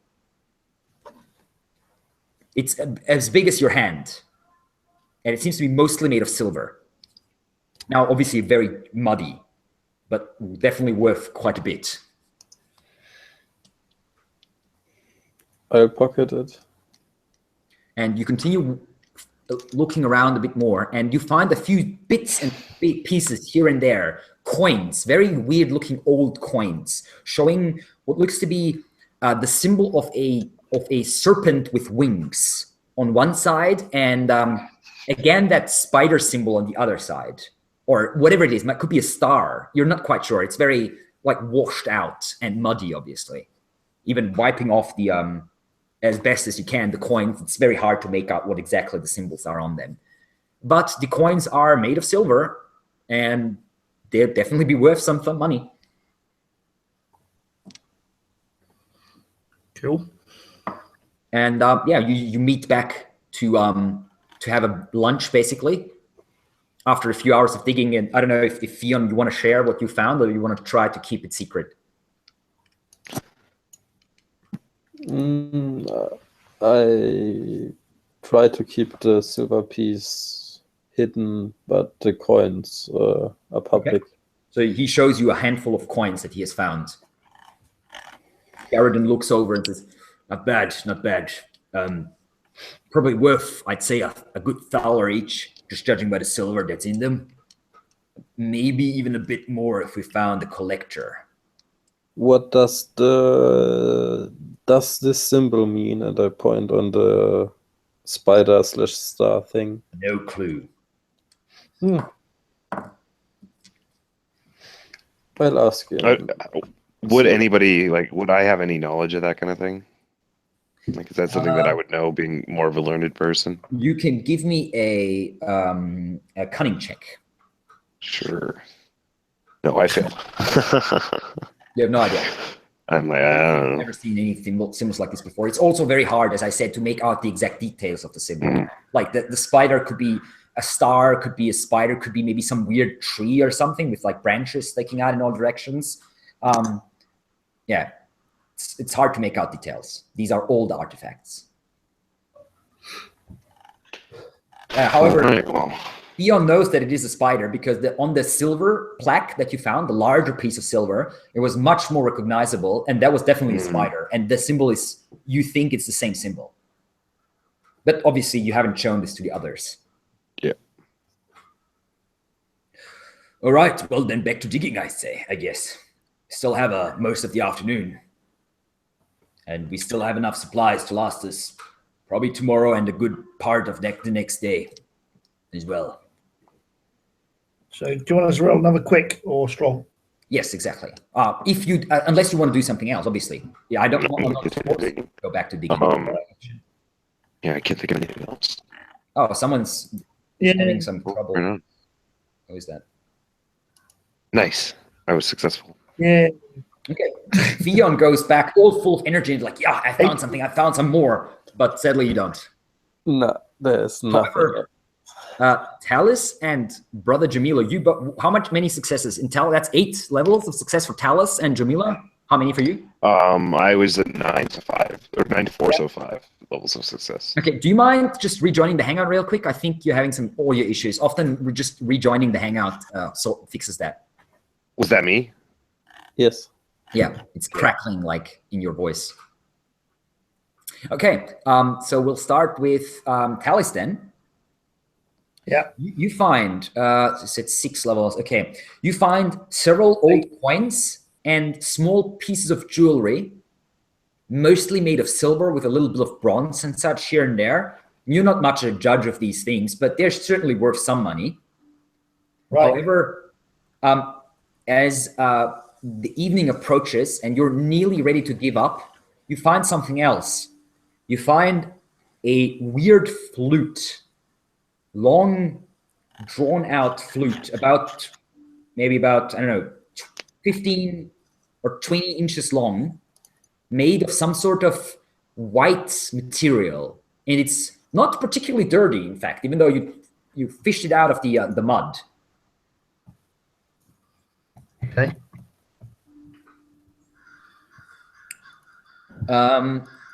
Jamila?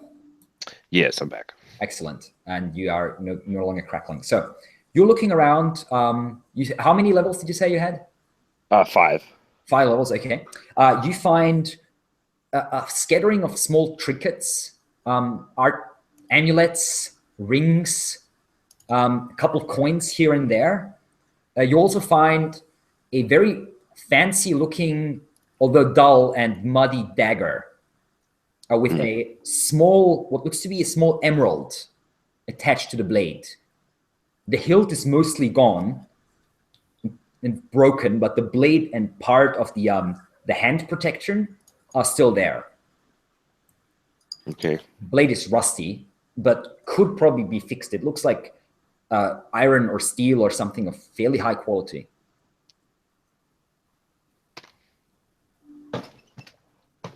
Okay. And yeah, interesting. Find until night falls, and you return to the campsite, so to speak, with your findings.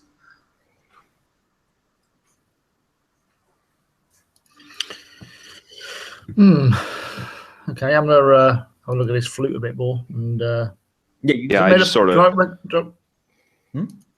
Sorry, Continue. I interrupted you. My bad.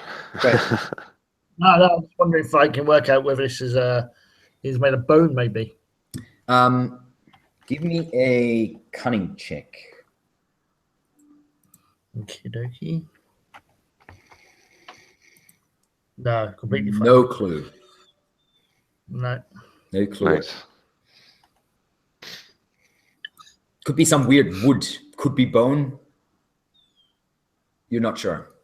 It's not metal. It's not stone. It's something. Some maybe horn of some weird beast. You just can't say really.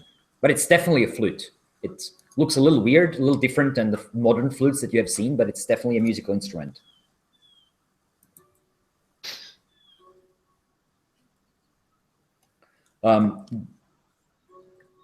I will show everybody what I found. Just all right. Like look, like we have, like we can actually might be able to find some more here. Garadin sort of looking across the firelight, across the fire at you, and says, "Interesting. You found some good things. If you find some more tomorrow, this trip will definitely be worth it. When we get back to Thistle Hold, we'll all be wealthy men. I hope so. Able to live for a few months easily on the findings."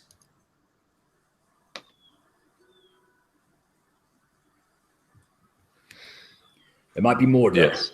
We'll keep digging. And he shows you what he found is a emerald about this size. I can't. Sorry? Oh yeah. How big? I couldn't really see that. This. How about that big? Okay. Yeah. I have no idea how much money that's worth, but I'm guessing a few weeks of good living is at least in there.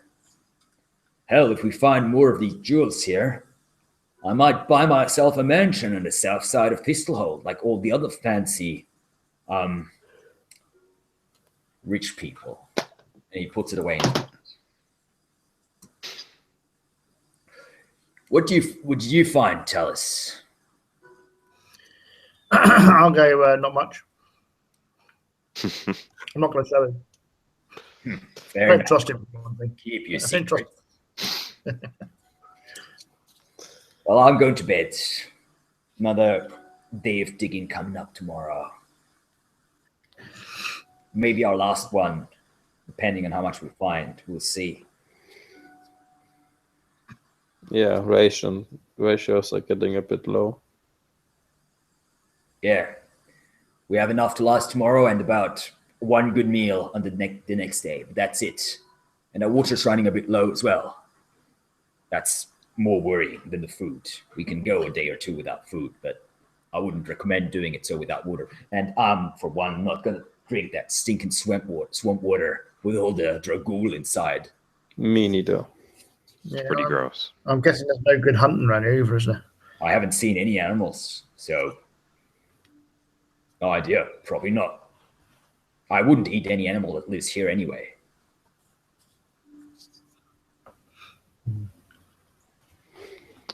Okay, let's go to bed. I'm going to go to bed then. Okay. You sleeping with watches, obviously. Give me resolute checks, everyone. Fail. Resolute. Yes. Yeah. Fail. That is a fail. All three of you sleep very badly this night. You have weird dreams, especially you, Tal. You keep hearing these weird like skittering noises around you, as if some like rats or something are crawling close to you, and you keep like waking up, looking over to the darkness. There's nothing there, and just going back. So when you wake up the next morning, it is with a slight headache, and your eyelids are heavy. Right.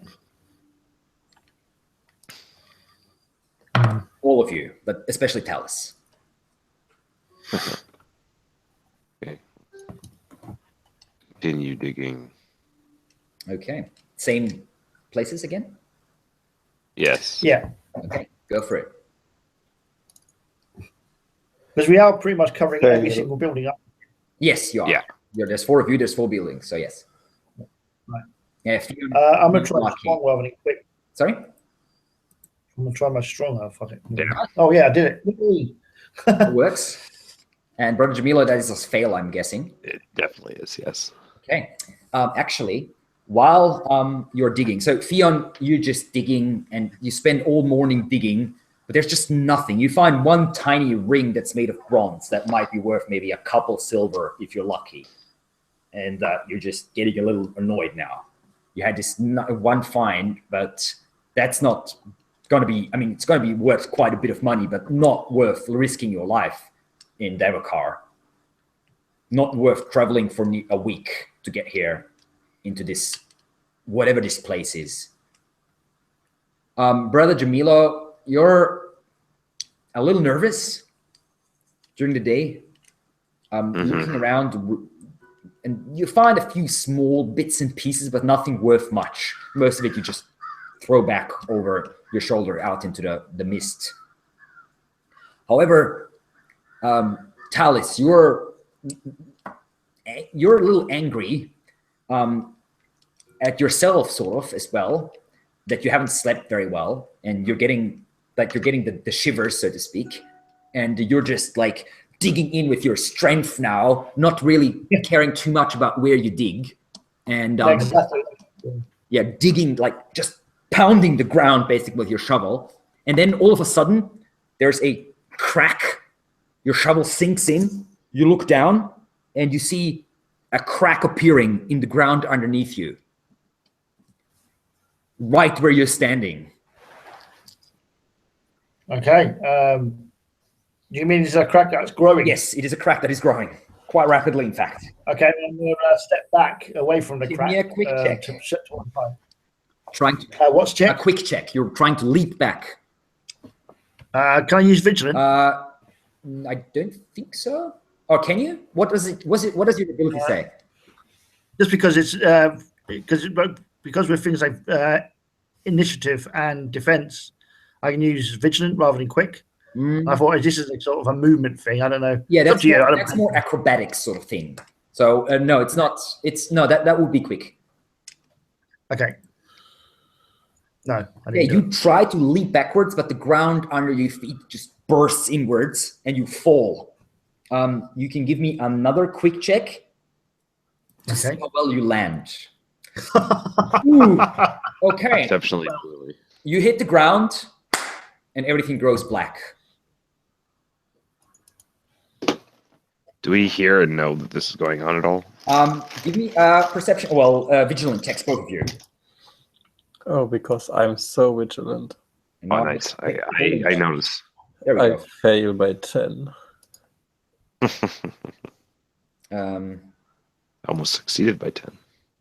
Oh, okay. So Theon, you're just angry. Like, shit, nothing's happening here. I need more findings, and just mumbling away inside your masks. You don't hear anything. However, Brother Jamila, you hear a and then crumbling ground, and then like a body hitting the ground, basically. You look up and you looking over. Yeah. You don't. I recognize that he fell, and I go over and try to help him. You don't see Talus anywhere as you look over, and you're like, where he's gone. And you walk over, and you look into a hole, and you can see darkness below. Oh God. Talus has fallen in, but you're not sure how deep it is, and you're not sure if he's even alive. I don't even like see him because it's like that. It's so dark. Yeah, Just dark underneath. I mean, there's very little light in the air. I holler for everyone else. Okay, you shout. I'm like, Talus has fallen into a hole of some sort. It's extremely dark, and it's just like it's like fear. You can like hear fear in my voice because it's just this like terrifying black void. Garadin comes. The antithesis of the thing that I love and appreciate. Garadin comes lumbering over. What happened? I think Talus fell in this hole. Should be more careful, shouldn't he? Looks down. Does anybody have some rope or anything to help him out? Alice! Huh? And is he like unconscious? Might be dead. I can hear him. I think so. Do you have any rope? Has Fionn come over as well, by the way? Or is he still digging angrily? Rage digging. After some time. I don't know whether I was wearing my pack when I fell. The chances are I took my pack off. You were not wearing your pack. You wouldn't be wearing. Yeah, his stuff is probably still up there. Yeah. It's your stuff is, and you probably have a rope, right, in your pack. Yeah, I do have rope in my pack as well. And it would be like strapped to the side of his backpack, so I would notice that and then like grab it. Yeah, it's just leaning against one of the rocks, not nearby. So sorry, Fionn is coming over or no?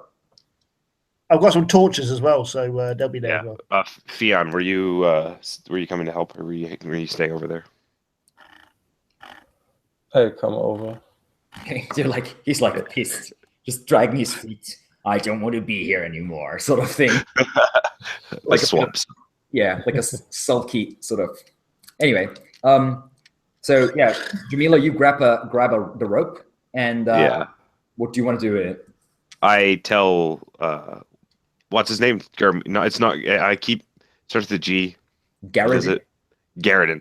I tell Garadin to hold the rope, and he grabs it. I think about jumping in the hole, and I'm like, I'm probably gonna fall if I try to do this and like hurt myself. Just hold on to it. I'll slide you down. Okay, and then I don't know. I like tie it around my waist or something or whatever you do. You like start to lower myself down. Yeah, he slowly lowers you down into darkness. Did you take any? It's completely dark. I guess I took a torch on my way down. Yeah. Okay. I was just gonna say lit a torch and then headed on my way down. You're sinking down, and you can see as you're holding the torch underneath you, sort of down. You can see it goes about down maybe 10 meters. And there's pools of water down there, like large puddles, basically, and a lot of mud, and a few rocks, and Talus lying there in like half in one pool of water, half of his face just in the water and unmoving, covered in mud. I get down to him. Can I cast? Is Medicus something I can do? Is that just like suddenly? Is it like just? No, it's not suddenly. You have to. It's like it takes a bit, like a minute. Okay, that's what I thought. I'm like, it's like bandaging someone. Yeah, bandaging someone, exactly. I guess I'll try and carry him and get him out because I don't know if I'm gonna be able to get him. As you land down there, holding your torch up, you look around. This is a large chamber. Yeah, it's like a large cavern that he's like in. Yeah, and the walls are definitely not natural. There's mud-covered stone walls around you. Okay, it looks like manufactured. It looks like created. Yes. Yeah, I guess I try to. I holler up to Garadin. I'm like, this isn't a cavern. This is a basement or something. Yes. This is man-made. Could be riches down there. I'll tie the rope to something. Give me a second. Okay. And he ties the rope basically 2 or 3 times around the large piece of rock, ties it up, and comes back down. Right, the rope's secured. What about Talus? He dead? Can I tell if he's? I can't. I can tell that he's not dead, right? He's just unconscious. You touch him, and he has a pulse. He's unconscious. He hit his head. There's a trickle of blood running through his face. He hit his head as he fell, and it must have knocked him out. Talus, by the way, you have taken 6 points of damage from the fall. Okay. And now my hit points this toughness thing. Yes. Right. Toughness, so you have 6 less toughness. I think you have like 10 toughness, I believe, total. So you have lost 6 of that through the fall. I don't know if I should just like try to heal you down here. I'm just gonna heal you down here, I think, because they're probably gonna come down. So you're shouting up for him. Yeah, I'm just yelling. I'm just like, why don't you guys come down here? I'm gonna try to help. Do you need your Dallas? Do you need your pack? Yes. Bring me my pack. Right. Is there anything that can be easily broken in here? Let me see. I don't. Unless the elixirs probably can. Yes, they can. Okay. Don't drop it down. Don't drop it down. Right. We'll lower it with my rope. So he pulls the rope up, ties the backpack, and slides it down. So you have now all your stuff with you. Okay, then I'll take an herbal cure, and then I'll do that. Definitely the medicus, so it'll be 1d6. Yes, herbal cures are one of the. Do you have to roll for medicus, by the way? A successful cunning test. Okay, yeah, it does have to be a. Okay, let's try that. A 1, nice. Excellent. Successful. Perfect. And then so that's 1d6 and 1. Okay, well. Okay. I gave you some. There you go. I helped a little bit. Okay. And he also gets like wakes up. Yeah, I guess that is the helpful. Bandaging his head basically, and applying some of those herbal elixirs or herbal concoctions, whatever they're called. Yeah, just like some. They're basically some paste, and there's some leaves, and there's some all sorts of weird disgusting. It smells. Really acrid roots and like not fun stuff. It's like Buckley's, but 10 times worse. Yeah, but it helps a little bit. And Talus opens his eyes. Your head hurts a lot, Talus. Okay. But other than that, you're fine. Right. You have as you touch there's bandages around your forehead now, and as you touch one side of it, there's like a large bruise just covering and parts of your face. You don't see this obviously, but Brother Jamila does. Parts of your face are now being slowly turning sort of in this bluish yellow, and this dark bruise color. Right. Yeah, that looks like it hurts.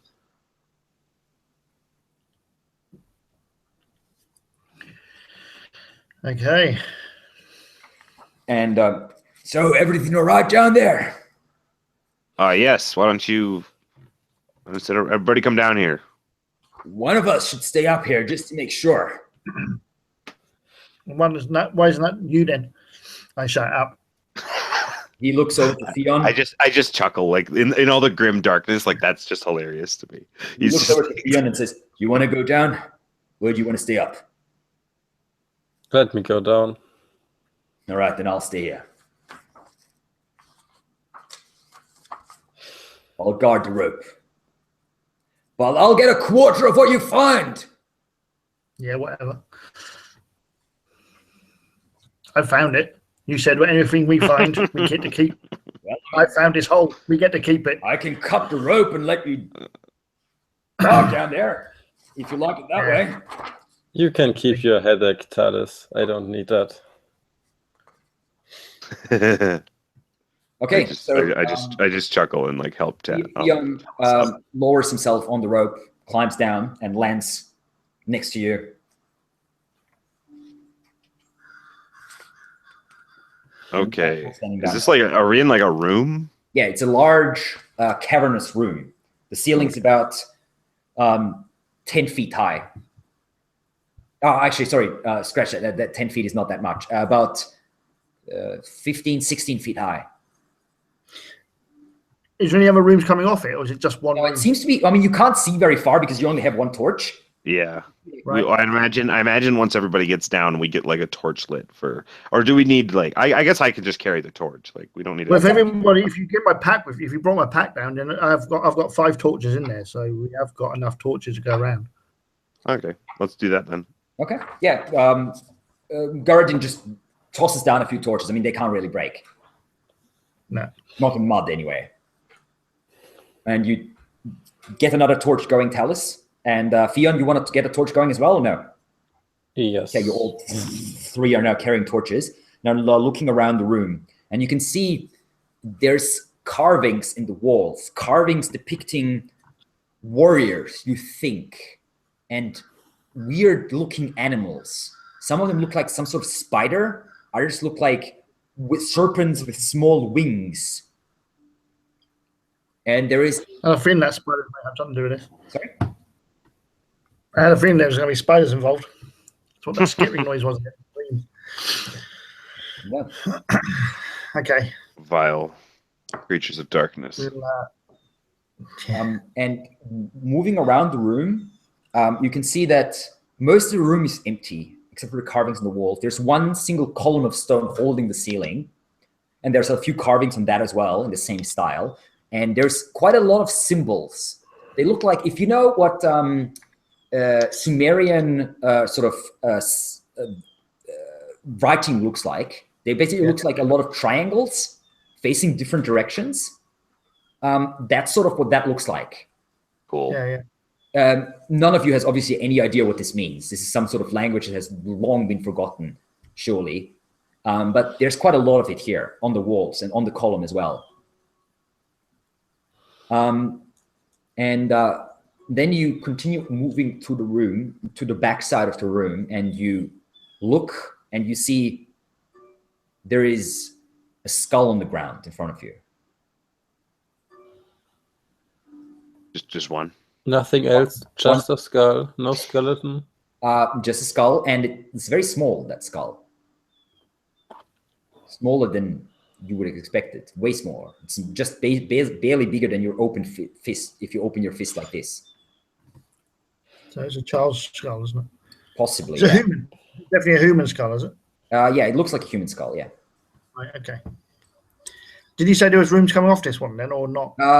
You're walking towards the one end. You have explored the other end of the room with the column, but now you're pushing towards the other end. You haven't seen any tunnels or anything going away from here so far. We'll go around the whole peripheral of a room and see what we can see. So you step over the skull and move further, and you come to what can only be ascribed as an altar, a large block of stone protruding from the ground. And surrounding that altar are hundreds of skulls. Small skulls. They're all children's skulls, yeah? Yes. Just in rows and rows along its the walls are sort of carved out in a way that they nearly resemble shelves and little pockets and holes. And from all these pockets and holes, empty eye sockets stare at you. Hundreds of skulls in your torchlight.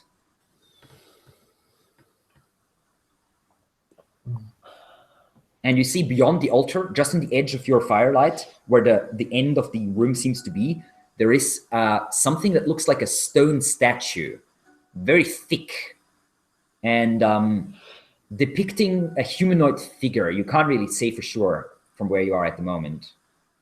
We'll get close, have a look. Yeah, I'll slowly around the altar. I'm going to lead with my torch, basically, by the way. Pushing your torch forward, and you can see now this being that is depicted on seems to be like an old man. You're not quite sure if it's actually a man. Something about its features is slightly off. As if they were a little too sharp. The bones the bones of the face a little too slightly off. The whole face is a little weird. It gives you a little bit of, well, even more of the creeps than you might have here. And give me a vigilance check, Talus, as you're inspecting this close. Yeah, cool. You realize that this is not a statue, for it can be opened. There is, the side it's facing you seems to be like a lid. Okay. Okay, I want to try to open it then. Just slowly. Say again? Just with your hand, or like you are using some sort of... I'll take my dagger out and I'll try to lift it with my dagger.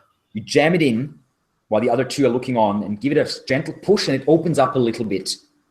And you grab it with your fingers and lift it up, and it opens like about maybe, I don't know, 15, 20 inches wide. Okay. And then it's stuck on the ground in the mud. I'll peer inside. You look inside, and what you see is a mummified corpse. Is it adult size or child size? Adult-sized. Nasty. I'll swing my torch over it to see what everything else is in there. If it's just a corpse or if there's anything else. There is. The corpse is wearing richly decorated silver amulets, about 4 or 5 of them, around his neck. And it has one large ring adorned with a ruby on each hand. And on the bottom of the whole thing, where the feet of the corpse are, there is what looks to be a hook-shaped staff, like a staff with a hook on top of it. Yeah. Like one of those Egyptian sort of staff type things. A little bit like that. Yeah, a little bit like that. Yeah. I was thinking it's kind of like Ankh-like, almost. Yeah, that's what I was thinking. Not Ankh-like, but what's the other one? Yeah, I don't know what the... Okay. It kind of goes in that direction, yeah. The staff itself glitters in the light. And you realize this staff is made of gold.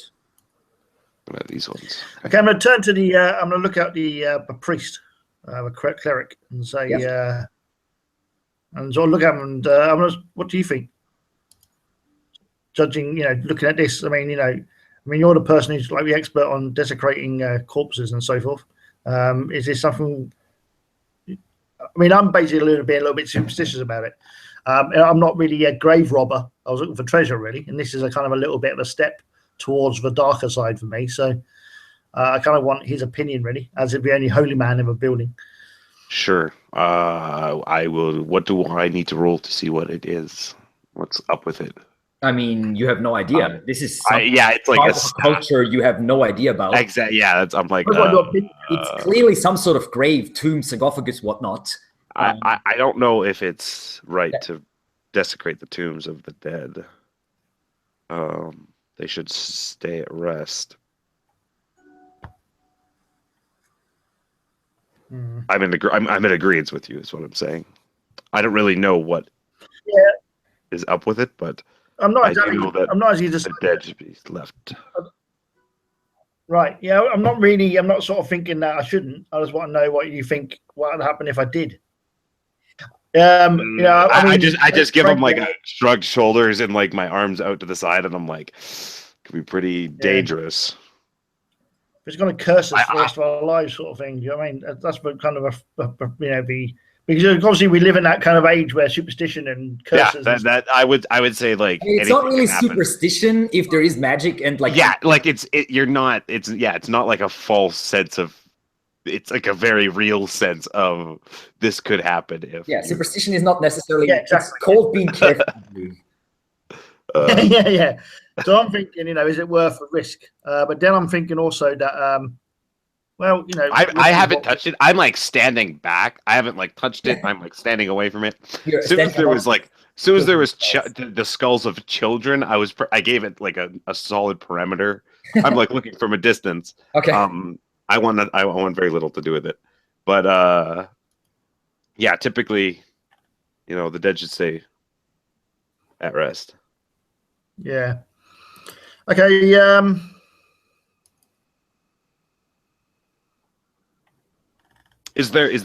was no other exit to this room? That's it. It was just okay.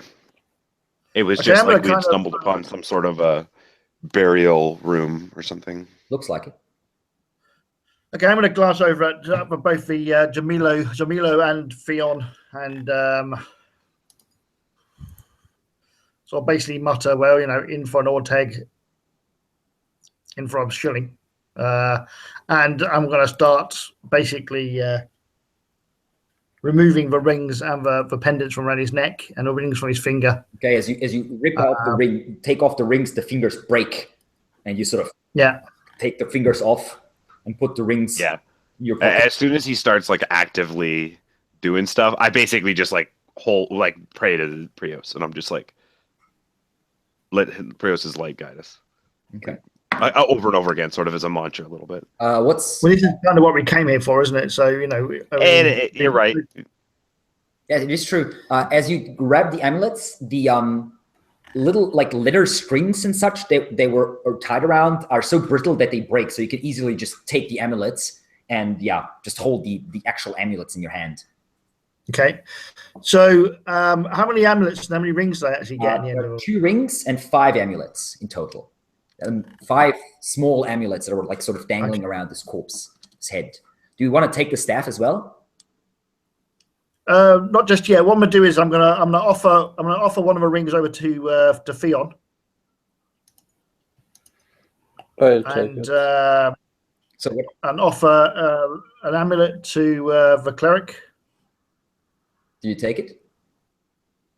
No, I don't take it. Theon? Okay, yes, that's right. I do. Stuff in my pocket. Okay, Theon takes one of the ruby rings and puts it away. And I'll also I'll grab the staff. Is there anything I can kind of wrap the staff in? Is there anything in my pack I could do it with? For I mean, you have like I'm guessing you have. I mean, you maybe have like an extra shirt or something that you might be. I've got a sleep roll. Yeah, like a bedroll, kind of. Like upstairs, on the ground. Well, I did get my bag tossed down to me, and I have a bedroll. But sorry, I'm not helping. I just realized I'm assuming your bedrolls would just be rolled out around the campfire and just stay there all day, pretty much. Oh, that's true. That's true. Okay, well, I'll put in an old shirt or whatever I've got. Yeah, probably have like an old shirt or something along those lines that you can use. Sure. Yeah, okay. I'll do that. I'll just wrap it in some old shirt and tuck it into my pack.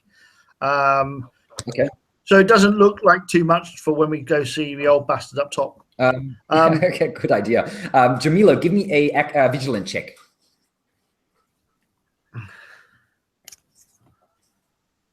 Okay. You get a bit of a bad feeling. It's very not successful. What was that? You get a bad feeling about the whole thing. About everything about this? Looking through all these children's skulls silently staring back at you. Their empty eye sockets. There has to be a way into this room except our digging hole. Yeah, exactly. There has to be another way out. Should we continue looking for another corridor? I'm reaching into my bag and I'm going to light a candle. More precisely, a ghost candle. Interesting. Okay. So this is a thing. I don't know what this is. This is interesting. He takes a weird-looking yellowish candle out of his pack and lights it. And the candle starts producing quite a bit of smoke. And the smoke itself has this weird yellowish tinge as it starts slowly drifting around in the chamber. Do we see anything? Well, you have to stay for a few minutes at least. Oh. It's not like it just like instantly shoots out. Like it's not a smoke grenade. Yeah. I'll walk around in the room to make sure the fume is everywhere. Okay. What's the two of you doing? You see him doing this. You're not quite sure what's going on. I'm kind of watching to see what happens because I'm kind of don't know what's going on. Okay. Yeah, would I have any idea what he's doing? Give me a cunning check. You might actually. You are not completely unfamiliar with these things. You might have an idea what this is. Yeah, that's success. Okay, this is a ghost candle. Ghost candles are imbued with magic. They are weird artifacts that some of the barbarian witches create. What they do is they reveal hidden things. Okay, then yeah, I just sort of I notice what he's doing and I stand back and watch. I like cross my arms or whatever that I. You have heard stories, in fact, that each ghost candle holds a ghost, like the soul of a deceased person, basically. That's somehow bound to the wax. You're not sure if it's true or not, but you're generally suspicious of all barbarian magic. Yeah, I since it's already happening, there's not really anything I can do about it, so I just watch. I just sort of keep my eye out for whatever might happen next. And give me vigilance checks. Success. Or wait, what did I get? Yeah, Okay. 6. Theon is the only one. He's so focused on the candle, of the actual candle, and just like walking around in a room. While he's doing that, both you, Brother Jamilo, and Talis, you both see in the edge of the room, amongst the where the sarcophagus is against the wall, and where the children's skulls are, the smoke of the candle up in the air slowly starts curling around something. And there, ever so slowly, a half-translucent humanoid figure starts appearing in the air. What do we feel about ghosts? How do we feel about ghosts? Like, what is that? Like, are ghosts bad? Like, would I be like scared? They can be. This one looks like an old man, like an ancient man. Like, imagine the ring wraiths in Lord of the Rings when Frodo sees them in his like when he has the ring on. Imagine that sort of thing. That's what it looks like, vaguely. Very creepy. So this could be the ghost of the person that's been mummified, I guess. It could be, yeah. Possible. It has some vague similarities with the lid of the sarcophagus, so to speak. Yeah. And the person looks down, the ghost, wraith, spirit, whatever it is, looks down at you. And you can see this weird black tingling, this light shining from its eyes.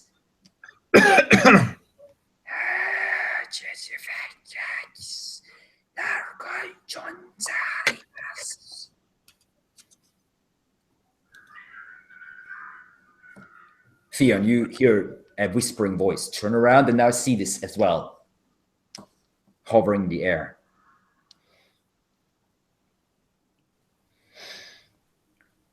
I can't believe the candle actually worked.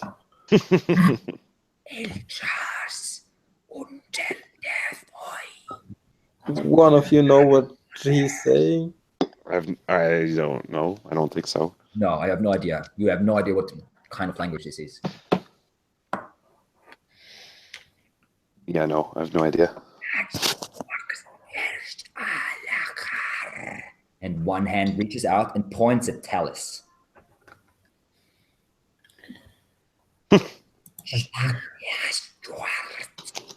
I just like announced, like, I don't think he's happy you took his stuff.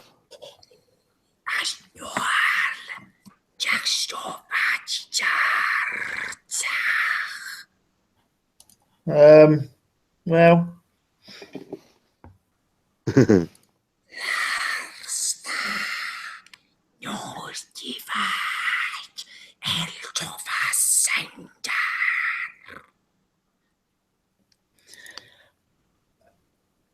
I'm kind of reluctant to give up what I've just found, really, to be honest. Should we get out of here? Or should we continue? Like, I don't know. Maybe we should just get out of here, really, because let's face it, the whole place is filled with bad shit, isn't it? So, more's not going to make a difference. So maybe we should try I start climbing the rope then. Okay, we're getting out of here. I start climbing the rope. Backing away from the spirit and slowly, like,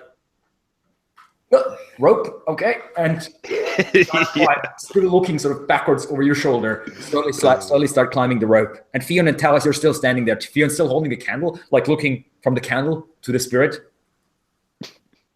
And Talis is just looking up at it at the moment. And you can see, you, Jamilo, can now see Garadin standing above you, and like, ooh, he looks confused, and his face is very pale. And he seems to be slightly shaking, and he says, what's going on down there?" as he's looking down on you. I think there's a ghost. Yeah, ghosts. What? So what is Theon and Talis? What are you doing while Jamila is climbing the rope behind you? Well, when I sensed that the clerics disappeared, I'm going to basically follow. Okay, you also back away. Walk past Tion and reach the rope, looking up, and you can see Jamilo climbing. He's not very fast because he's not a very strong guy. I'm really bad at physical things. Slowly, like, pulling himself up, one foot sort of sliding off the wall sometimes. Is there some rubble on the ground? A little few small rocks and such, and obviously the skulls. I'll throw one small rock at the ghost. You take it and fling it at him. The rock passes through. The spirit looks down, looks up to you and says, "Whoosh, yes." And then it floats backwards into the wall and disappears.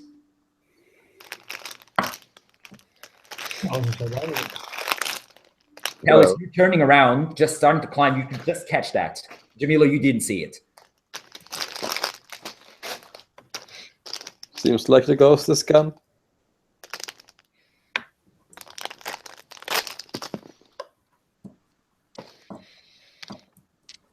As Jamila, as you climb up, give me a vigilance check.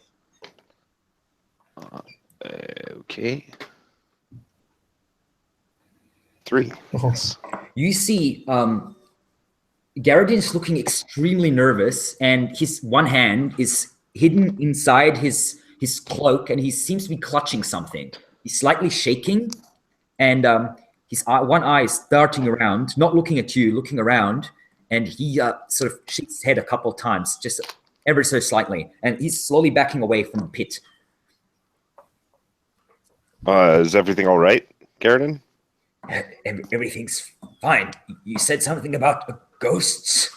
Well, it's like a crypt down there. We found a bunch of skulls and then... Anything worth... Well, any riches? Well, it's a tomb. What do you think? So, did you bring anything up? I just like hold my hands up like there's nothing in my hands. I'm like, I don't have anything. You didn't leave it, did you? Surely it would be that. It's still down there. Okay. I don't have it, but it's basically is what I was telling you. Yeah. While this is happening, Talis, you're climbing? Yeah, I'm climbing up. Yeah. Okay, you also climb up, and Theon, are you climbing as well? Or yeah, I'll follow them. Okay. So Talis, you have most of the stuff. Theon, you have one ring. Is that correct? Yes. Okay. And you can see Garadin is just standing there, looking at you now with one eye. He says, did you bring anything? Riches. You found something, right? There was a tomb. Is he talking to me?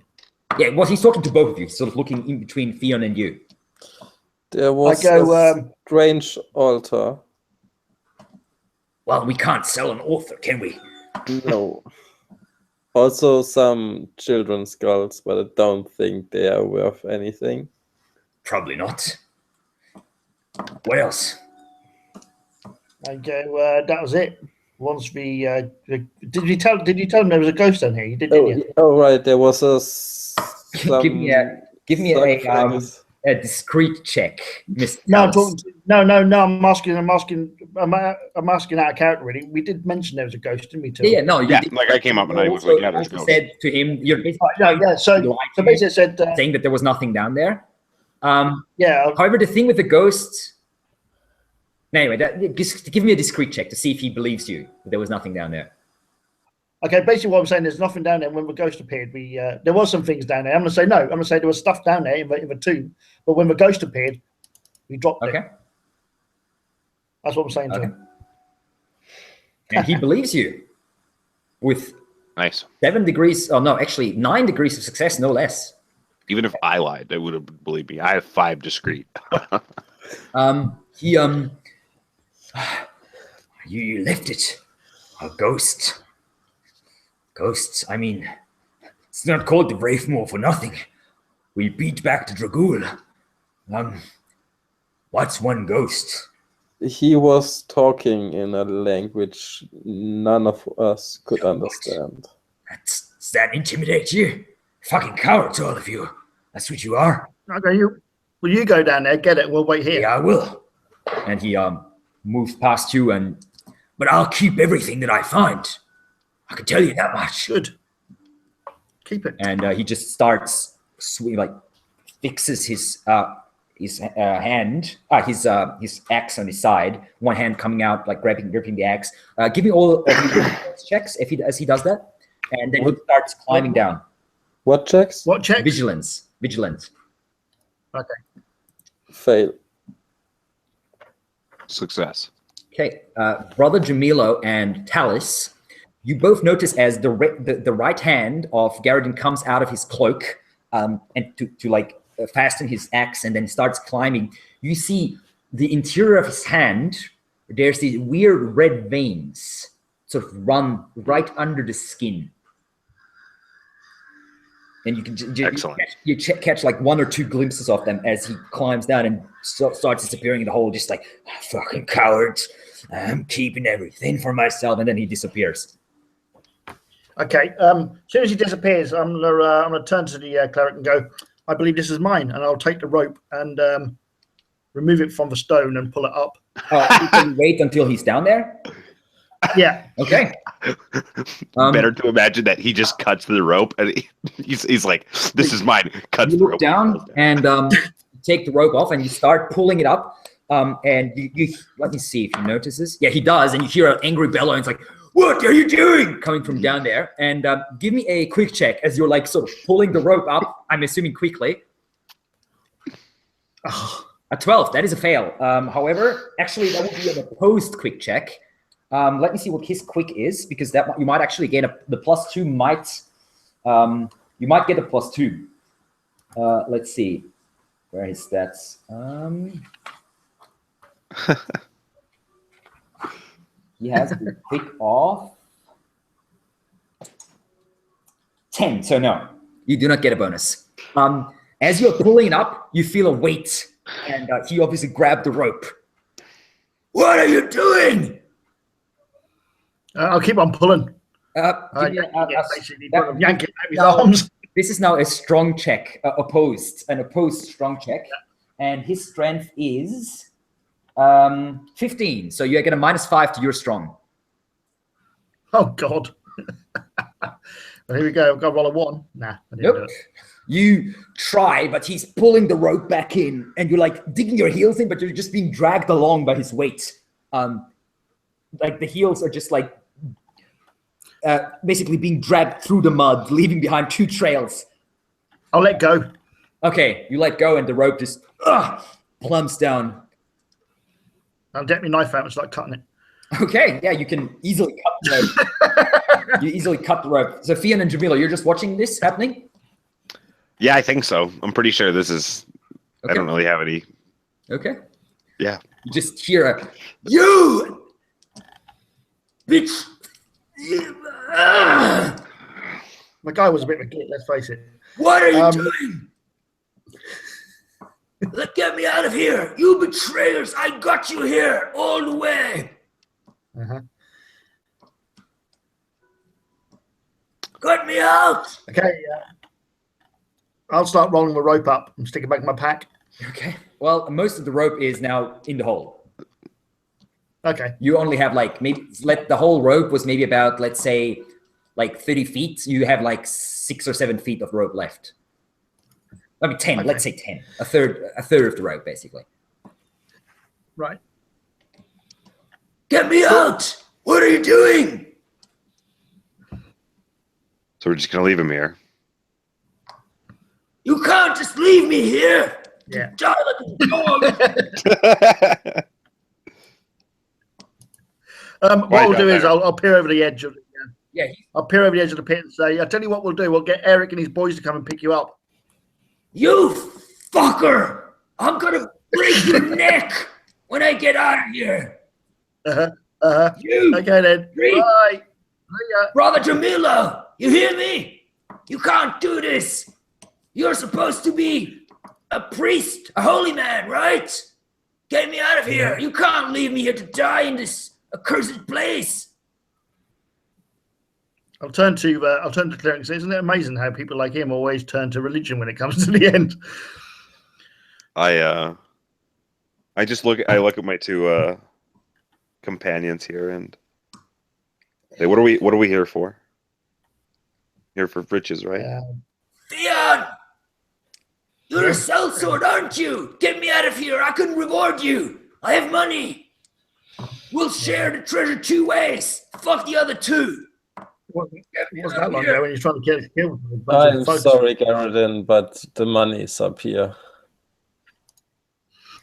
I have something here for you. It's worth way more than anything you can find up there. Look, I can show you.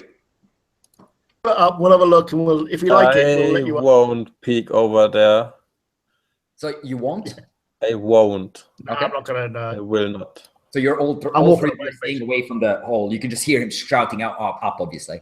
Yeah, I'm stood away from the hole's edge, just for safety's sake. But yeah, I think it's best just to walk away. Really, we've got a long travel to get back. We ain't got much food. We've got a few more rations than we did have in the beginning, though, because we've got one less mouth to feed. But that is true. So it lasts us a little bit longer. But we got us here. We can get us back. I'll know the trail.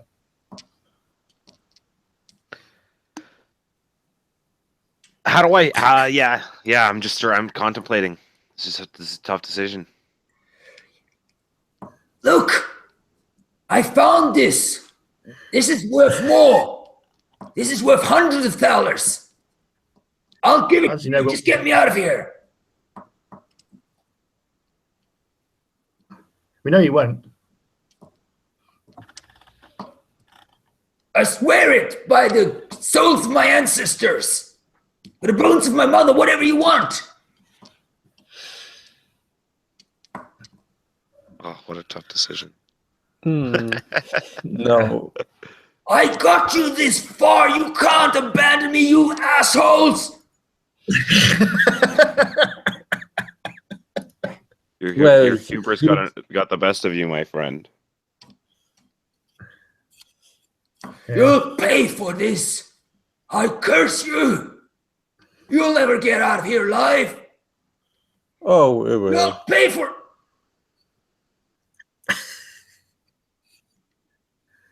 Okay, right. I'm going to head off. I'm going to say, well, do you want to do any more digging, or I think we're going to call it a day? What do you think? Let's leave this wretched place. Whatever we make. Well, I mean, you only have about maybe 3 hours at the most of daylight left. Let's Okay. camp and leave in the morning. Will we able to get back to the boat within 3 hours? You need about good 3 hours is cutting it very close. You could get above through the swamp in 3 hours. It took you about 4 hours. But you had obviously Garadin leading you, so might take you a little longer. It's hard to say. Maybe it's a risk worth taking, but it could be very close. You could be stuck on the moor itself, on the water when darkness falls. Right. It's up to you guys if you want to try it. What do you want to do? We can head on back to the boat. I mean, obviously we know how to get back because we've got here. Well, I mean, it's not quite that easy. It's not like you just follow a road. But yeah, you will maybe find your way back. I mean, I'm a trained ranger. So as best we can. I know. Yeah, that's why you have a chance. Without you, they would have no chance. Like Theon and Jamila would never find their way back. No chance. No, we would just dive here. They have a chance to get back. But it's not like it's a safe bet or anything like that. You don't know the. Well, we can sit here, listen to him bellow all night, or we can head off and see how far we get. I mean, even if we reach one of the trees, we can always camp wherever we stop. As long as we haven't got to listen to that all night long, we'll be all right, I think. He stopped shouting. Nothing more coming out of the pit. Oh, okay. Well, it's up to you two. I'm happy to do either way. Yeah, I think we should get as far away from this island as we can before making camp. Okay, let's do that then. Where if we can. Let's do that. Yeah, we have enough time. If not, then we'll have to stay here. Well, that's as I said. There is a chance that you will get it through the moor, that you will get to the edges of the swamp land, so to speak, out of this weird like lake type thing with the trees growing out. But that it would be cutting it very close with the 3 hours that you have left of daylight. All right, let's try it. There's no harm in trying. What's worse we can do? We either camp in this part of the swamp or camp in that part of the swamp. Well, you can't. That's the thing. You can't. There is no land. You didn't see any land. You just saw trees growing out of water. You can't camp. Yeah, we're basically in a giant like flood basin filled with like a couple feet up with water, and so there's just like trees sticking out. It's like a bayou sort of swamp feel. Yeah. Oh right, okay. So that's the thing. Yeah. You get going. You can't camp. Yeah. So we have basically we gotta go through it. So let's push through. We have. Just push through. Let's put one person on a boat, unless we all want to get on a boat, which I don't think we can do. Oh, that's actually a good point, because you're 3 people and you have 2 boats. And do we need 2 people per boat in order to function? Not technically, it's like but it's obviously one person is only about half the speed, or maybe a little more than half the speed. Well, what we can do is, if we tie one boat to the other, the worst person in the smallest person of us will be in the second boat, and the front 2 will be the 2 bigger people who are rowing, and the third person rows as well. That is definitely faster than having 2 boats, well, it will still slow you down. Yeah, but it won't be as slow, will it? No, it will not. Will not be. I mean, we'll see. It's up to you to see how strong or quick you are, depending on rowing. Yeah. That will slow you down a bit. We'll see. So I'll probably be in the other boat, because I have a 7 and a 9 in my quick and strong, respectively. That's up to you. So I feel like it's probably better for you guys to be in the front boat rowing, and then I'll be in the back boat, like just being drug along if I need. Because then, if anything happens, like I can help you guys with magic from a distance. Yeah, exactly. Yeah. If something happens to me, then we need to put dirt in that hole. Yeah, let's just go with you, maybe. Yeah, let's head out and see where we get to. Like the more he screams, the less bad I feel about him being in the hole still. The more he screams. Yeah, I mean, this is a guy who actually basically drove it, walking in the... Looking over to the hole. Like, he was kind of insane right from the get-go. You're looking over to the hole, you see there is a weird reddish light coming out of it now. Yeah, let's get out of here immediately. I just say that, and then let's make a beeline for the your stuff. We're leaving. You're making a beeline for the boats, basically. Yeah. Okay.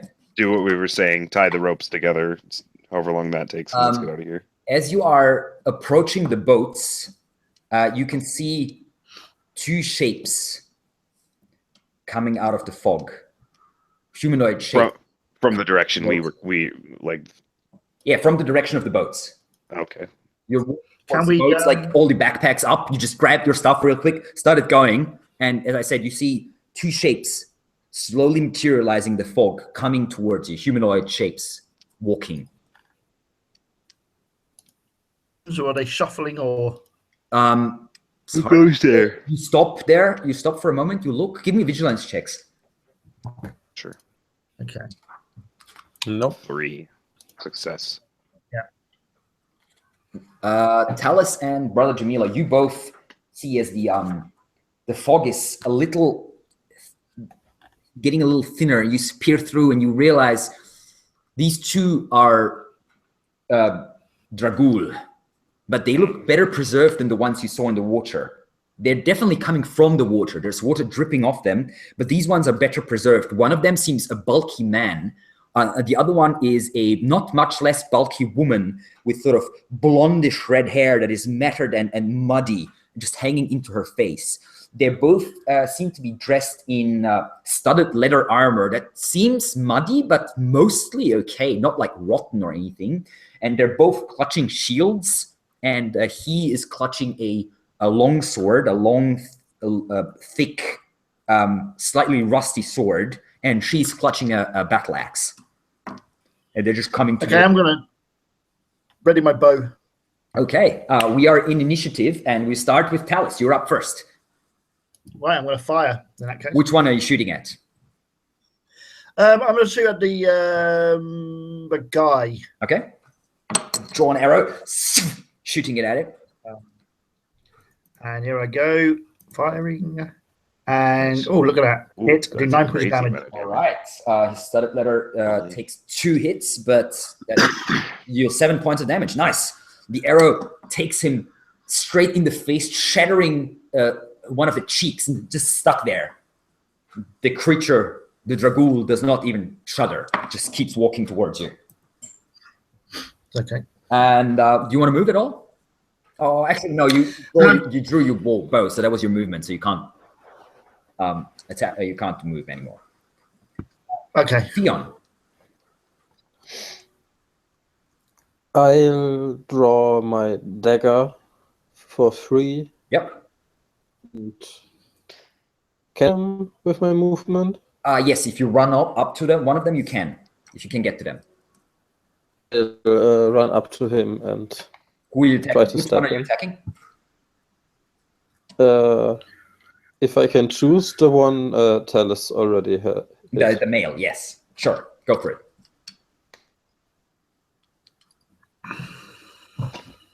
3 damage. Okay, you stab, but most of the blade is reflected by the armor. It's just a little bit of a jab into his stomach. The creature does not react. And we have the Dragool now. The male will chop at Theon. The woman just lumbers past Theon, raises her axe, and runs at Talus, swinging her axe down. Theon, give me a defense roll. You leap to the side, the sword cutting the air. The creature looks at you and goes, you see a half-rotten tongue hanging from the mouth and cut open by the arrow that's stuck in its side, in the side of its cheek. The woman attacking Talus. Talus, give me a defense roll. And let me see. They have an attack of... so you get plus... no, just straight up 0. Oh. Okay, you try to get out of the way, but you're not fast enough. The axe smashes into you, dealing 6 points. You soak 3 of that, so you take 3 points of damage. As the axe smashes into your arm, cuts into your flesh, and blood is running down the side. And this creature will also shield bash you, so you will have to dodge one more time. Okay. Oh God. Okay. The shield hits you straight in the chest. You take another point, one more point of damage, and you are knocked prone by the shield bash. It's lying on the ground, and I believe you're pretty heavily injured now, right? I am. Yeah, I've got 1 hit point. Yep. You're pretty. Yeah. Damn. Breathing heavily. The shield that hit you in the chest pressed all the air out of your lungs. And the woman, the Dragool, goes, raises her axe to finish you off. Brother Jamila. I can hit both of them with Holy Aura if I cast that, right? Yes, you can. Okay, then I do that. And I'm successful. You are successful, yes. Which means that that's a d6. Both of them take 3 damage. Okay. I'm ignoring their armor and everything. I know. Yeah, that's it. The male shudders and nearly falls as the holy aura streaks through him. Bits and pieces of flesh start to sizzle and fall off his form. The female shakes slightly, but still fine. And that was... Do you want to move at all, Brother Jamila? Or do any... I don't think I really need to. I don't think they're... Unless something's going to come. I think I'm because I'm basically just close to Talus. Yes. You're standing like 2-3 meters away, maybe from Talus. Yeah. That's good. Okay. And we are up to Talus. Yeah. Can I take a shot from where I am on the ground? From the ground? Yes, certainly you can. Okay, I'm a shooting woman then. If she attacks you, she will get advantage on the attack, which means that she hits easier, and she deals an extra 1d4 points of damage if she hits. However, you do not suffer any penalties attacking from prone. All right, yeah, okay. So basically, yes, as she raises her axe to sort of hit me, I'm going to basically fire at her. Okay. With my bow. Do it. Ooh, it's a good job. 6 damage, all right. And 2 of that is soaked by the armor, which means that she takes 4 points. The arrow hits her in the chest, stuck there, but she ignores it completely. So now you can roll me a quick check. If you do... Quick. Yes, if you succeed in a quick check, you can get up only as a movement action. If you don't succeed, getting up is actually your movement action and your action. Right. So you wouldn't be able to do it this turn. So you try to jump up, but you're not fast enough. She basically forces you back down to the ground. And we have Theon now. The male is still beside me? Yes, it's still standing, but just barely falling apart already. As my movement action, I'm drawing my saber as well. Yep. And then I'm going for a twin attack. For a twin attack. Excellent, go for it. My saber attack missed, and the creature raises and blocks. However, as it blocks with your saber with your shield, your other arm reaches around the shield and stabs into the side of the head, piercing its temple, going all the way in. And the creature looks at you, and then it falls as you whip out the dagger, and it just falls down to your feet and stops moving. That ends my turn. Okay. Now we have the Dragool. The female Dragool swings down her axe to finish off Talus. Now, Talus, you gain... Actually, let me check what does advantage actually give. I believe it is... So you definitely have to obviously dodge. The advantage gives +2, which means so now her attack is at a -2. So your defense -2. What you have to roll against, and I believe you're using vigilant for that. 4. Yeah, you roll to the side over the ground. The axe hits the mud behind you. She just rips it out, and raises it for a second attack, still looming above you. That was the second Dragool's turn, however. We have Brother Jamilo. Okay, Just I will trying continue. to uphold the... sorry, roll me a d4 for corruption. Oh, yes, I need to be corrupted. 2 points, okay. And then I will continue doing that. Yeah, let's see if you can. Yes, I am successful. There, 1d6. 6. 4. Nice. She's now looking very rough. And you can still act, because that's a free action. It is, isn't it? Then I will... I might as well just do Blessed Shield in case everything goes terribly wrong. Onto yourself and Talus? And Talus. All right. He's the most in danger. Let's see if you can do it. I think that's the best decision. Yeah, 4. Yes. Yeah, so that's... You split your You mind. have a D6 armor on top of whatever you already get, so... Okay. Should be roll a good. decent armor for me. When you get hit, then you'll have like your whatever your armor is. Roll d6 extra. Oh, okay. So I get my armor plus d6. Right. Yes, so you have like is, 1d4 crazy. armor, I believe. Really Yeah, it's 1d4 plus 1d4. Yeah, so Okay, it's a very good spell that she... Yeah, and then I also get that. Like if something comes out of the woodwork and starts to attack me. It is. That's why it's an adept level feat. So every feat in Symbaroum has 3 levels: Novice, Adept, and Master. Yeah. And none of you has a Master level feat, but all of you have, I believe, 2 Adept level feats. And you can see that the Adept level is already a fair bit stronger than the Novice level. The Novice level would only have a D4 shield that is for yourself. The Adept level has a D6 shield that is for 2 people. Right. So the Adept levels are pretty powerful already. That's what shows you being higher level characters, because a beginning level character has maybe 1 feat at Adept at the most. All right. Anyway, that was Brother Jamilo's turn. Talus, your turn. Shoot her again with a hunting bow. Okay, just from the ground. Go for it. Fire again. Yes. That was 6 points of damage. And this time, the arrow streaks from underneath, hits her in the bone, the top of the spine, shatters the spine. Her head sort of lolling off to the side, and she crumbles, just falling in a heap. Stops moving. Cool. And you can also roll a quick check to see if you can get up. Yes. Yes. You jump up. And while you are doing this, you all, well, except for Theon, I guess, who's facing the wrong direction, but Chalice and Brother Jamila, you both see the shadows amongst the trees, and the fog starts to draw together. And only a little to your left, you see the shape, this spirit from the crypt. It's taking shape. And you see long claws growing from it. And even though the ghost candle is no longer here, you can now all see it. And there's black light shining from its eyes. And it just gives this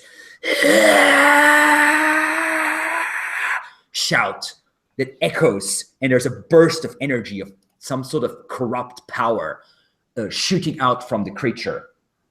And hitting you all. It's like being hit by a freezing wind that hits you down to the core of your being. It's an awful feeling if you're all shaken by it. And you can all give me, let me see,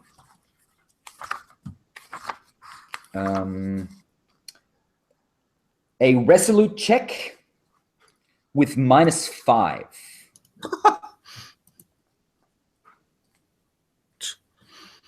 That is a fail. That is a fail. Fail.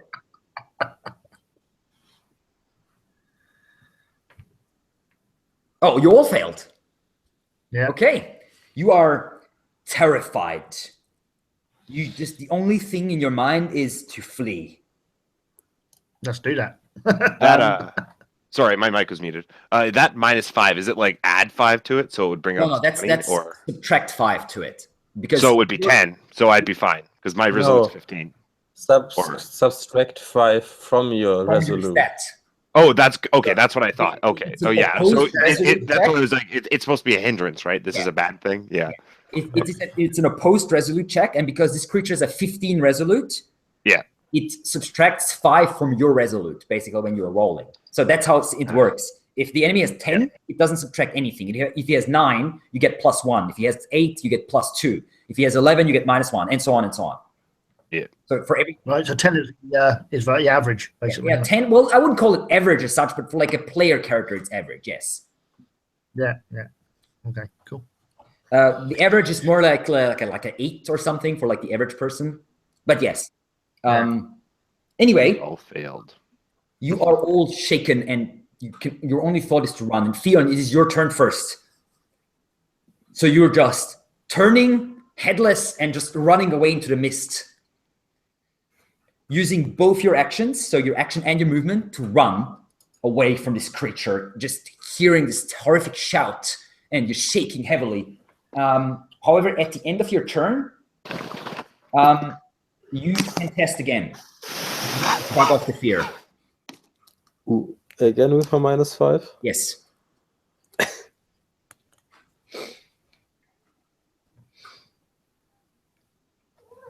Well then, let's flee. You have a 12 resolute, so it's a 7. Yeah. It's not impossible to succeed. Did you roll? No, not yet. Okay, I can't see the roll. I rolled a 7. That is a success. You have a quick burst of flight, but as soon as you're out of sight of the creature, you turn around and you're like, no, I can't run, and stop yourself. And you have shaken off the fear, the terror effect from now.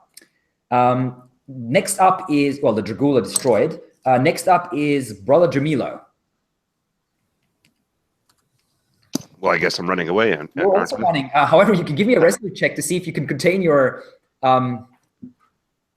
yes, the resolute check is successful, so that the field is still active, and because this creature is undead, it will actually take damage. Well, even though you're running away, Prios is still with you. Roll the damage, please.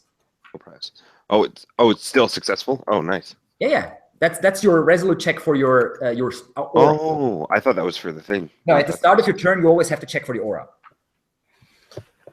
Yeah, 3 damage. Okay. And that ignores armor and such, right? Yes. Okay. Not bad. The creature is actually quite shaken by this, and is now looking towards you. I just feel like I'm like running away, but like I'm holding a thing in my hand running away, and it's like glowing and it hurting it, but I'm running away. And then do I try and like save for the thing? Yeah. Okay. Save for the fear. There we go. There's a 2. You realize I can hurt this creature. Prius is with me, and you turn around. And we have Talus. Yeah. who is also running and rolling a resolute check. Okay. No, I'm still running. You're just continuing to run. You're like, the boats must be this way. And just like, yeah. Okay. It is now the necromage's turn. I mean, the creature's turn. Excuse me? The what? I'm sorry. It's called a necromage. The necromage. That's pretty intense. The creature looks over to Brother Jamilo and just goes, and shoots forward through the mist towards you. And its giant spectral claws try to reach into you and just to rip your soul to shreds. This will be... I'd rather if it didn't do that. This will be... Yeah, I can imagine. This will be a... well, you can defend with a -3. Okay, so I have to roll under a 5. Awesome. Oh, 5 less, I'm guessing. Nice. You see it coming and you leap to the side and it just claws through the air and it's now hovering above you. You're going to get it next turn. Spooky. And that was the necromage's turn. Theon, your turn. I'll hear start. It screaming somewhere to your left. And you see a burst of sunlight coming from that same direction, piercing through the fog. I'll start running towards that. You will need both your actions. Yes, I'm going to use my combat action as a move action. You just run, and you now see this creature hovering above Jamila, who is unafraid, holding his symbol high, just facing this creature. And we are to Brother Jamila. Let's see if you can uphold the aura. Also, you forgot to give me a second corruption check. For the shield. Corruption. Do that real quick. That's 2 plus 1. So I'm 3 now. You're very resistant. I'm doing really good. Yeah. I only rolled 1s and 4s and 2s for the whole adventure. That's pretty cool. Okay, now resolute check. 28. Nice. Continue. Still holding up. 1d6 damage to the creature. 4 damage. It's starting to take some damage. It's being pushed away, and you can see at the edges of its form, little bits and pieces are falling off, like the top of a candle flame. Where the just like flaking off, like flakes just ash almost. Yeah. I'm just like probably just like screaming, just like Prios, take you. What do you want to do? You still have an action. Oh, I still have an action. Yes. I will. I'll cast Prios' Burning Glass then to continue to try and. Will, yes. Him. Roll me a resolute check. So if I fail this resolute check, does that take my holy aura out? Because it just says the aura is ongoing until. Okay, it has to be that one. Okay, I'm pretty sure. See, that one I failed. So yeah, so you're like concentrating on you're already holding two prayers, so a third one is just a little beyond your abilities for now. That bad roller, didn't you? Which is nice. Tell us. Yeah. Still running. Give me another resolute check. Yes. Wow. You manage it. It's gonna have to take 2 rounds to get back now. Yes. You're like really at the boats. You can see the boats at the edge of your vision and at the edge of the mist. And you're not quite sure what to do. Like you could maybe go to the boats, but there's fighting going on behind you. You can hear Jamila's voice. Prios, take you! Being pushed through the mist. But that is your turn. The mage will go for Talus. Sorry, for Jamila for sure. Once more with his claws. Yes. Please no. 4. Nice. God damn it! I want to get hit by this thing. It would be more dramatic if I was attacked. I'm too successful. Okay. It will also do something else. Okay. Good. It will. A light flashes in its eyes, and you can feel a force trying to push into your mind. As it will use to make a bend will. Let's see. Resolve. That sounds like a resolve roll. I'm pretty sure it is. Yes, it is it's a resolute. A resolute, not resolve. It's a contested resolute check. So your resolute -5. Okay, so that's 10. I have to get under 10. 13. Damn it. No. You fail. You feel the this creature entering your head. There's coldness radiating from the inside of your brain, and you just feel your will seeping away. Your hands drop to your sides, and the holy aura flickers and disappears. The shield is still there because that stays for the end of until the end of the scene. And you're just staring up at it now, and you feel its will taking control. And you hear a voice just saying, in a language that you do not understand, but you get the meaning. It says, "You serve." And I just repeat the words back.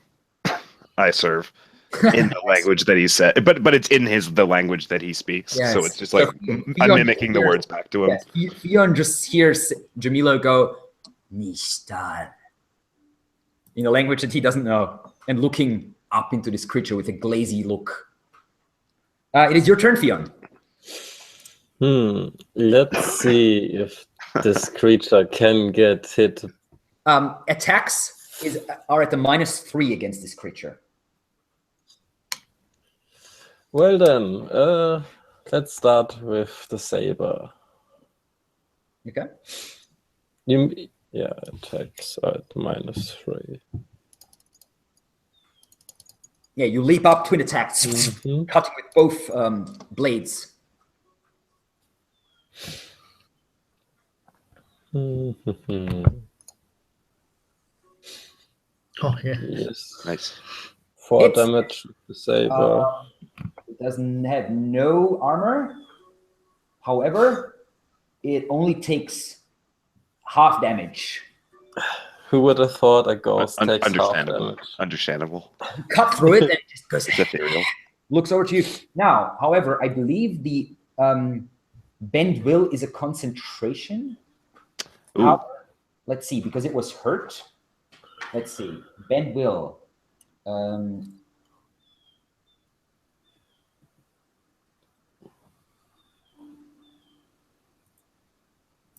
No, it's not concentration. Oh, wow.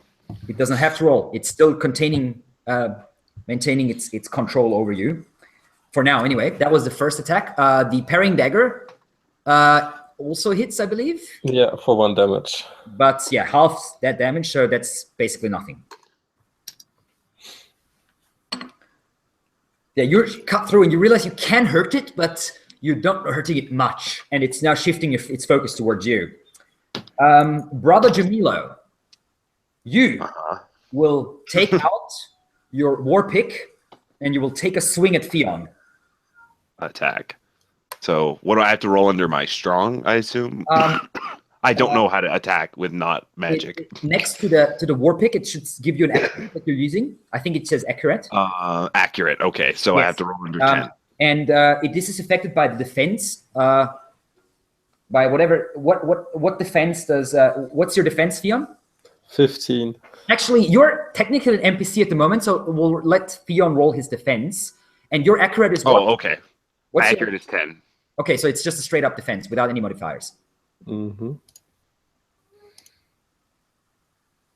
Miss. Yeah, you see Theon grabbing a weapon and then swing at you as this nasty war pick swings through the air, but you bring your saber up and parry it. Yeah, I'm not. It's not very it's really clumsy. I'm not very good at this. Well, 10 accurate isn't that bad. I mean, it's not. Yeah, but it's really not something that I'm good at. Yeah, it's not definitely. I can have 10 accurate and still not have good form. Tell us. Yeah. What do you wish to do? I'm going to head back. Okay, you're running. Running through the fog. You will get there next turn. The necro mage will now have Brother Jamila, you're trying to break the bind. Roll a resolute check, -5. Roll the 1. Yes. Wow. Seeing this, that you nearly hit your ally Theon in the face, you realize, wait, that's not what I want to do. And you throw all your will against this creature and you push the cold out of your head and you fill it with the light and the warmth of Prios. Excellent. And the necromage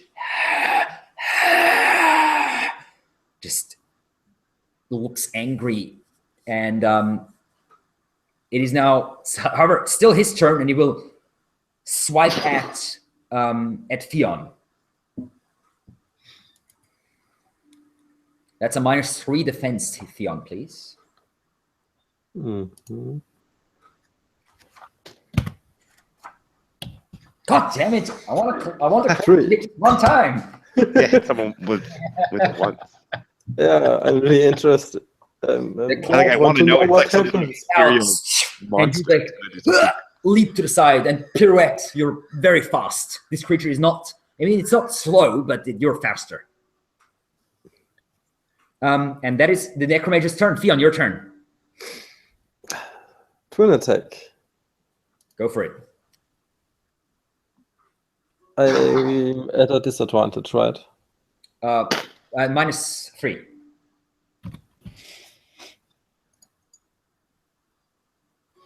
Oh man! Wow, 8 points.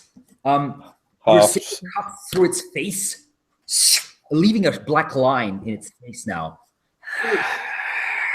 And you see large chunks of it just flake off and disappear like smoke. Oh no. But and the that crit dagger, miss. yeah, the parrying dagger misses, and you actually lose grip on the parrying dagger as it flies through the air and disappears in the mud somewhere. Gone forever. And that was Theon's turn. Brother Jamila. I will. Give me a resolute check to see if the holy aura is still active. Oh no, that's gone. That's gone. Sorry. Yeah, I was like, I thought that just got destroyed. Yeah, it's gone. Yeah, it was shredded as you lost your will. I might as well do holy aura again. Certainly. There we go. That is a success. Corruption. Corruption. Ooh. This guy's awesome. Brother Jamila, he's really strong-willed. And then it's 6 damage. 3. Okay. D6, sorry. Yeah. As the holy aura pushes out the light, going through the form of this creature, is shrinking. Bits and pieces are falling off. It's nearly destroyed. You can sense that it's barely holding its grip on this world as the light of Prios burns it where it stands. But it is still there somehow. And Talus. Okay, I'm gonna arrive in the grove or whatever it is and take a shot at this thing. Yes, you can. You move one action and you see the thing. Because of the fog and everything, you will take a total of -6 to your attack and its natural defense. Right. That is exactly a exactly 10. Your senses are piercing the fog. You locate the center of its aura and you set an arrow straight in there. Roll damage. 1! Oh. It's still alive. Oh, well. I mean, alive. It's still holding itself together somehow. The arrow strikes through it and then hits a tree on the right somewhere. And it is now the Necromage's turn. It will, desperate, it will throw everything it's got against Brother Jamilo, trying to tear him down to walls. Always got to make it a war or religion. Oops, that's a D6. That's not what I meant to roll. Nope. D20. There we go. Nice. Oh. Brother Jamilo's fate is too strong. The holy shield of your god protects you, and the claws just bounce off. And that was the Necromage's turn. Theon. You have your saber in your hand. Mm-hmm. 1 attack, not twin attack. 1 strike. -3. 8. Oh man, another 8. And with that, you leap up.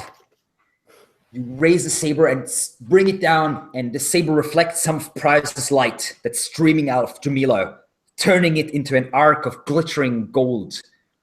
And it cuts through the creature, and it just gives the one last, and then dissipates.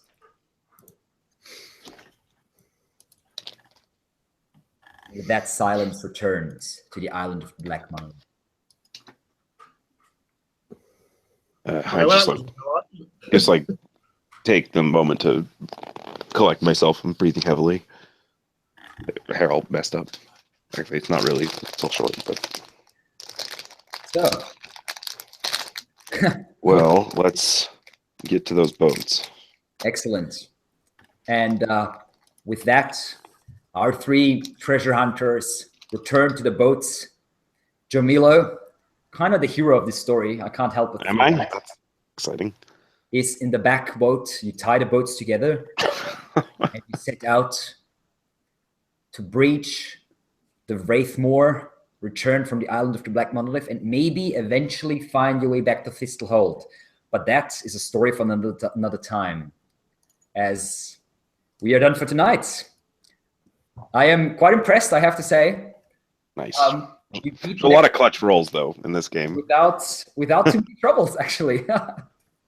And you left poor Garadin Mad Eyes behind.